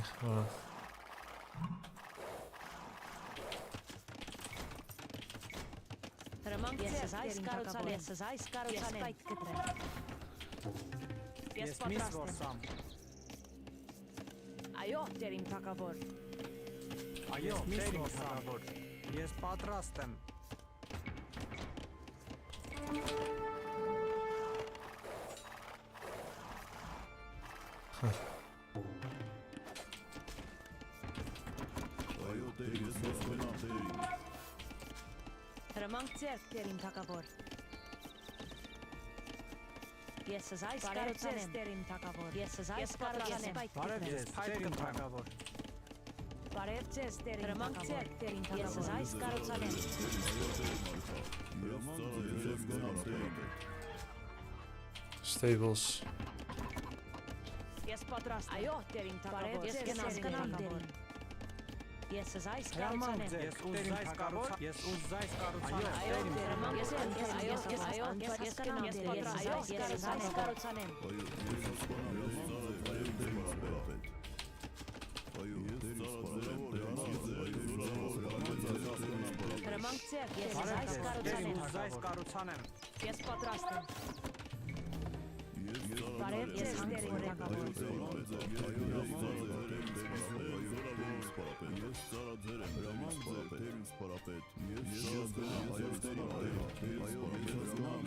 Oh my god, it's the Viper.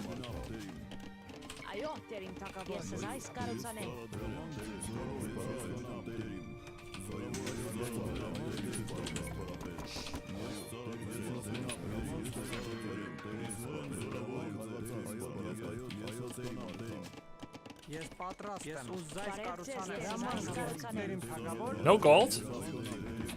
He's still fucked up.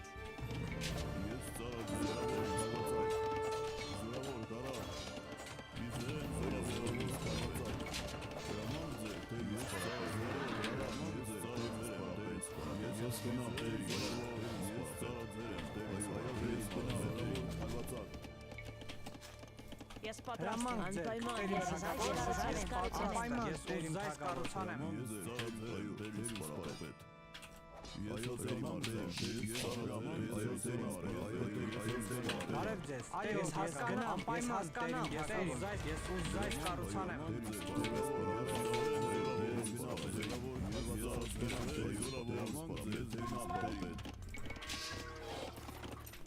Ես այդ կտրեմ։ Այո, տերիմ թագավոր, ես գնամ տերիմ։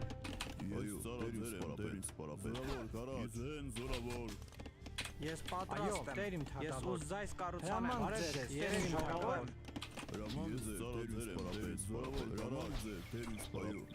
Այո, տերիմ, անպայման տերիմ թագավոր։ Հրամանք ձեր, ես տերիմ թագավոր, ես ուզայս կառուցանեմ։ Ես պատրաստ եմ, տերիմ, ես քան կթորեմ։ I can get pikeman upgrade now too. That's crazy.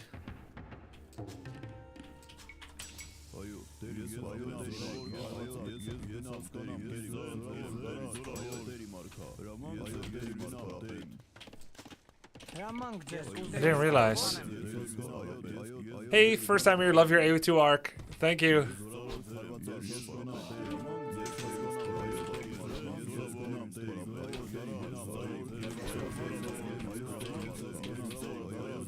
A Bulba.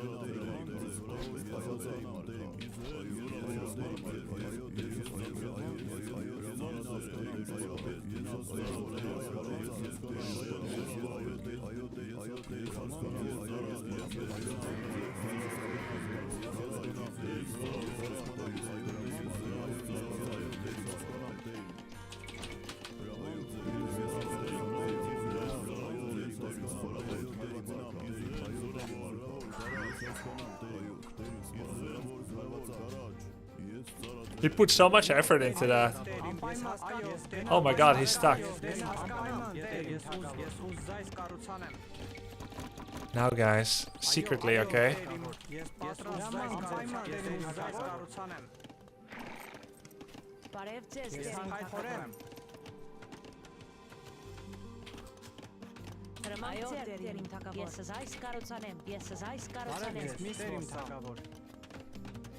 Yes, uzdajs karu, yes, uzdajs, yes, uzdajs karucanem.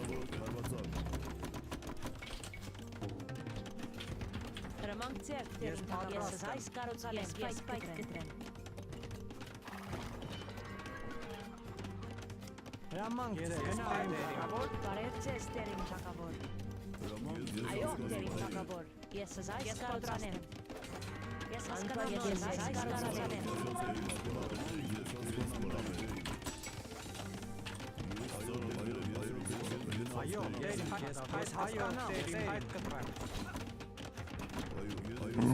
Well, hello.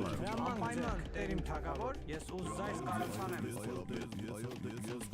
Այո, ես հանք փորեմ։ Հրամանքցեր, ես ուզայս կառուցանեմ։ Ես պատրաստ հանք փորեմ։ Ես պատրաստ գնաս տերիմ փորեմ։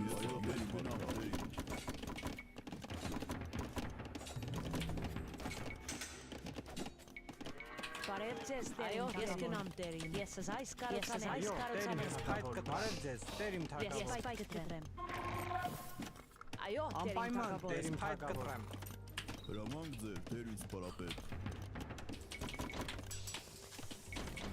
I'm just going all in. Fuck it. I don't make villagers anymore. Okay, I still need villagers. Ես պայթքտրեմ թագավոր։ Ես հասկանամ դեր, ես ուզայս կառուցանեմ։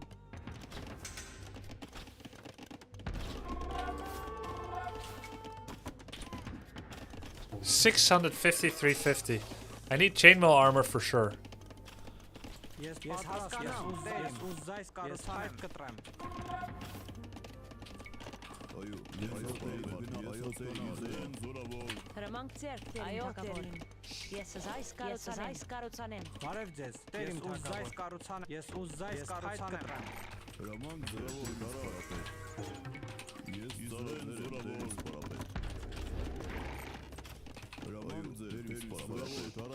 I need to bring some villagers.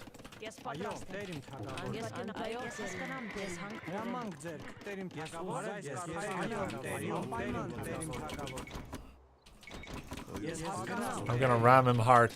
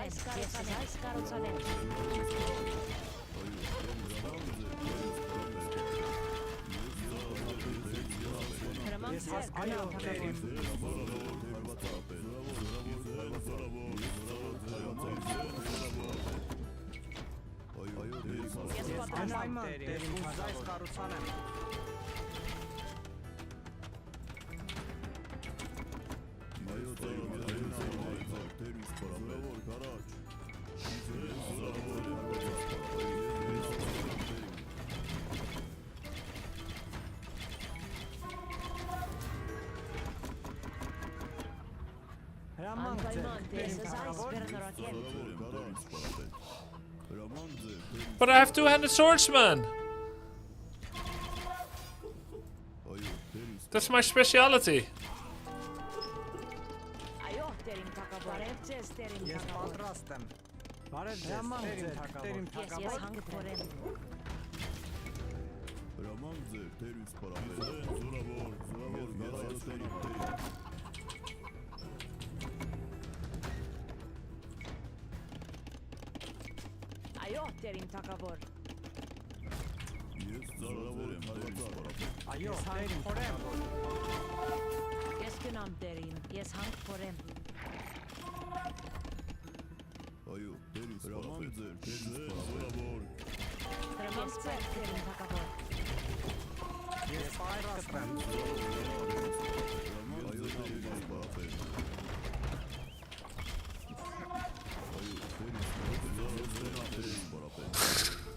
GG.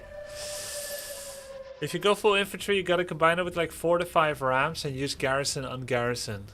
Yeah. Yeah, I'm trying to use rams. And it's not very good. Why put humans with bows on horses instead of giving the bows directly to the horses? Yes. It's okay. Red has an 80% win rate in 1-on-1. Ew, he's smurfing. He's smurfing. Couldn't win, enemy was Finnish. You mean he was done? Or do you mean that he's from Finland? Hey, Kirakara, thank you so much for the 10 gifted. You can use churches for defense. Yes, the warrior monks. Malian infantry get free pierce armor every age. If you're feeling like infantry. What do you mean infantry get pierce armor? You can't get pierce armor on infantry. Unless it's like a special civ bonus. Like you just choose armor, no? Not pierce armor. Oh, it's a special civ bonus. Barrack units get 1, 2, 3 pierce armor, feudal castle, imperial age. So with Malians, can you just make units and then kill town center? Just bum rush the town center. 1, 2, feudal castle.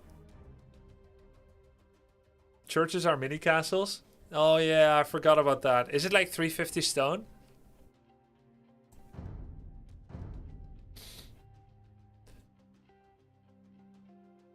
$200 wood? What? But it's not a mini castle. It doesn't shoot by itself, does it? Range and attack are not great. Range 4, damage 5. Oh, I was thinking of Cray Post. It's a mini tower. Ah, okay. And you get a relic right away? Yeah. Yeah, this is a lot to figure out, this Civ. And I'm not even sure that the juice is worth the squeeze.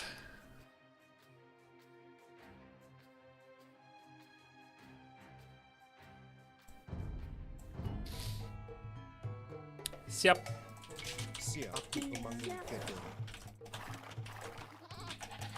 That guy's PC made me lag quite a bit. Not gonna lie. From a gameplay appreciation perspective, it was a little bit rough.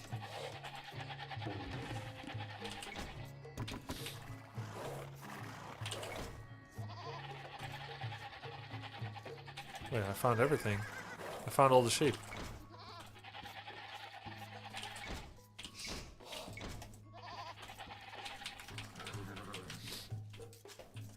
Grubby got that Indo advantage. Hell yeah, apakabar. Aku konto besar. Wait, these are deer.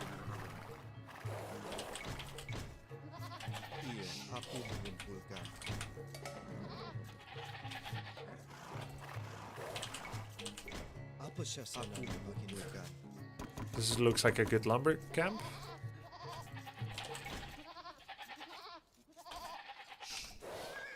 Oh my god, this is a very interesting wood line.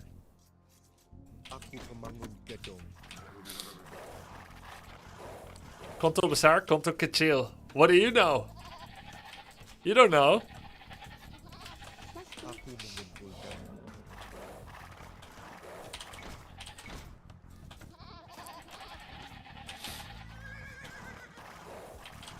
My wife is an Indonesian man. Okay, so you do know. I see.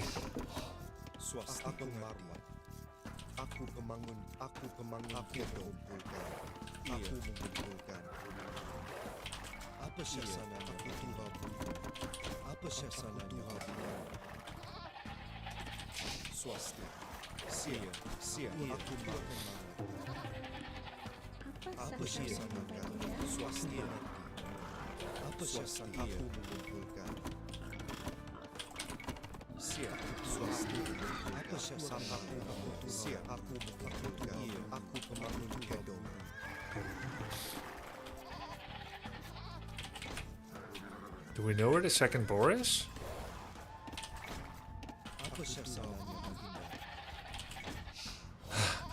I guess it could be in any of these shadows. Oh, there it is.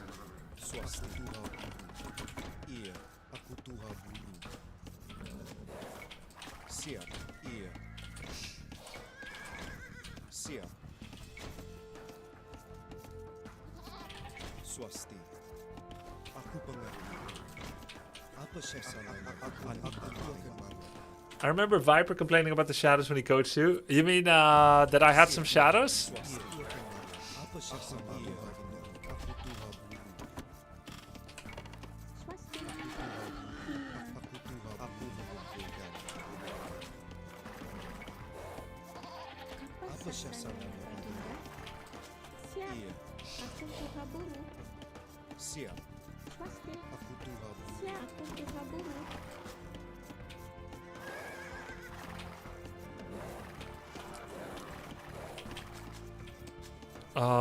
Is Karambit Warrior worth? No, you can't fast castle that.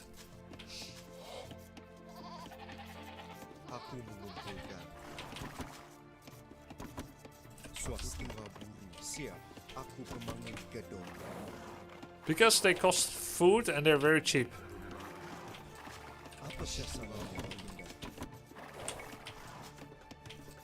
Swasti. Iya. Siap. Aku tuha baru.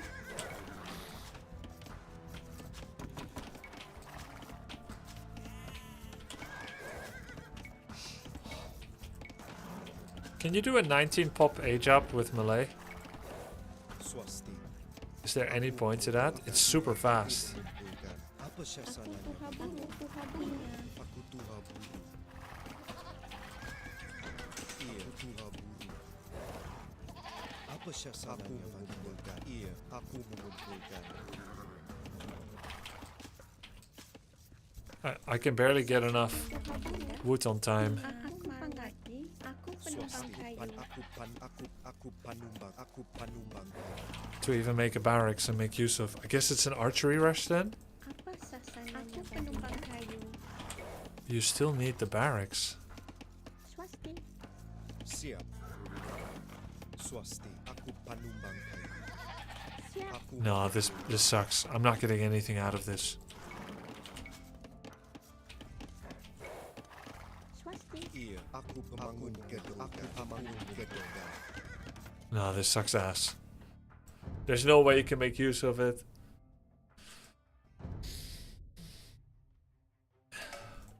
Iya. Siap. Even if I am hyper efficient, it is very difficult to make use of a 19 population melee age up. Is it possible? Maybe. I can try.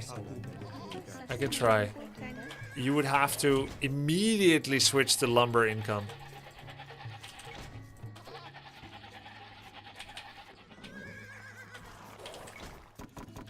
Away from food. Well, I find it very unbelievable. If you go too fast, you don't have enough resource. Yeah, I know. But theoretically, yeah, 20 population melee should work, because that's the equivalent of 18 population with others. Aku mengumpulkan. No, it's fucked already.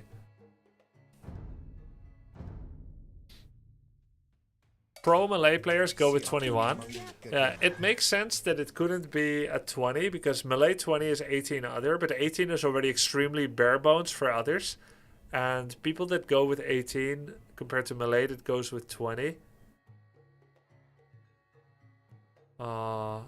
Is it equivalent, or do I have less money?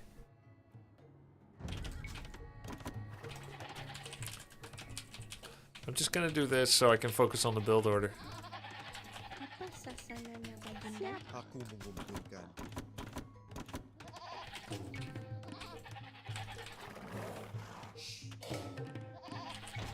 You also spent 100 food more on Vales. Yes. Yes, exactly. So I have less money. Right? Apa sasarannya? I have less money. You're gonna have more resources because you have more villagers working at the same uptime. Oh. But I made 50 more on food. More and less.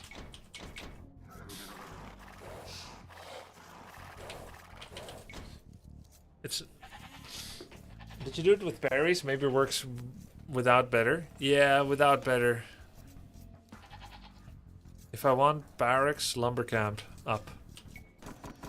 Apa sasarannya? I'm just gonna do like the pure build order and nothing else. Siap. Swasti. Iya. Aku Usually melee goes men-at-arms and or archers. Yeah. Aku penumpang kayu. Kamu merawatnya. Siap.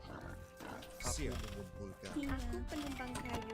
Swasti. Yeah, I'm just thinking, is there any point to going for something else? Bangun gedung. Like, is there any point for going straight into archers? Swasti. Is essentially what I'm wondering.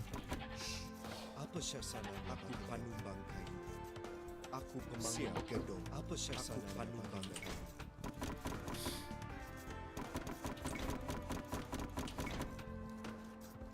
Apa sasarannya baginda? Iya, aku pemangun gedung. Aku panumbang kayu.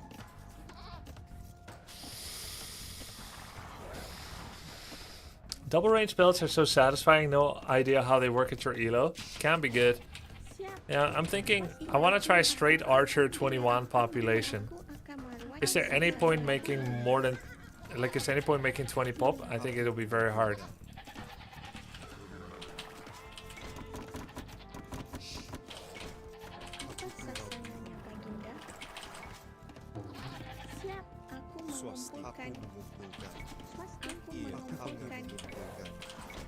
Are those two houses in your TC farm area? No. They're one away. They'll obstruct second line though. Should I try not to?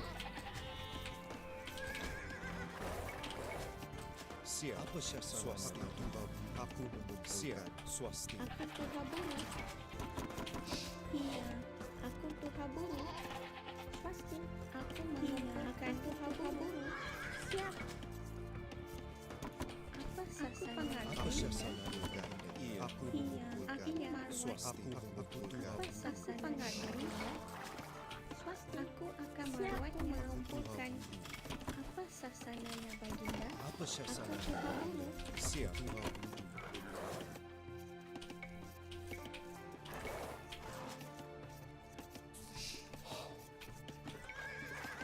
22 pop is better. 22 pop to range feels smooth. Okay. Iya. Aku tuhaburu. Oh, fuck. 22 pop.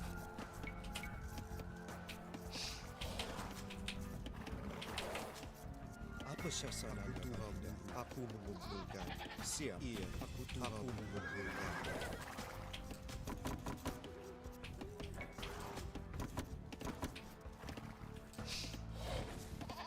Swasti. Aku mengumpulkan.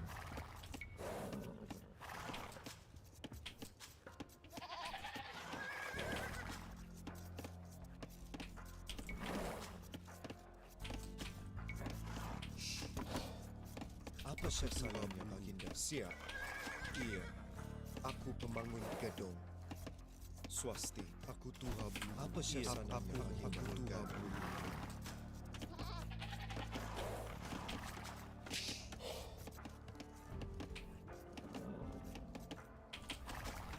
Iya, tuhamu. Swasti. Aku pembangun gedung.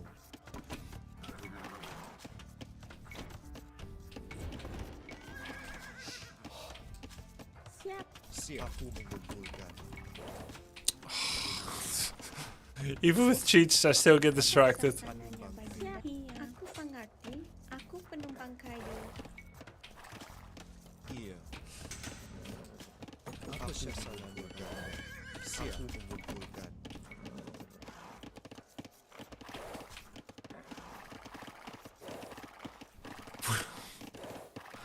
Oh my god, dude. Sasarannya aku mengumpulkan. Siap. Aku pembangun gedung. Swasti. Aku penumpang kayu.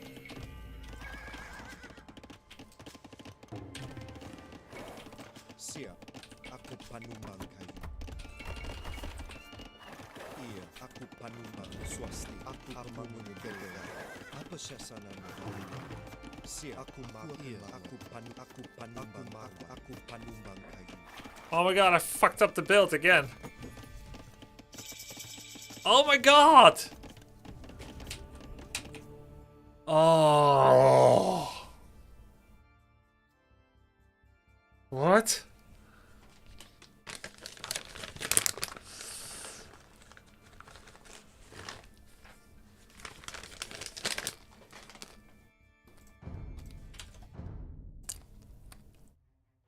Is there a build order for melee?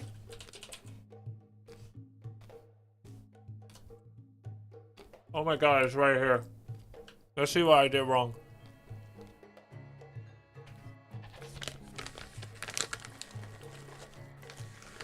We're fragile early on, 21 pop, extra 2 villagers, take time to pay off. Wanna play early safe game. You can go archer, spear skirm, or scout rush. We could opt to go militia or men-at-arms with free armor, which sounds good on paper, but it honestly doesn't fit what the melee really want to do early game. which is to buy time and play safe until they hit a faster if you try castle. hard today and get to 1,655, I'll gift 20 subs. Do love your content, man. It's a blessing. Thank you, man. I think I don't have time for it today. That does sound like an interesting incentive.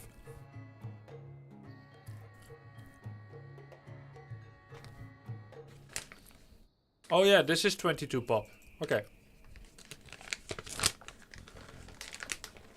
Do you know the wash your face Dota meme? Yeah, I know. I'll turn off the aircon. How about that? I think the aircon is making me lose.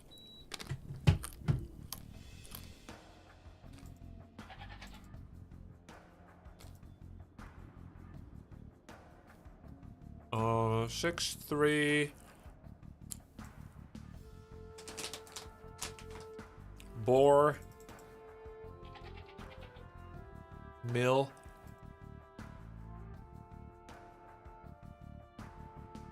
Deer. 13-3.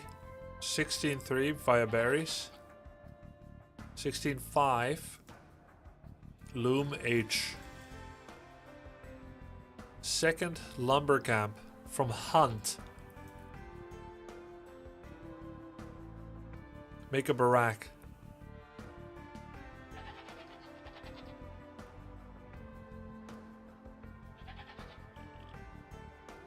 I left it open-ended on purpose. One range archers. Once we hit feudal, we send 4 to gold.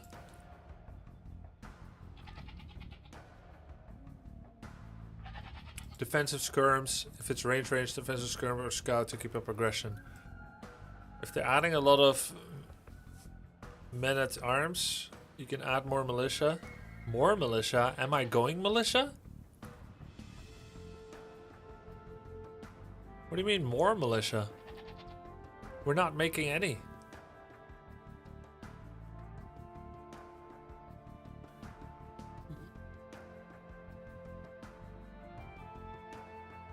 Oh, more than opponent, you think? Or add a range and play into archers. We can open spear skirm. Just make a range to start making spear right away. Spear skirm with free infantry armor is a very deadly opening with melee. Spear skirm.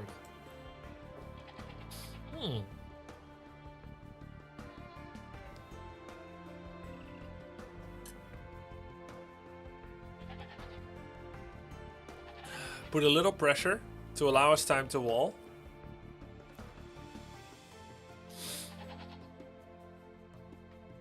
Hit castle early. Melee late game is okay but awkward. Avoiding hyper late game is okay. This is a good civ to practice rams with, would you say, chat? It's bad, right? Because I don't have rams. Iya, aku pemangun gedung.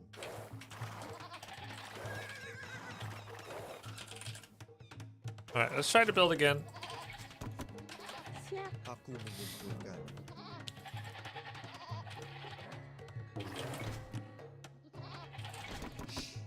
Apa sasaran mengumpulkan?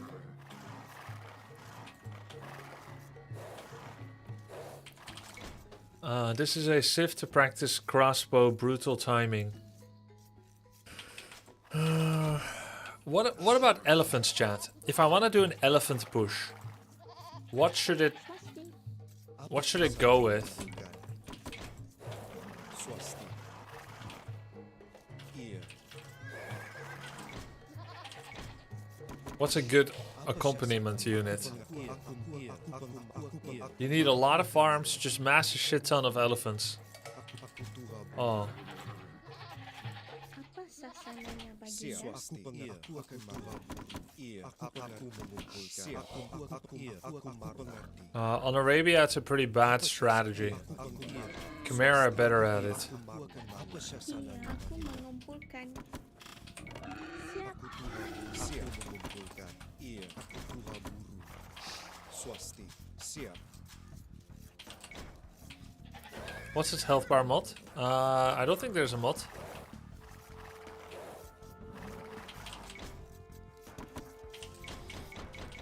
Apa Aku sasarannya, mengumpulkan. Baginda? Swasti. Aku tuha Iya, buru. Tuhan buru. Apa Apa siya sananya? Aku pemangun gedung. Opponent would need mass spears or monks, which can be difficult if you surprise them. So basically, archers into elephants is the best.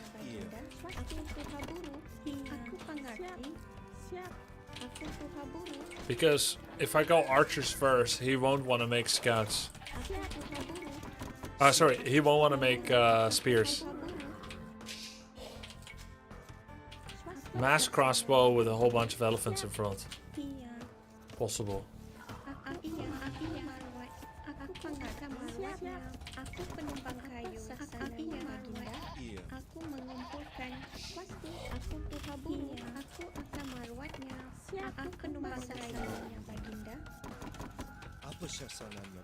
Are the ships from Australia, Oceania, Pacific? I don't know. Elite skirmishers, fire lancers with the Vietnamese will win you all the games in tournament trust. Okay, that's literally not possible because we have to switch race 5 times. So winning all the games is not gonna happen.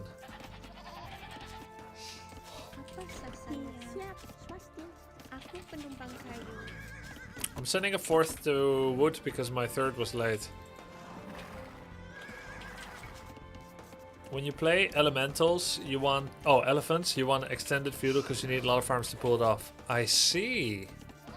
Right. Kind of what Hera talked about knights as well. You want extended feudal so you can establish farms. Oh, that's really smart.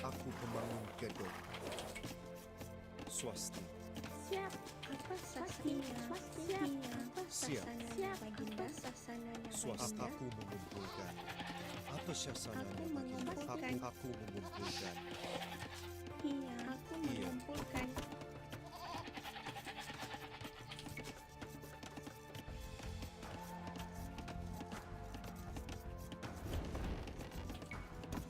Siap. Apa sasaran mengumpulkan? Apa siya sananya, Baginda?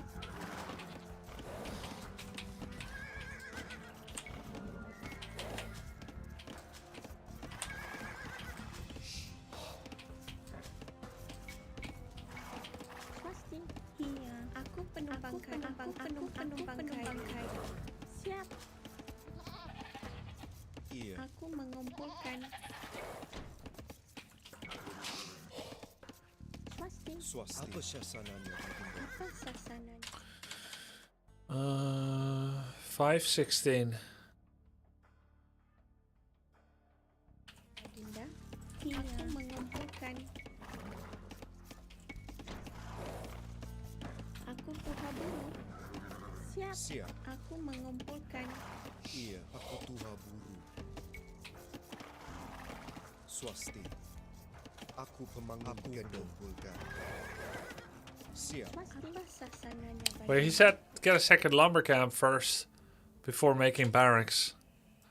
So I'm being inefficient right now. Siap. Aku penumpang kayu. Apa siya sananya, Baginda? Aku mengumpulkan. Apa sasaran? I wonder if this is one of his old build orders, because second lumber camp as a plan, I wasn't sure if that's like a real thing people do anymore. Pemangun gedung. Iya. Iya. Aku panimbang. What do I do with the other 5?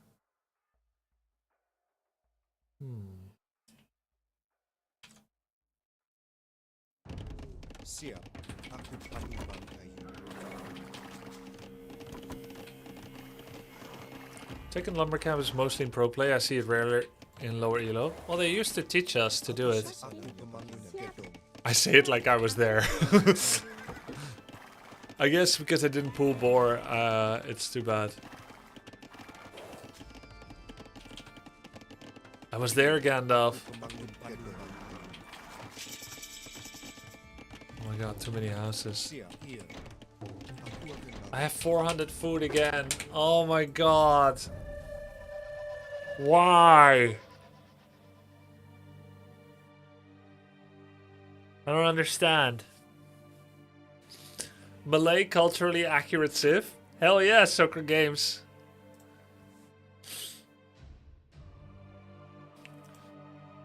I'm of Indonesian descent, according to this tournament, Sokra.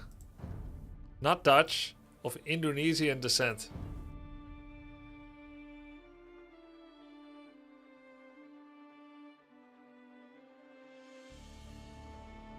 Alright, I'm just gonna do them in ladder. Fuck it.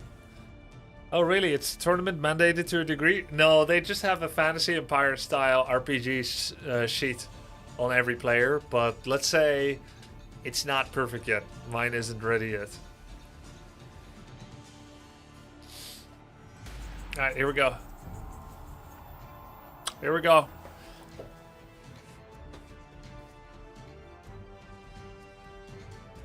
Lots of build orders. I saw take a second lumber cap around 9+. Okay. We're just gonna do it live, chat. We're against Goths, Polish cow. Malay on Arabia ladder. Let's go, guys. This is not a rehearsal. I repeat, not a rehearsal. I lost all my games today. 0-2 in ladder. And even lost to AI twice. By broken build order.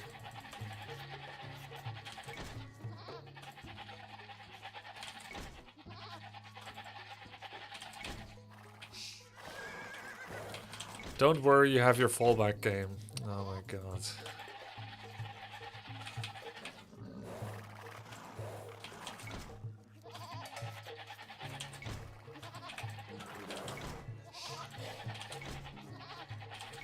Siap. Iya, swasti. Siap. Aku mengumpulkan.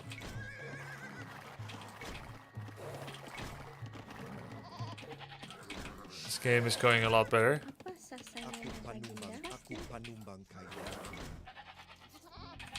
Just getting a little bit of extra wood. Apa sasananya Uganda? Aku mengumpulkan. Swasti. Aku tuha buru. Apa sasananya Uganda? Swasti. Aku maru tuha buru. Siap. Aku marwa. Iya. Aku pengerti. Apa sasananya? Aku marwa. Iya. Aku tuha buru. Aku pengerti. Aku tuha buru. Aku marwa. Apa sasananya? Aku buru. Swasti mengumpulkan. Siap. Aku tuha buru. Iya. I didn't even realize I had already found a boar here. Or I just found it, I guess. Did I get all the sheep yet, chat? I'm throwing my AoE2 today because I played Warcraft 3, which as you guys all know is a curse. It's kind of sick because I felt like I played Warcraft 3 pretty well today. Like I was in shape. Siap. Aku panumba swasti. Apa sasananya baginda? Aku tuha buru. Swasti. Aku pemanggil gedong. Apa sasananya? Aku pemangun gedong. Aku panumba. Siap. Aku mengumpulkan.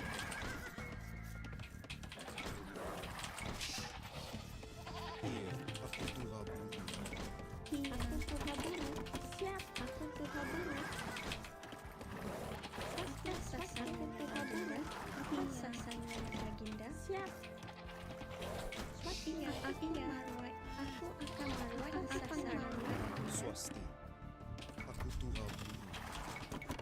Iya. Aku akan Apa marwah. sasananya baginda? Aku akan marwah. Swasti. Aku tuha buru.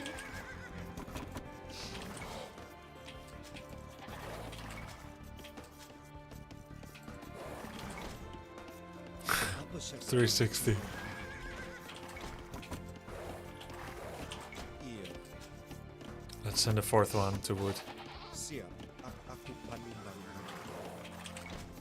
Swasti. Apa sasananya? Siap. Aku mengumpulkan. I should always have a backup sheep, in my opinion. Iya. Aku tuha buru. Apa sasananya baginda? Aku pemangun gedong. Iya. Aku pemangun gedong.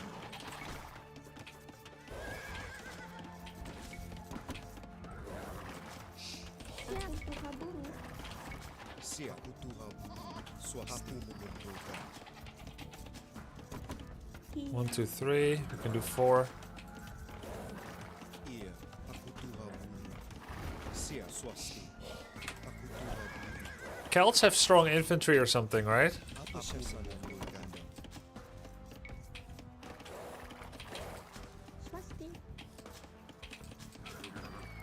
Oh, sorry, it's Goths. Goths have strong infantry, right? Aku mengumpulkan. Swasti. Aku mengumpulkan. Apa syasa mengumpulkan? Celts are an anti-archer civilization. Really? Doesn't ring a bell. Iya. Aku mengumpulkan. Swasti. Aku pembangun gedung. Siap. Iya. Aku Tuhan bumi. Apa syasa mengumpulkan? Siap. Aku mengumpulkan.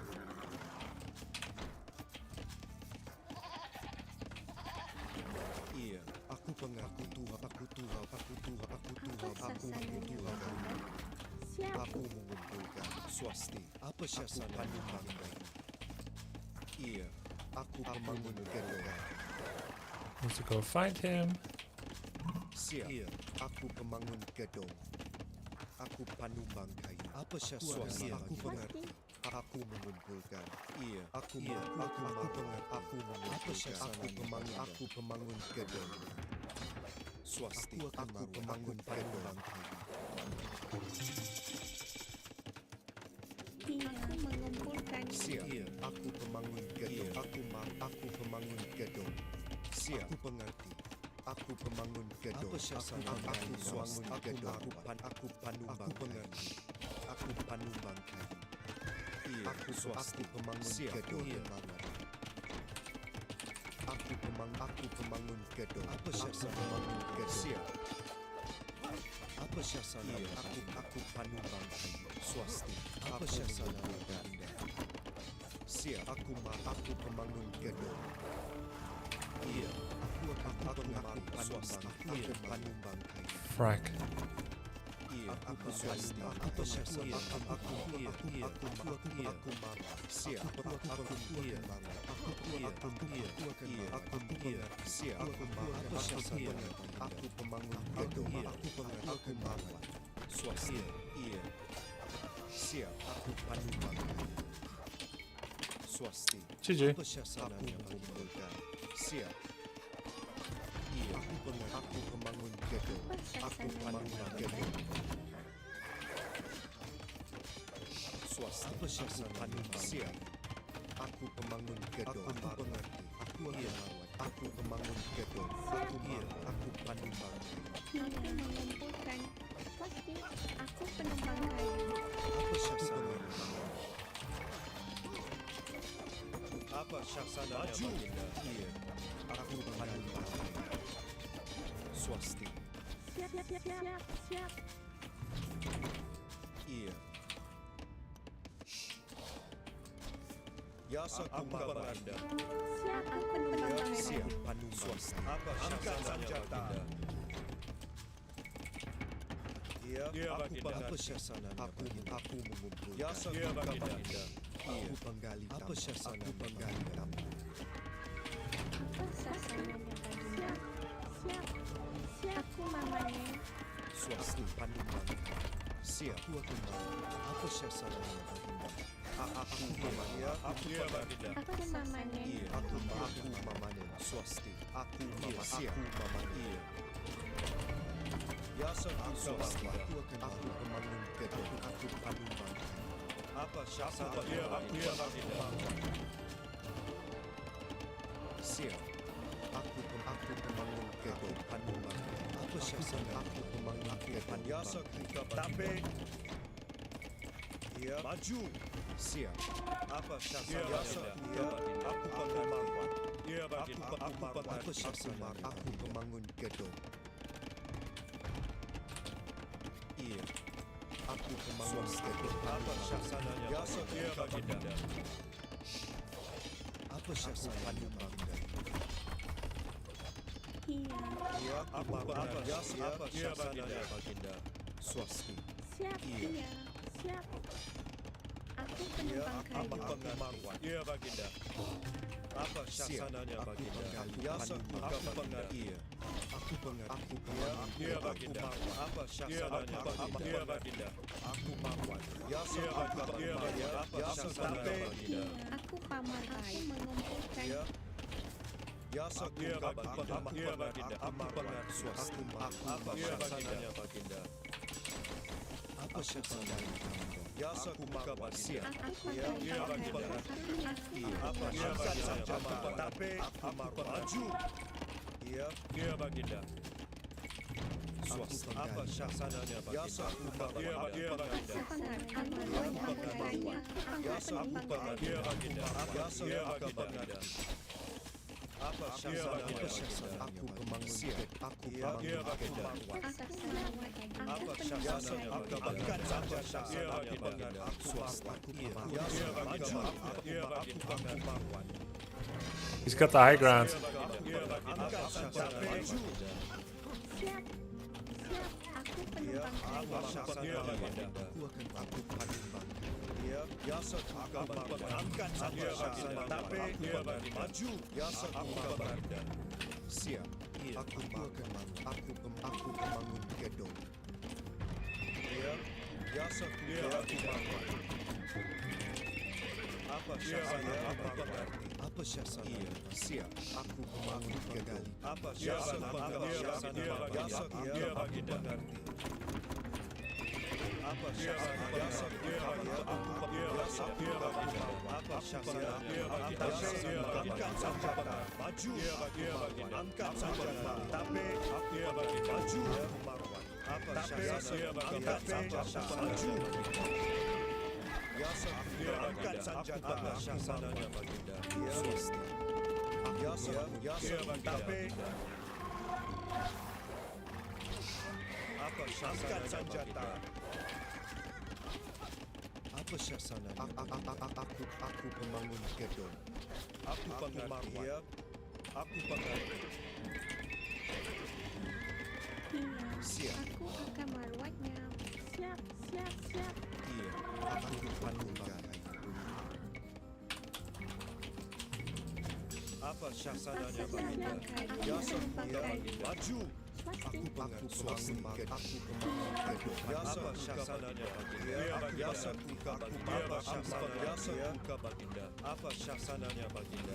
Apa syasananya Baginda? Siap. Aku penumpang Yasa kayu. kuka Baginda. Oh my god, I didn't have this. Apa syasananya Baginda? Tapi Yasa syasananya Baginda. Yasa kuka Baginda. Angkat senjata. Apa syasananya Baginda? Iya. Siap mengumpulkan. Apa syasananya Baginda? Yasa kuka Baginda. Apa syasananya Baginda? Yasa kuka Baginda. Aku pengerti. Swasti. Aku pemanggungkan. Syasananya Baginda. Apa syasananya Baginda? Apa syasananya Baginda? Aku Baginda. Yasa kuka Baginda. Aku pengerti. Angkat Baginda. Maju. Aku pengerti. Oops. Apa syasananya Baginda? Iya, aku pemanggungkan. Apa syasananya Baginda? Angkat senjata. Tapi aku Marwan. Yasa kuka Baginda. Apa syasananya Baginda? Aku pemangun gedung. Aku pemangun gedung. Aku Baginda. Maju. Tapi aku mengangkat senjata. Aku tapi aku maju. Aku Marwan.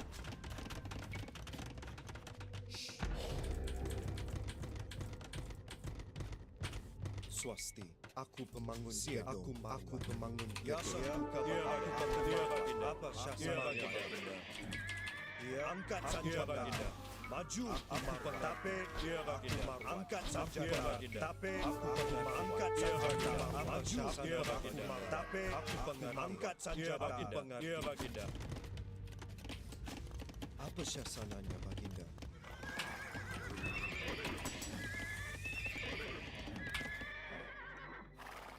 Iya, aku pengakuan, aku pengakuan, aku mengumpulkan. Siap, aku memang gedung. Apa sasananya baginda? Pasti. Aku mamanen. Apa sasananya baginda? Aku mamanen. Siap. Siap. Iya, aku marwah, aku pemangun gedung. Swasti, aku mengumpulkan. Apa sasananya baginda? Siap. Aku penumpang kayu. Iya, aku pemangun gedung. Kayu.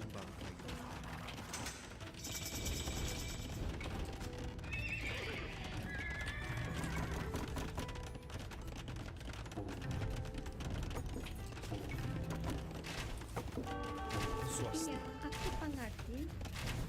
Aku penumpang kayu.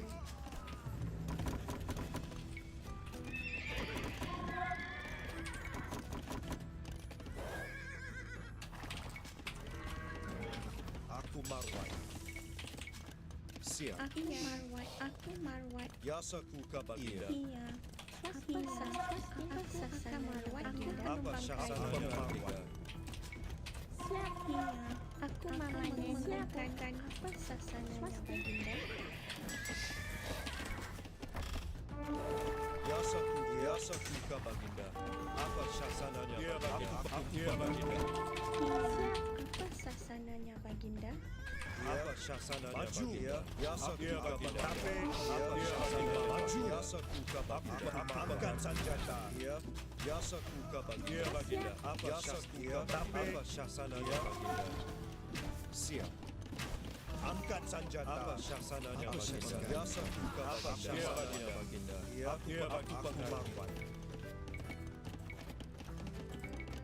Yasaku kabaginda. Maju.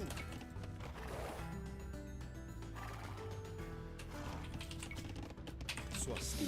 Siap. Aku penumpang kayu. Apa sasananya baginda? Aku pengakuan. Aku akan marah. Aku pandai. Aku baginda. Yasaku baginda. Baginda. Apa sasananya baginda? Why this upgrade is so unaffordable?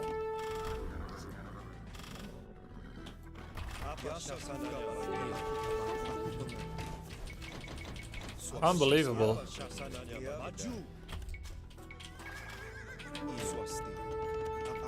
Guys, I need to go all in.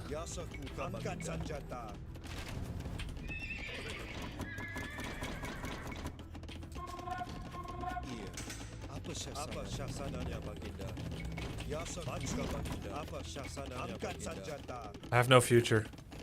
Let's just stop Vils. Apa sasananya baginda? Maju. Aku pengaluman. Baginda. Angkat senjata. Yasaku baginda.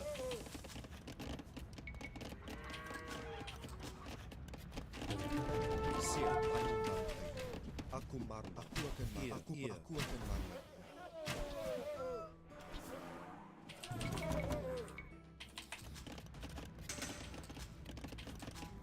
Apa sasananya? Aku penumpang kayu. Yeah, just go a million TCs, bro. Siap. Aku pengerti. Swasti. Angkat senjata. Maju. Where the hell are my villagers? GG. Go next. I place my bets on scorpions and mangoes for your late game. I'm 1 TC against 4. Oh, wait, I need a break. I'm giga tilted.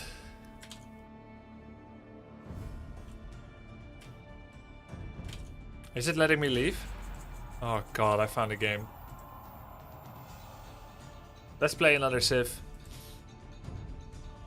Malay's too hard for me.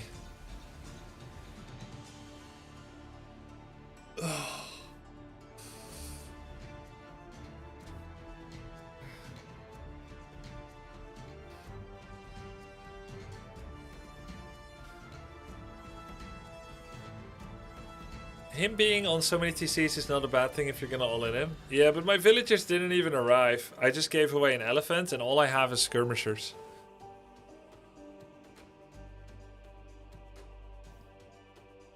I just folded to a couple of militia, lost like a bunch of villagers.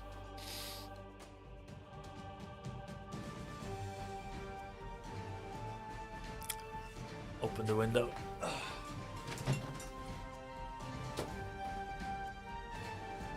What's my elo? I can't see. Ethiopians, Britons. Here we go.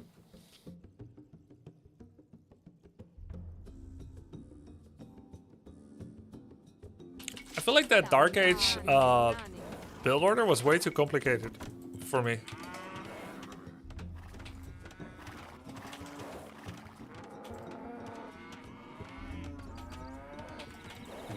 Feudal too.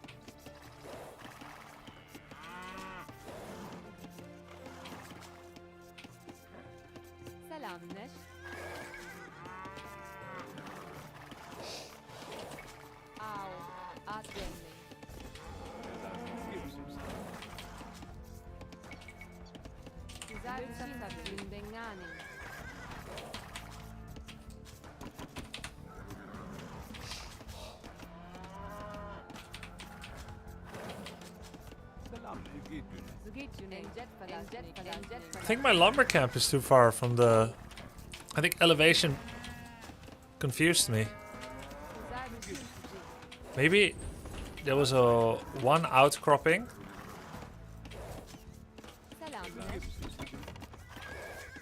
That I built it against.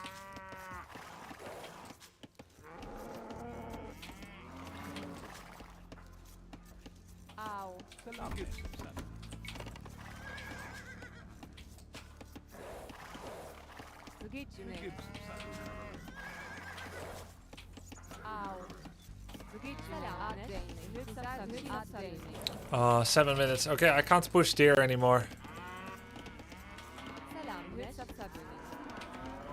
I have to leave the rest.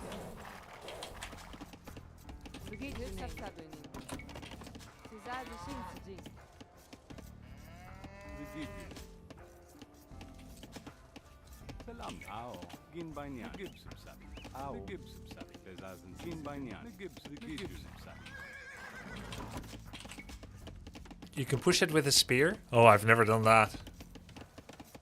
Sounds cool.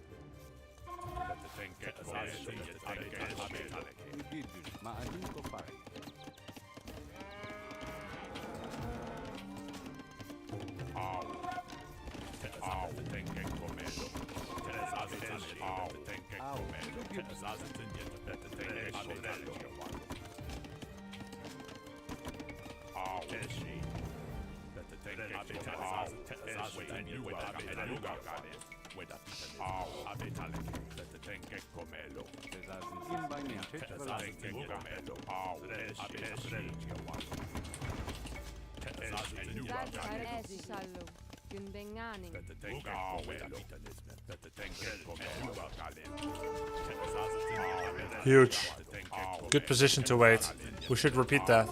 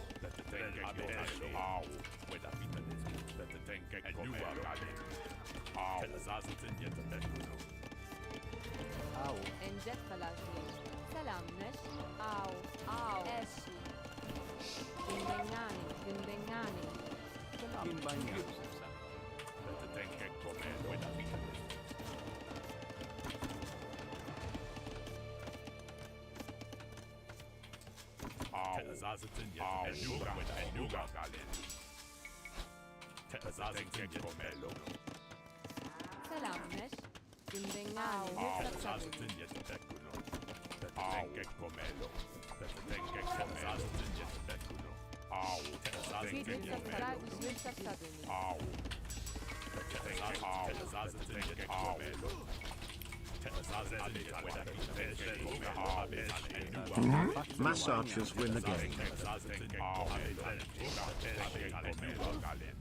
Just make a market.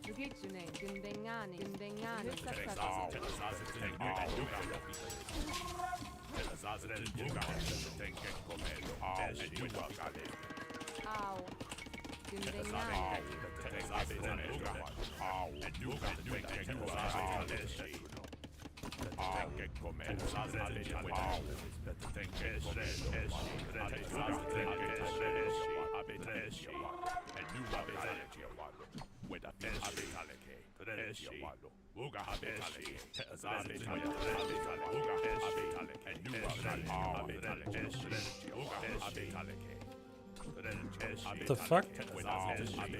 How does he keep hitting when he shoots from behind?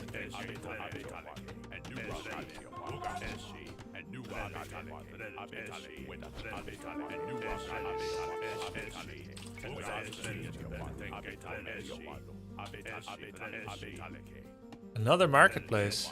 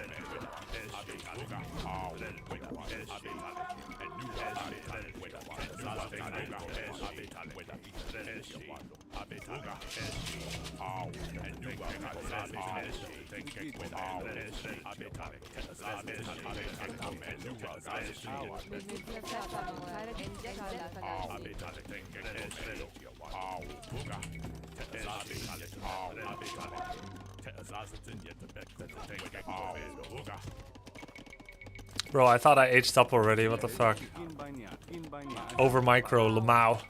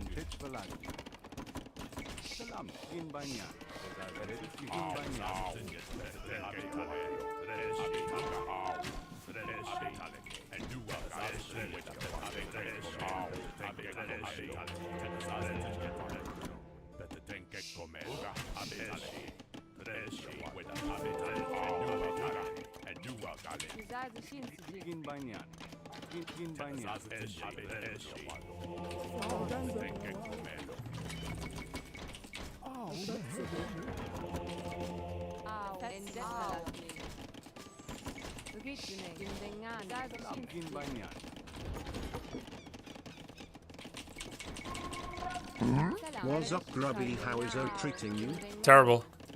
Today. Overall, great.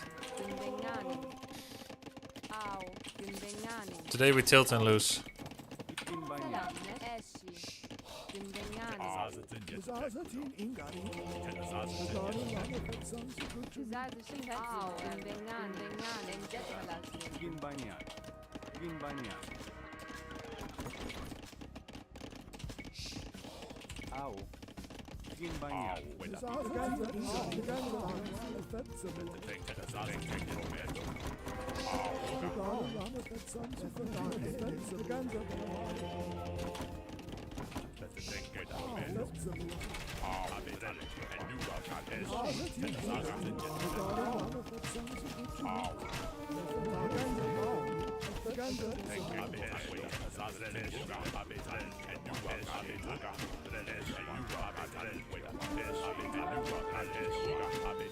Fucking hill abuse.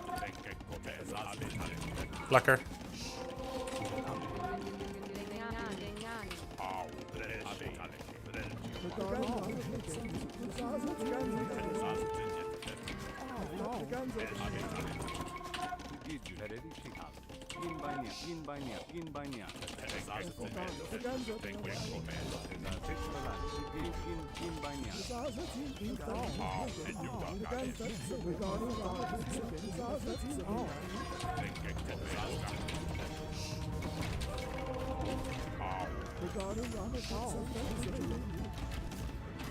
He's always on a hill.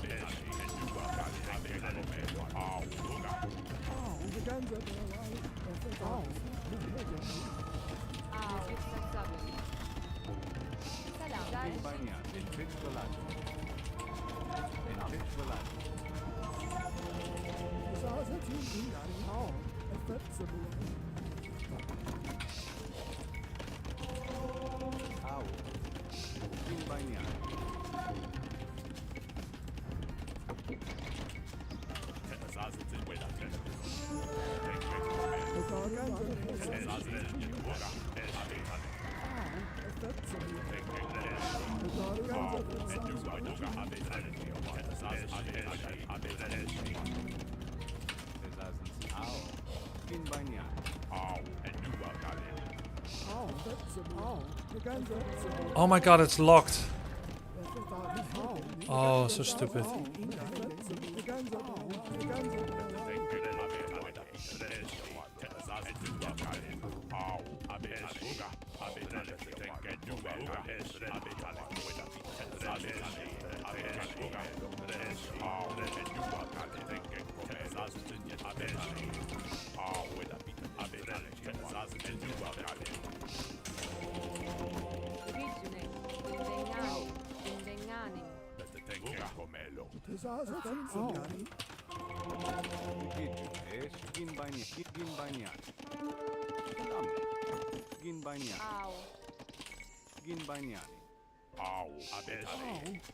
Look at his supply, he's probably already imping. Look at his score, I mean.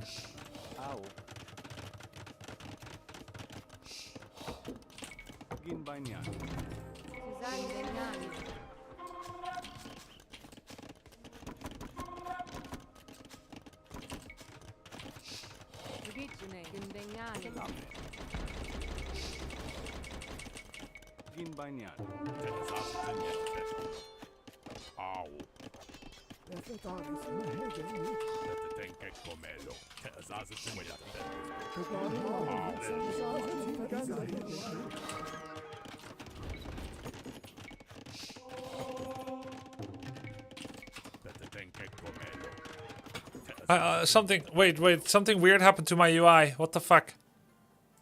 Okay, holy shit. Yes. Yes.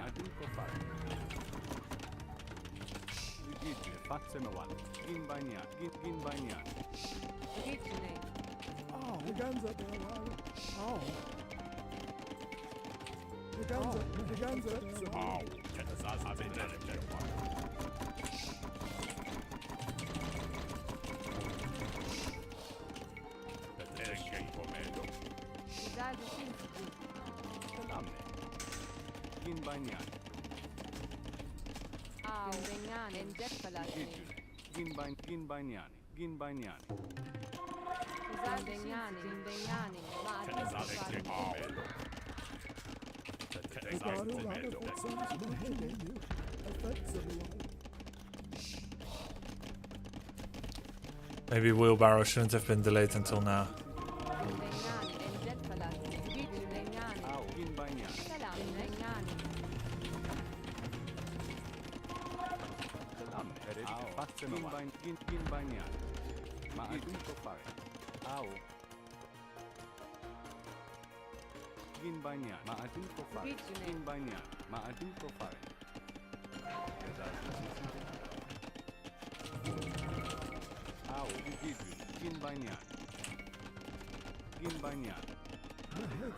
Oh.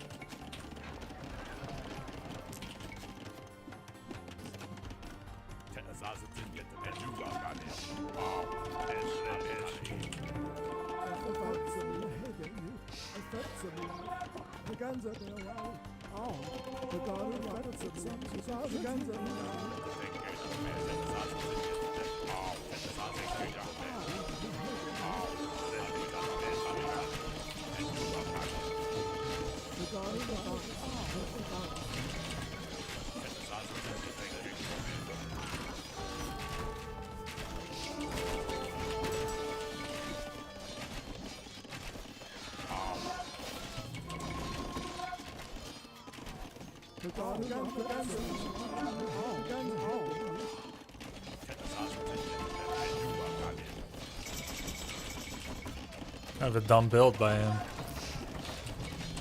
It might just work.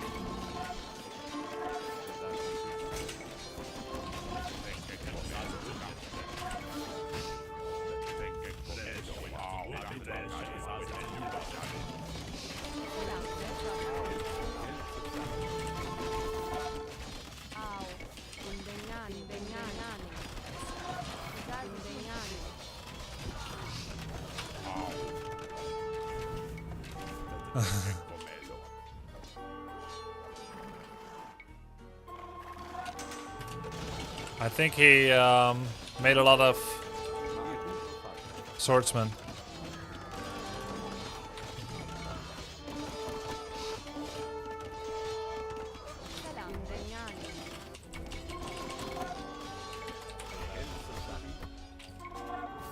He has like so many TC. GG.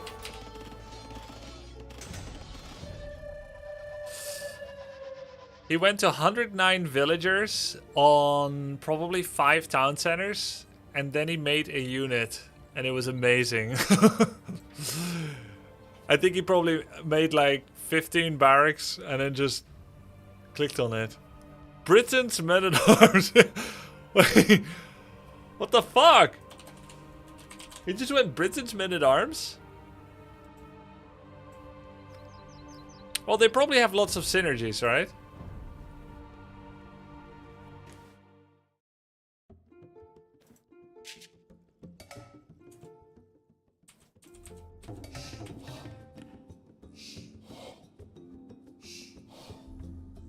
Of course, like fast sheep.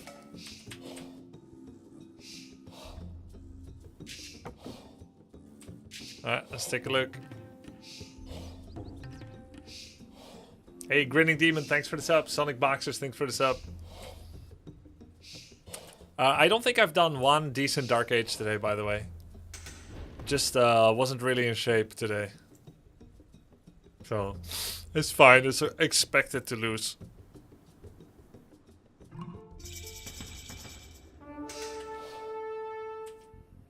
British gather food faster and produce archers faster. So yeah, it makes sense he goes to men-at-arms. Right. Yeah. Not one thing he did had anything to do with men-at-arms, and he did it anyway. Awesome.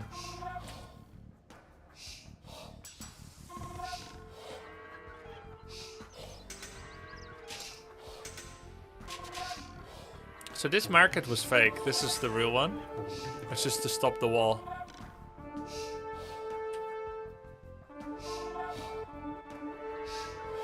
Oh yeah, I had like really late, unnecessarily late castle when I already had enough resources for so long.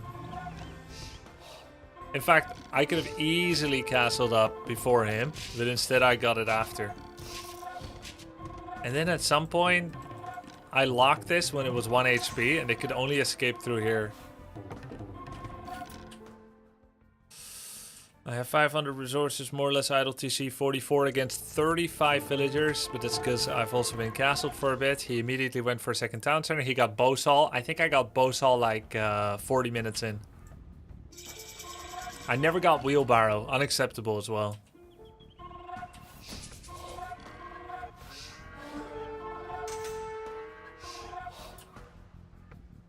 Then I knew that he's preparing knights. And I mostly have skirmishers. And I try to go get this house. I should have just ran in. Just ran in with everything. He doesn't have that much yet. Doesn't matter if he hits a bit with the TC.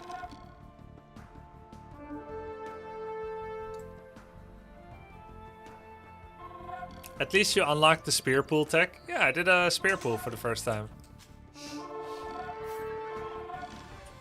He's 3 TC, I'm barely 2. I have 1-1 upgrade, no wheelbarrow. He's 2-1-1.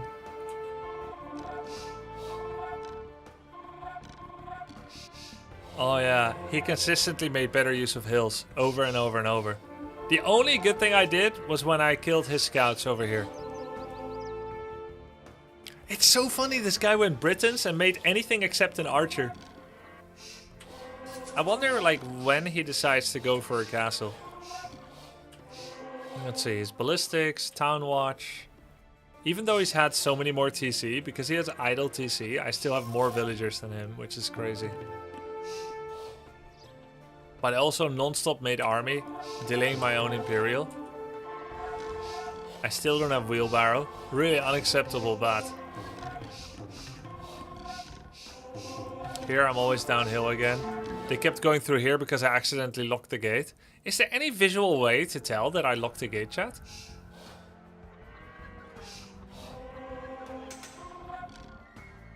No. Okay. Just have to click it and see the behavior. 86. He equalized in villagers. He's at 4 TCs. I think he bought stone, maybe. Oh, wait.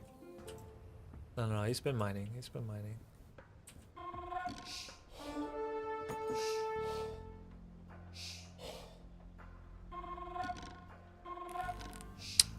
You know another problem I had?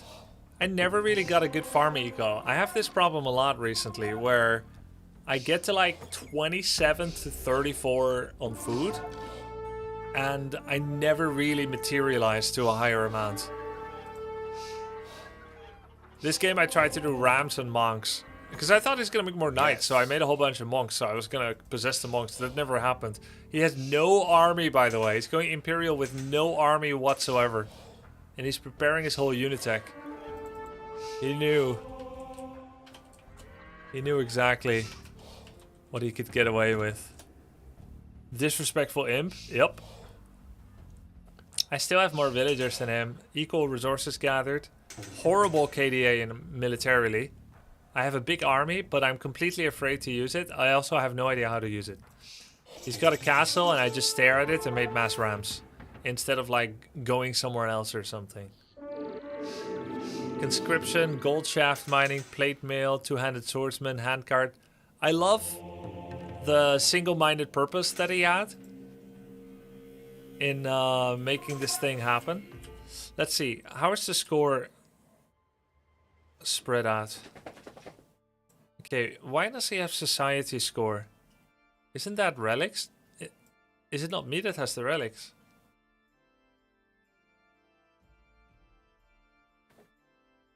Ah, castles, okay. So military, 1300, 900, economy, 28, 35, 26, 16. Yeah, he's got 1, 1, 2, 2, 2, okay. He never picks up the relic next to the building. Yeah. I mean, we both had areas we did better in. I had better idle TC and relic pickup. And he actually had a strategy.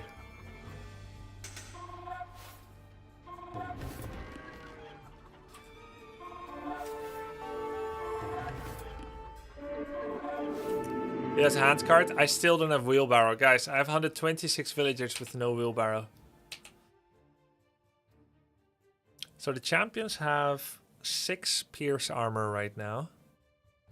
I guess he has gambesons. Yeah. 6 pierce armor. Your goth opponent went mass archers, your British opponent went mass champions. You gotta keep them guessing, man. Let's go again. I was too busy making villagers to make wheelbarrow. Yep.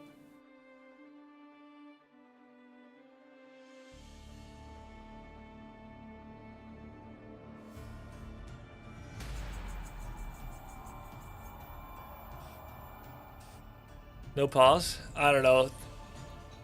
Why don't you use select all barracks hotkey instead of grouping them? I do. I just happen to put it on 7.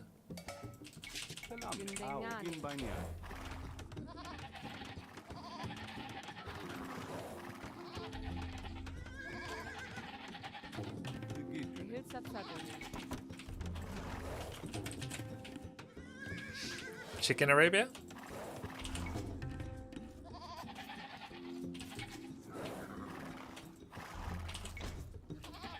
Found my 2nd gold and 3rd gold.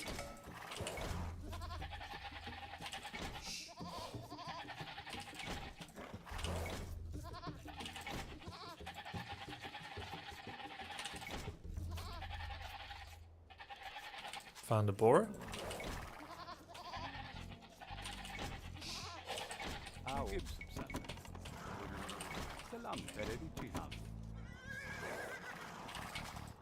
Outside of the trees. Don't think I found a good wood line yet.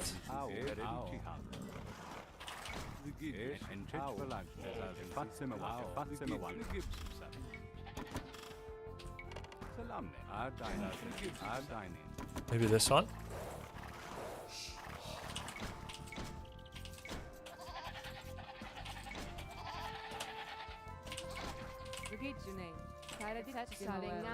Second boar.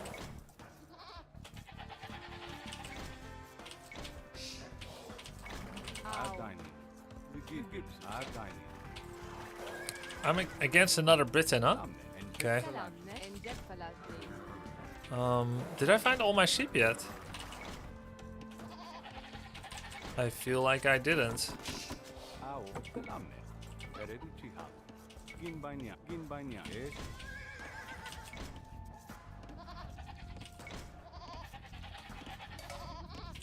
Ah, they were actually in a small little dark spot.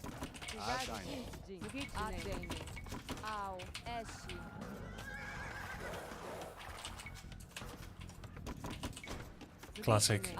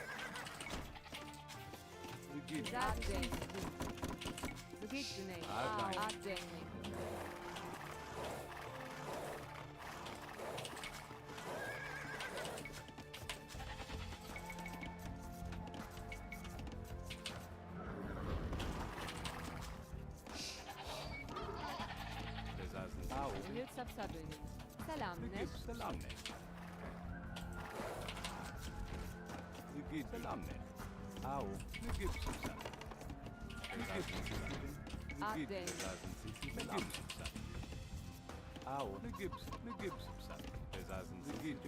Fatzimmer Pitch verlangen. Au. Gips Sap. The Gips name. Gips Sap. Gips Sap. Sizler dışın sizin. The Gips Ne Gips Sap. Selam ne? Au. En Pitch verlangen. Au. En Pitch verlangen. Au. En Pitch verlangen. Gin Banyan. Besaßen Sie Sizin. En Pitch verlangen. Selam ne Gips Sap. The Gips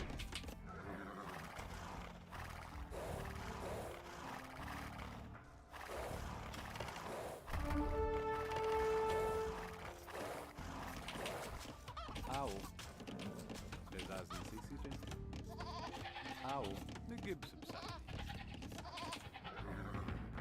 Melissa. The Gips Fatzimmer Wall. Eshi. Besaßen Sie Sizin. En Pitch verlangen.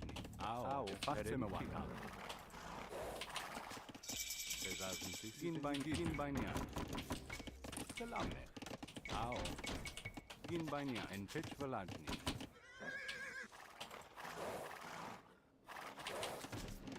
Selamlar. Besaßen En Pitch verlangen. Au.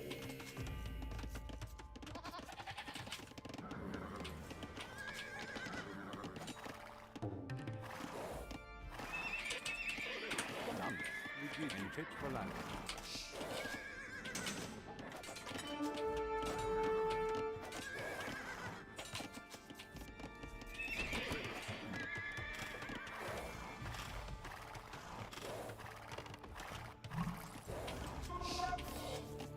Selam ne? Fatzimmer Wall. En Pitch verlangen. Gin Banyan. En Pitch verlangen.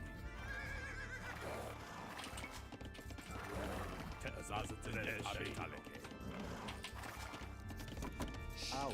Gips. The Gips. En Pitch verlangen. Au. Fatzimmer Wall. Selamlar. Fatzimmer Wall. Fatzimmer Wall.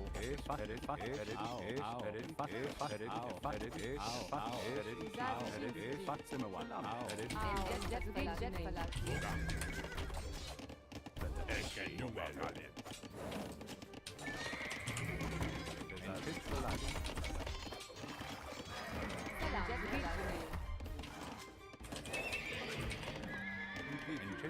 Fatzimmer Wall. Gin Banyan.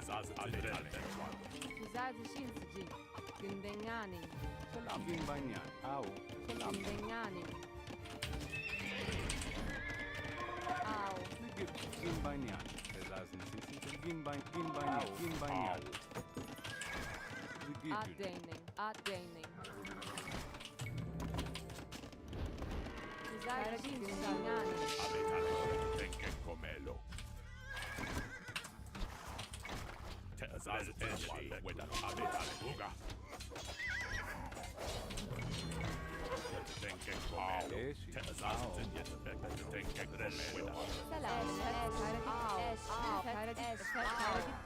Au. Selam.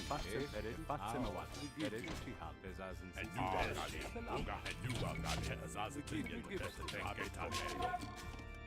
Selam. Gin Banyan. Au. Maadin Sofan. Au. Gündengani. Gin Banyan. Selam. Gin Banyan. Pitch verlangen.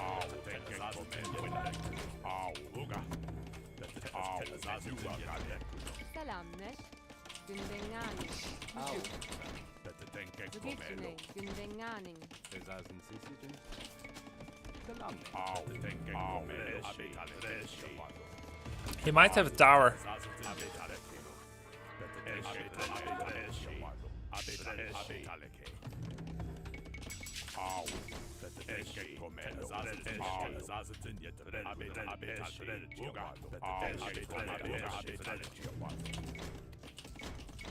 Au. Gin Banyan. Au. Gin Banyan. Gin Banyan.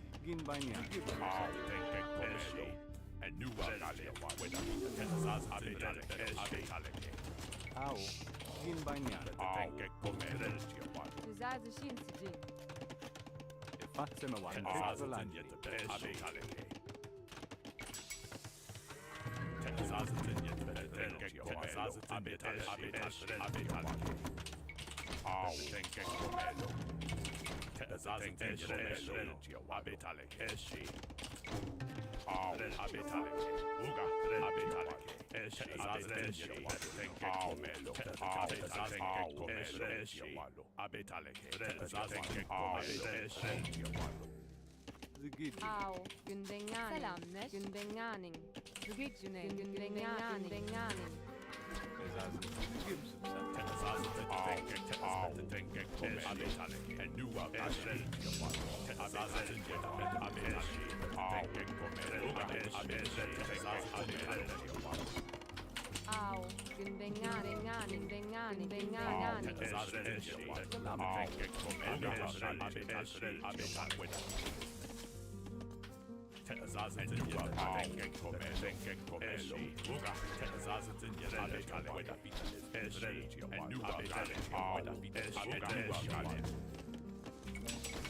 Au,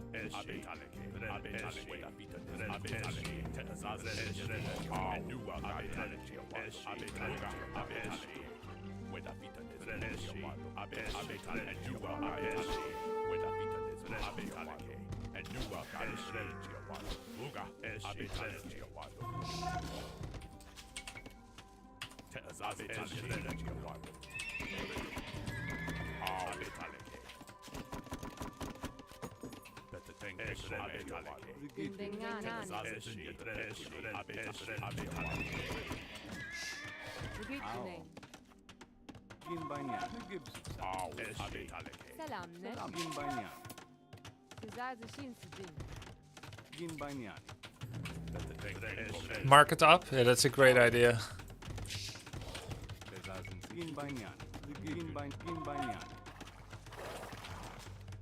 Because my eco is in so bad balance, right? Oh god.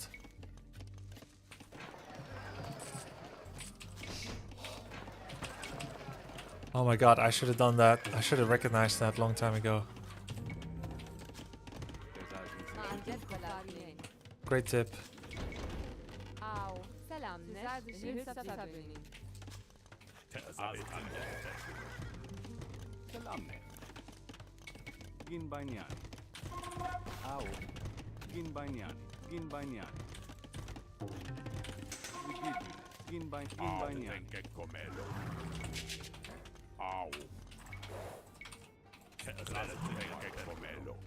I should hide until I have something.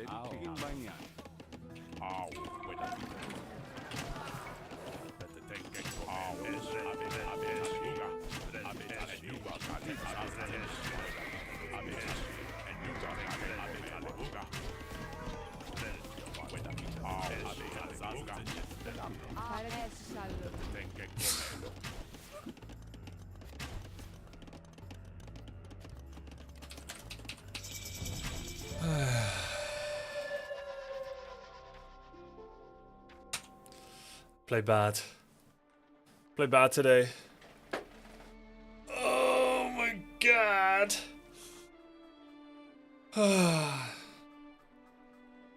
Today was a Warcraft day.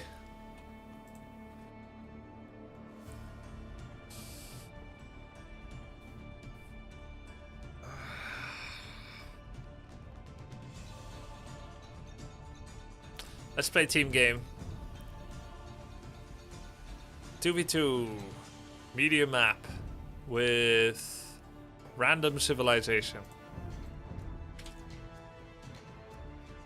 Tried Koreans again, seemed to enjoy them yesterday. I don't want to ruin my win record. Today's a loser day. I'm 2-0 with Koreans, so that's why I chose not to play them. You scouted his barracks in dark... there's no point analyzing, Dr. Buff. There's no point analyzing.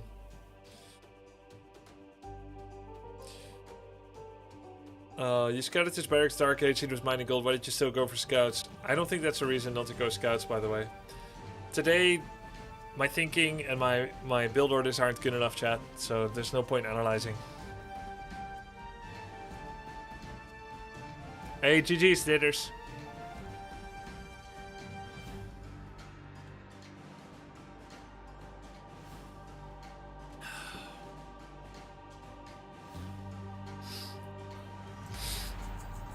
Okay. Dibutex. Oh god. Alright, fuck it. Fuck it. Nomad. Your villagers begin scattered without a town center or scout cavalry. Will you build a town immediately or struggle to find the perfect location to settle? Both. Neither. The second one. Ayuxin, can I share a clip of my biggest fail so far? Hey Ayuxin, I'm not going to be able to watch it, I just found game.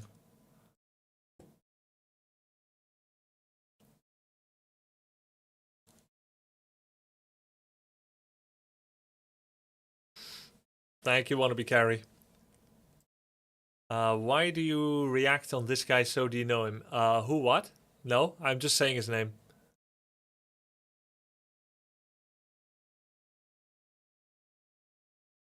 Don't forget fishing ships on Nomad. I'll play with that. Or maybe I'll play with my first time ever playing boats. I am Slavs. Nice music. Приказание? Да, правильно. Здравствуй. Сделаю. Аз готова. Приказание? Правильно. Правильно. Заждительница. Да, сделаю. Да.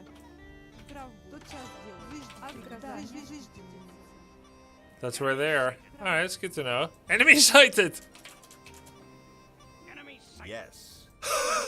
Enemy sighted! Alright, what is my sif? Farmers work faster, arson, Gambeson's upgrades free. Oh? Oh shit. Alright. Wait, we need to scout for sheep. Arson, Gambeson's siege workshop, monks, boyar. Right, farmers work faster. One villager make dock immediately. That's not what my teammate is doing.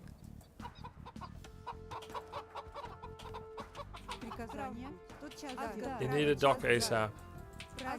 Okay. Slav are bottom 5 civs in Nomad. Makes sense. Oh my god, I can't find the water. Oh my god, his town center is so much faster. He's so much cooler. Да, правильно. Аз готов. Приказание. Да. Да, тотчас правильно. Аз готова. Правильно. Marco Polo, yeah. Да, аз готова. Приказание. Правильно. Аз готова. This looks like water. It's not. Oh. Аз приказание. Да. Аз готова. Приказание. Собирательница. Да, правильно. I can't find water. How do I make dock? Зыждительница. Приказание. Тотчас делай. Правильно.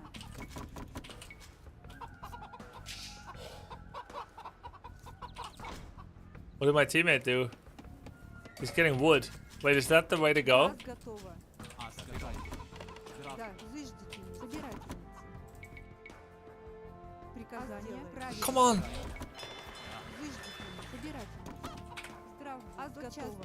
Рыбач. Правильно. Рыбач. Приказание. Собирательница.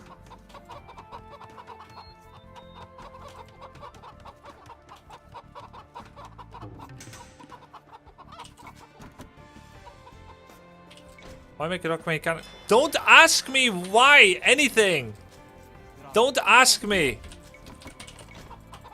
I've never played on water. Stop being a smartass. I'm tilted today. Alright? Sorry. Just have fun. Why do you make a dock when you can't? I don't know the cost of a fishing boat.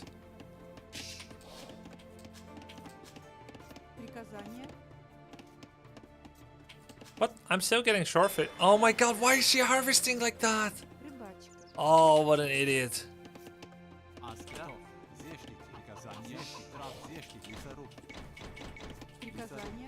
Why do they keep interrupting the building? I don't understand.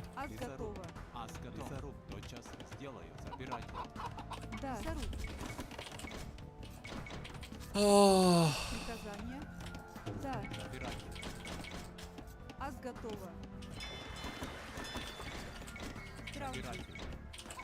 Alright, but this is team games, right? People probably suck.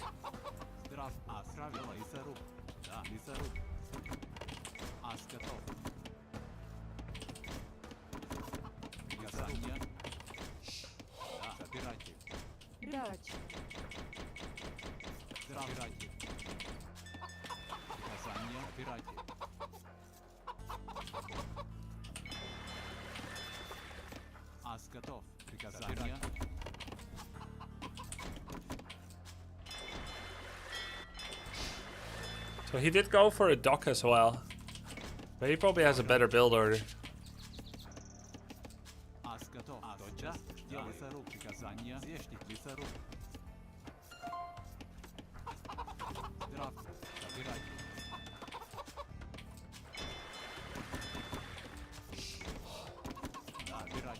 Can't be worse.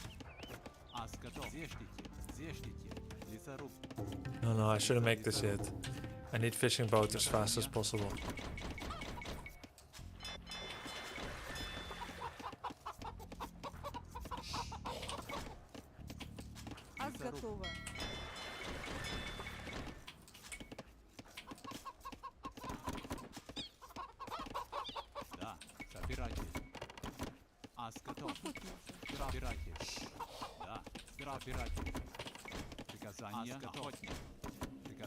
Приказание. Собирать. Приказание.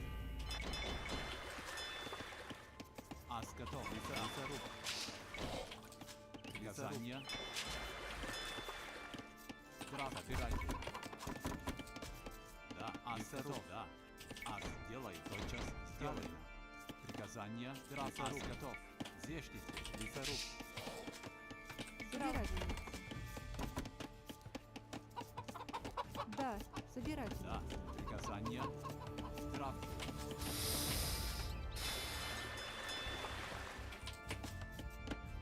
I don't have a hotkey for boat. Аз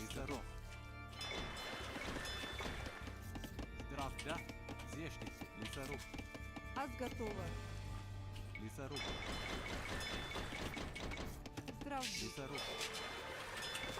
Приказание. Да, здравствуй. Да, тотчас. Охотница. Аз готова. Do I need gold for aging, huh? No. Приказание. Да, тотчас делаю. How's my ally doing? Да. Not bad, not bad. Собирательница. Приказание. Собирательница. Ас готов. Приказание делаю. Зешники. Лесоруб. Да. Лесоруб. Oh, they run out pretty fast. Should I ever take a fishing ship and go scout for more, or will they find it by themselves? Ас готово. Охотник. Правда. Собирательница. Scout it? Okay. Приказание. Правильно. Лесоруб. Thank you, Chad. Да. What did I find? Oh.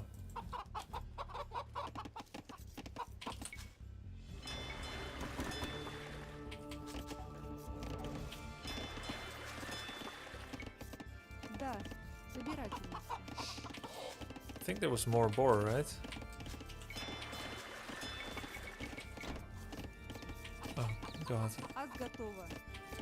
Приказание. Охотник.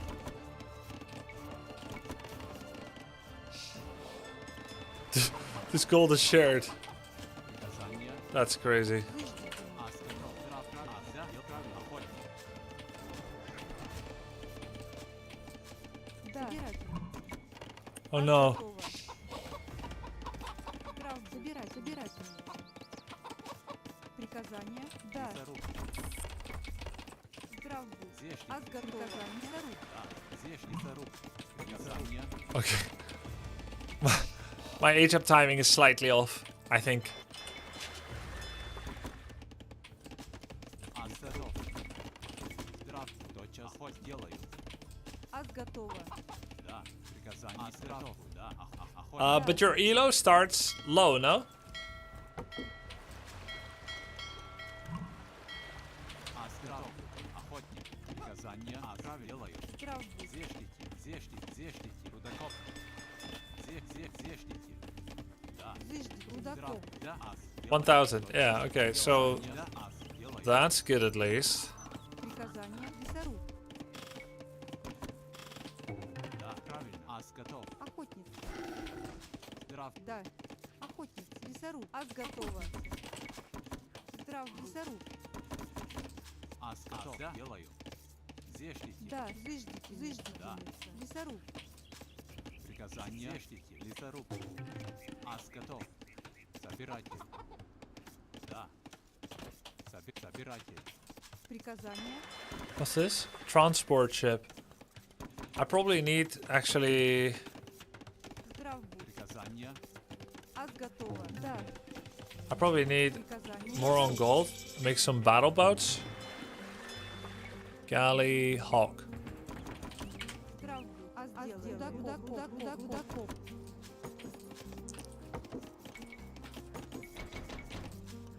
Ас готово. Охотник.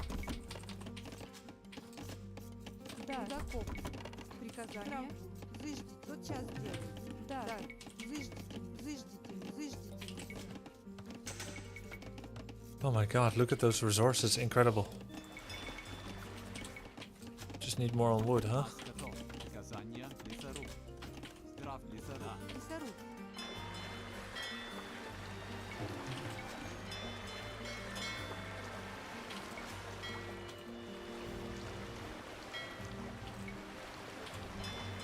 I don't know which boats are the best.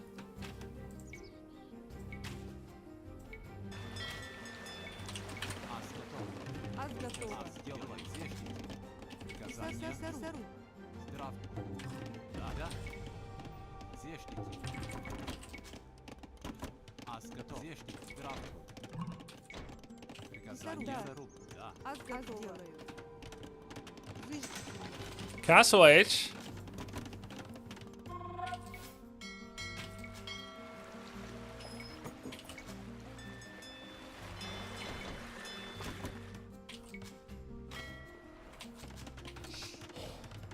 Ваша услуга. Да.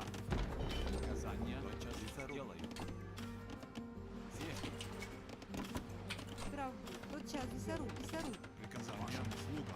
Сделаю. Да, господин. Oh my god, I have no idea what I'm doing.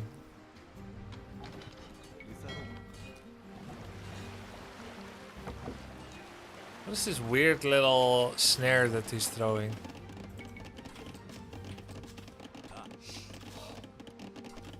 Go castle. I can't somehow. Oh shit, I need buildings.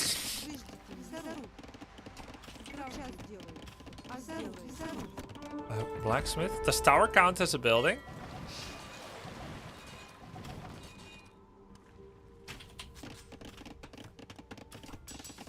No? Oh. Then what else do I need?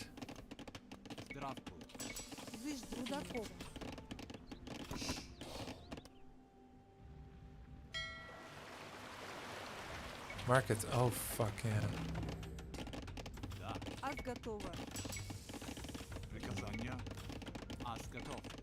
Somehow I can't make a market. I don't understand why.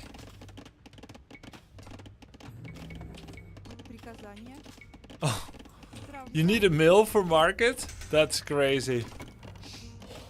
I had no idea. Hawk. I have no idea what to make against Hawk. Weak versus galleys.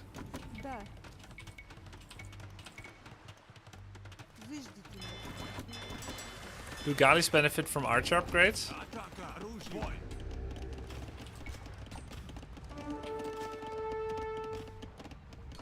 You are getting conquistador. Oh shit. Am I?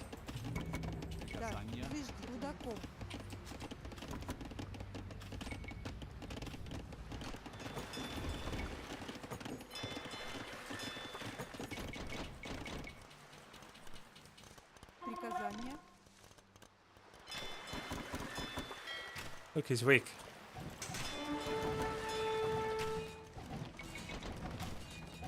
Didn't look weak. Does this work for boats? Padded leather armor? No.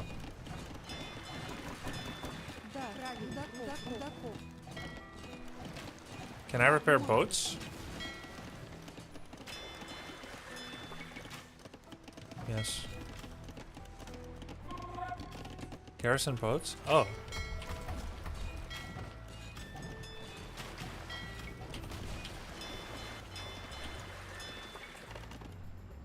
Okay.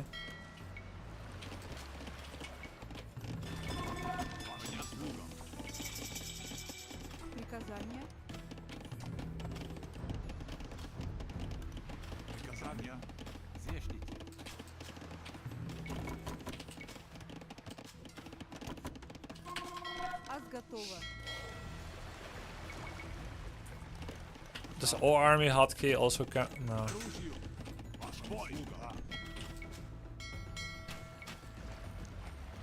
How come he's not attacking back?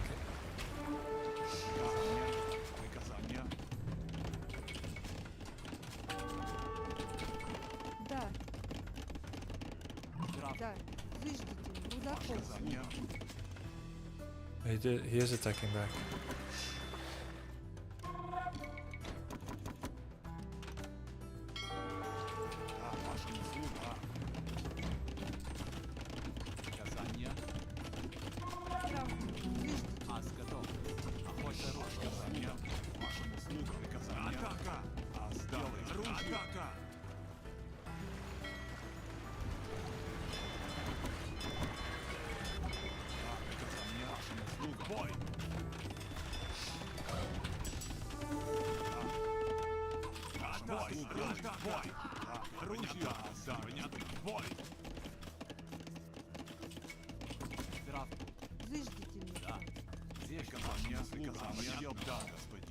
What civ is this guy? I don't even know who this is.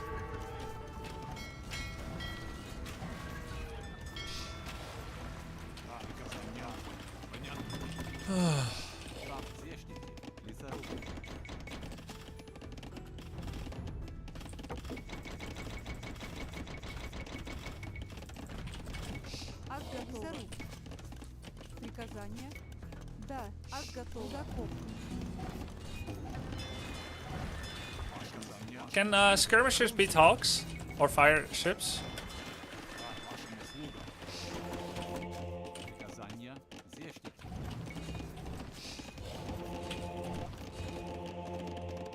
No? Oh.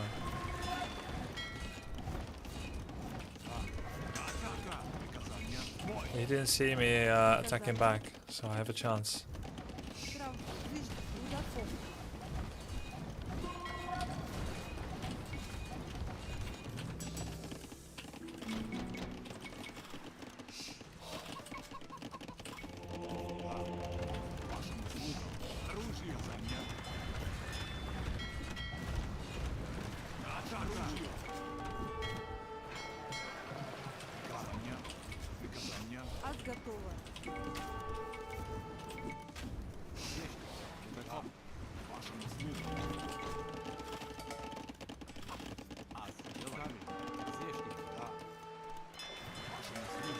What?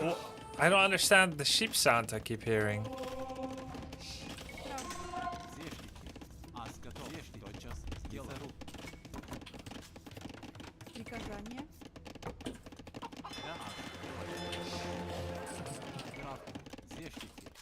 Okay, I understand it. Oh, my skirmishes all died. He has fire ship.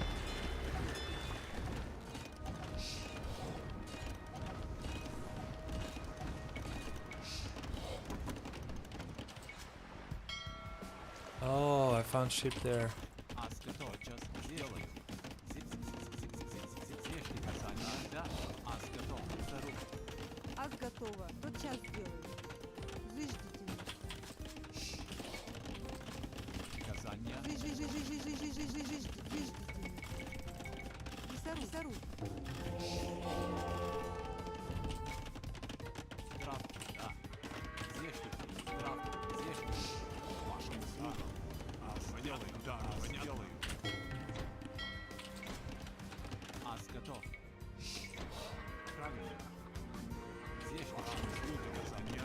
Can you convert ships?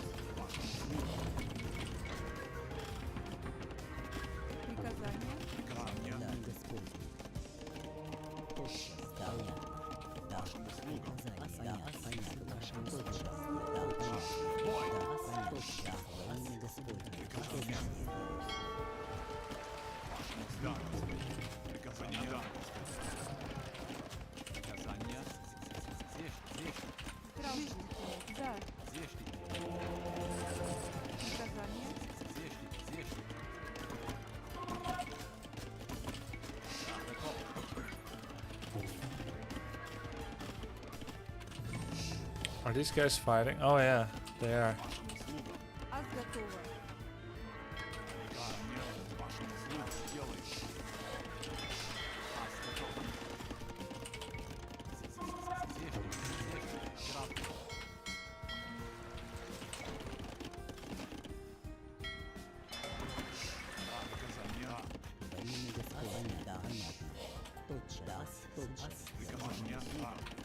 They have a boat here?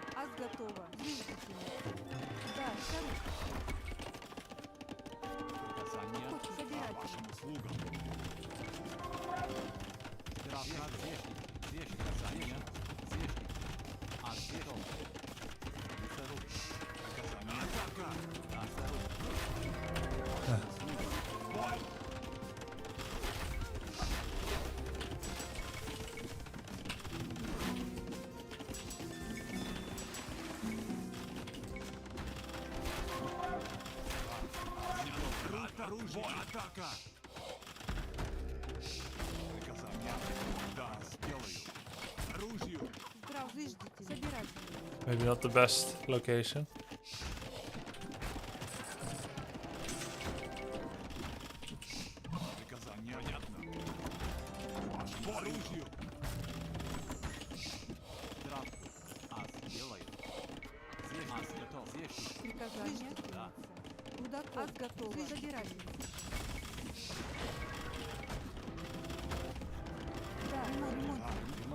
Shit, I should have repaired. It was actually not that much pressure.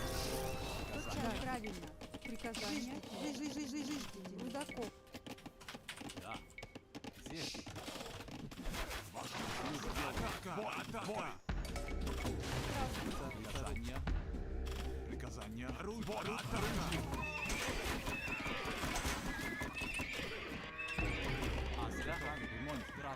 Вашим услугам. Да, понятно. Да, правильно. Заждите меня. Осторожно. Сейчас сделаю. По оружию.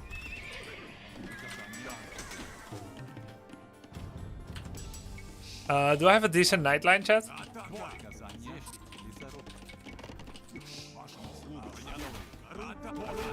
Yes? Okay. Ас готово. Заждите меня.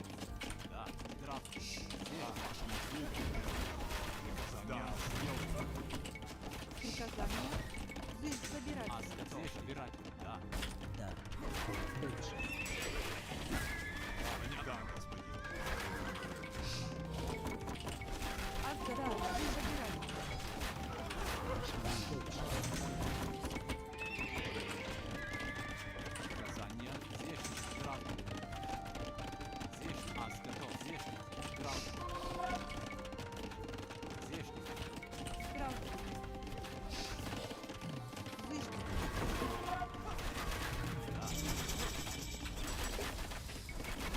Bad skirmisher line.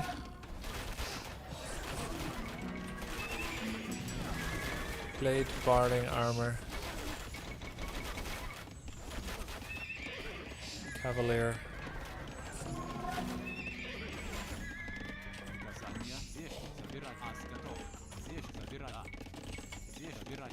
Ас готово. Заждите.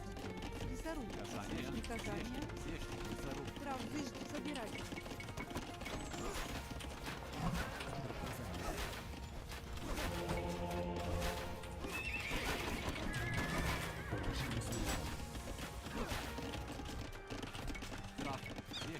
Да.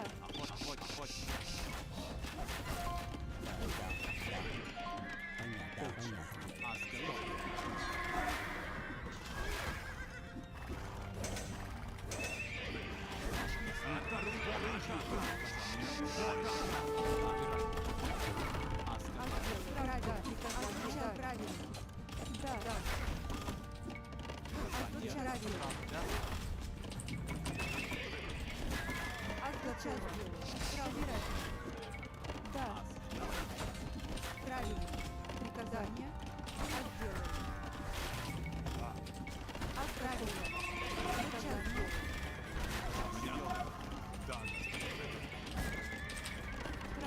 сделаю. Да. Ас готово.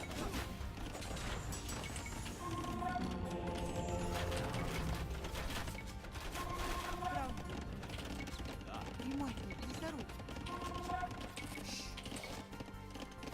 Приказание.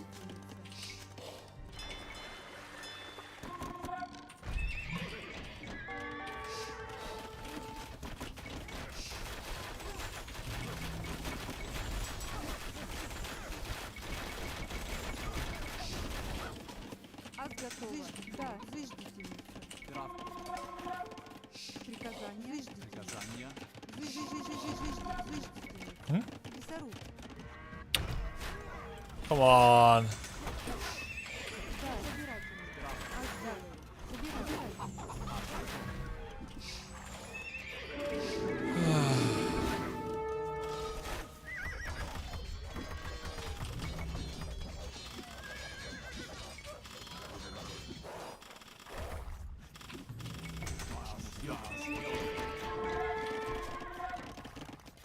Ас готово.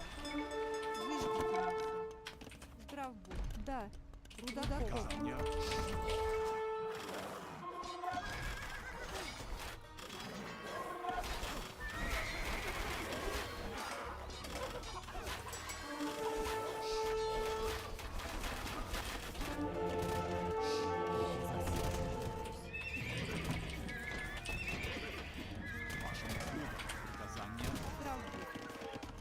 Правильно. Лесоруб. Тотчас делаю. Ас делаю. Тотчас делаю. Заждите меня.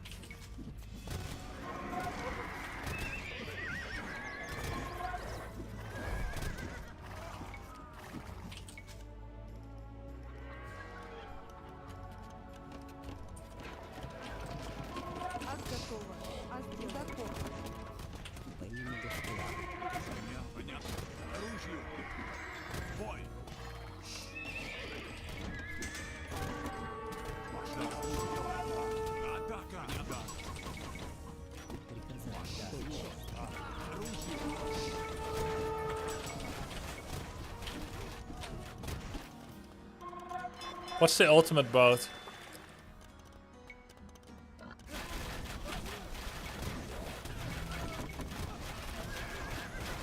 They just made their unique units.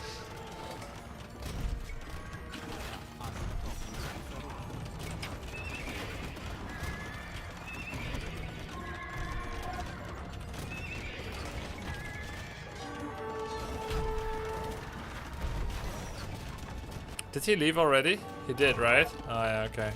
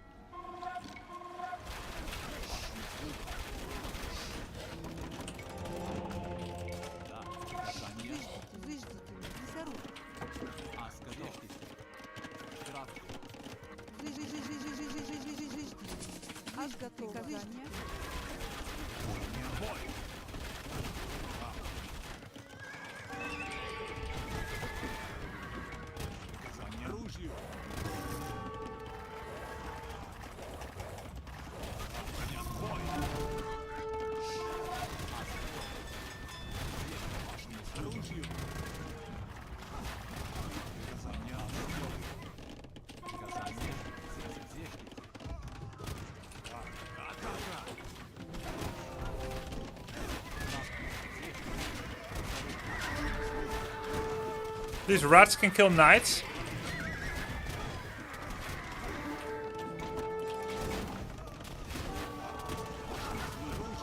GG. Oh. There are too many. Yeah, there's just too many. Alright. Nomad 2-on-2. I volunteered to play 2-on-2 with you. I do not surrender. That sounds interesting, but I'm really hungry. I need to go eat. Alright, guys. Today was not discouraging overall. It was just a bad day. I have it sometimes. But overall, not discouraged. No matter which way I tried it. AoE2 didn't work today. Maybe I should have just taken a one-day break from it. But I couldn't know in advance. Warcraft 3 was going pretty well. All good. We tried a bunch of different stuff. Tomorrow will be a bit sharper. Thank you for watching, guys. Thank you for the support. Have a good one, eh? Good night.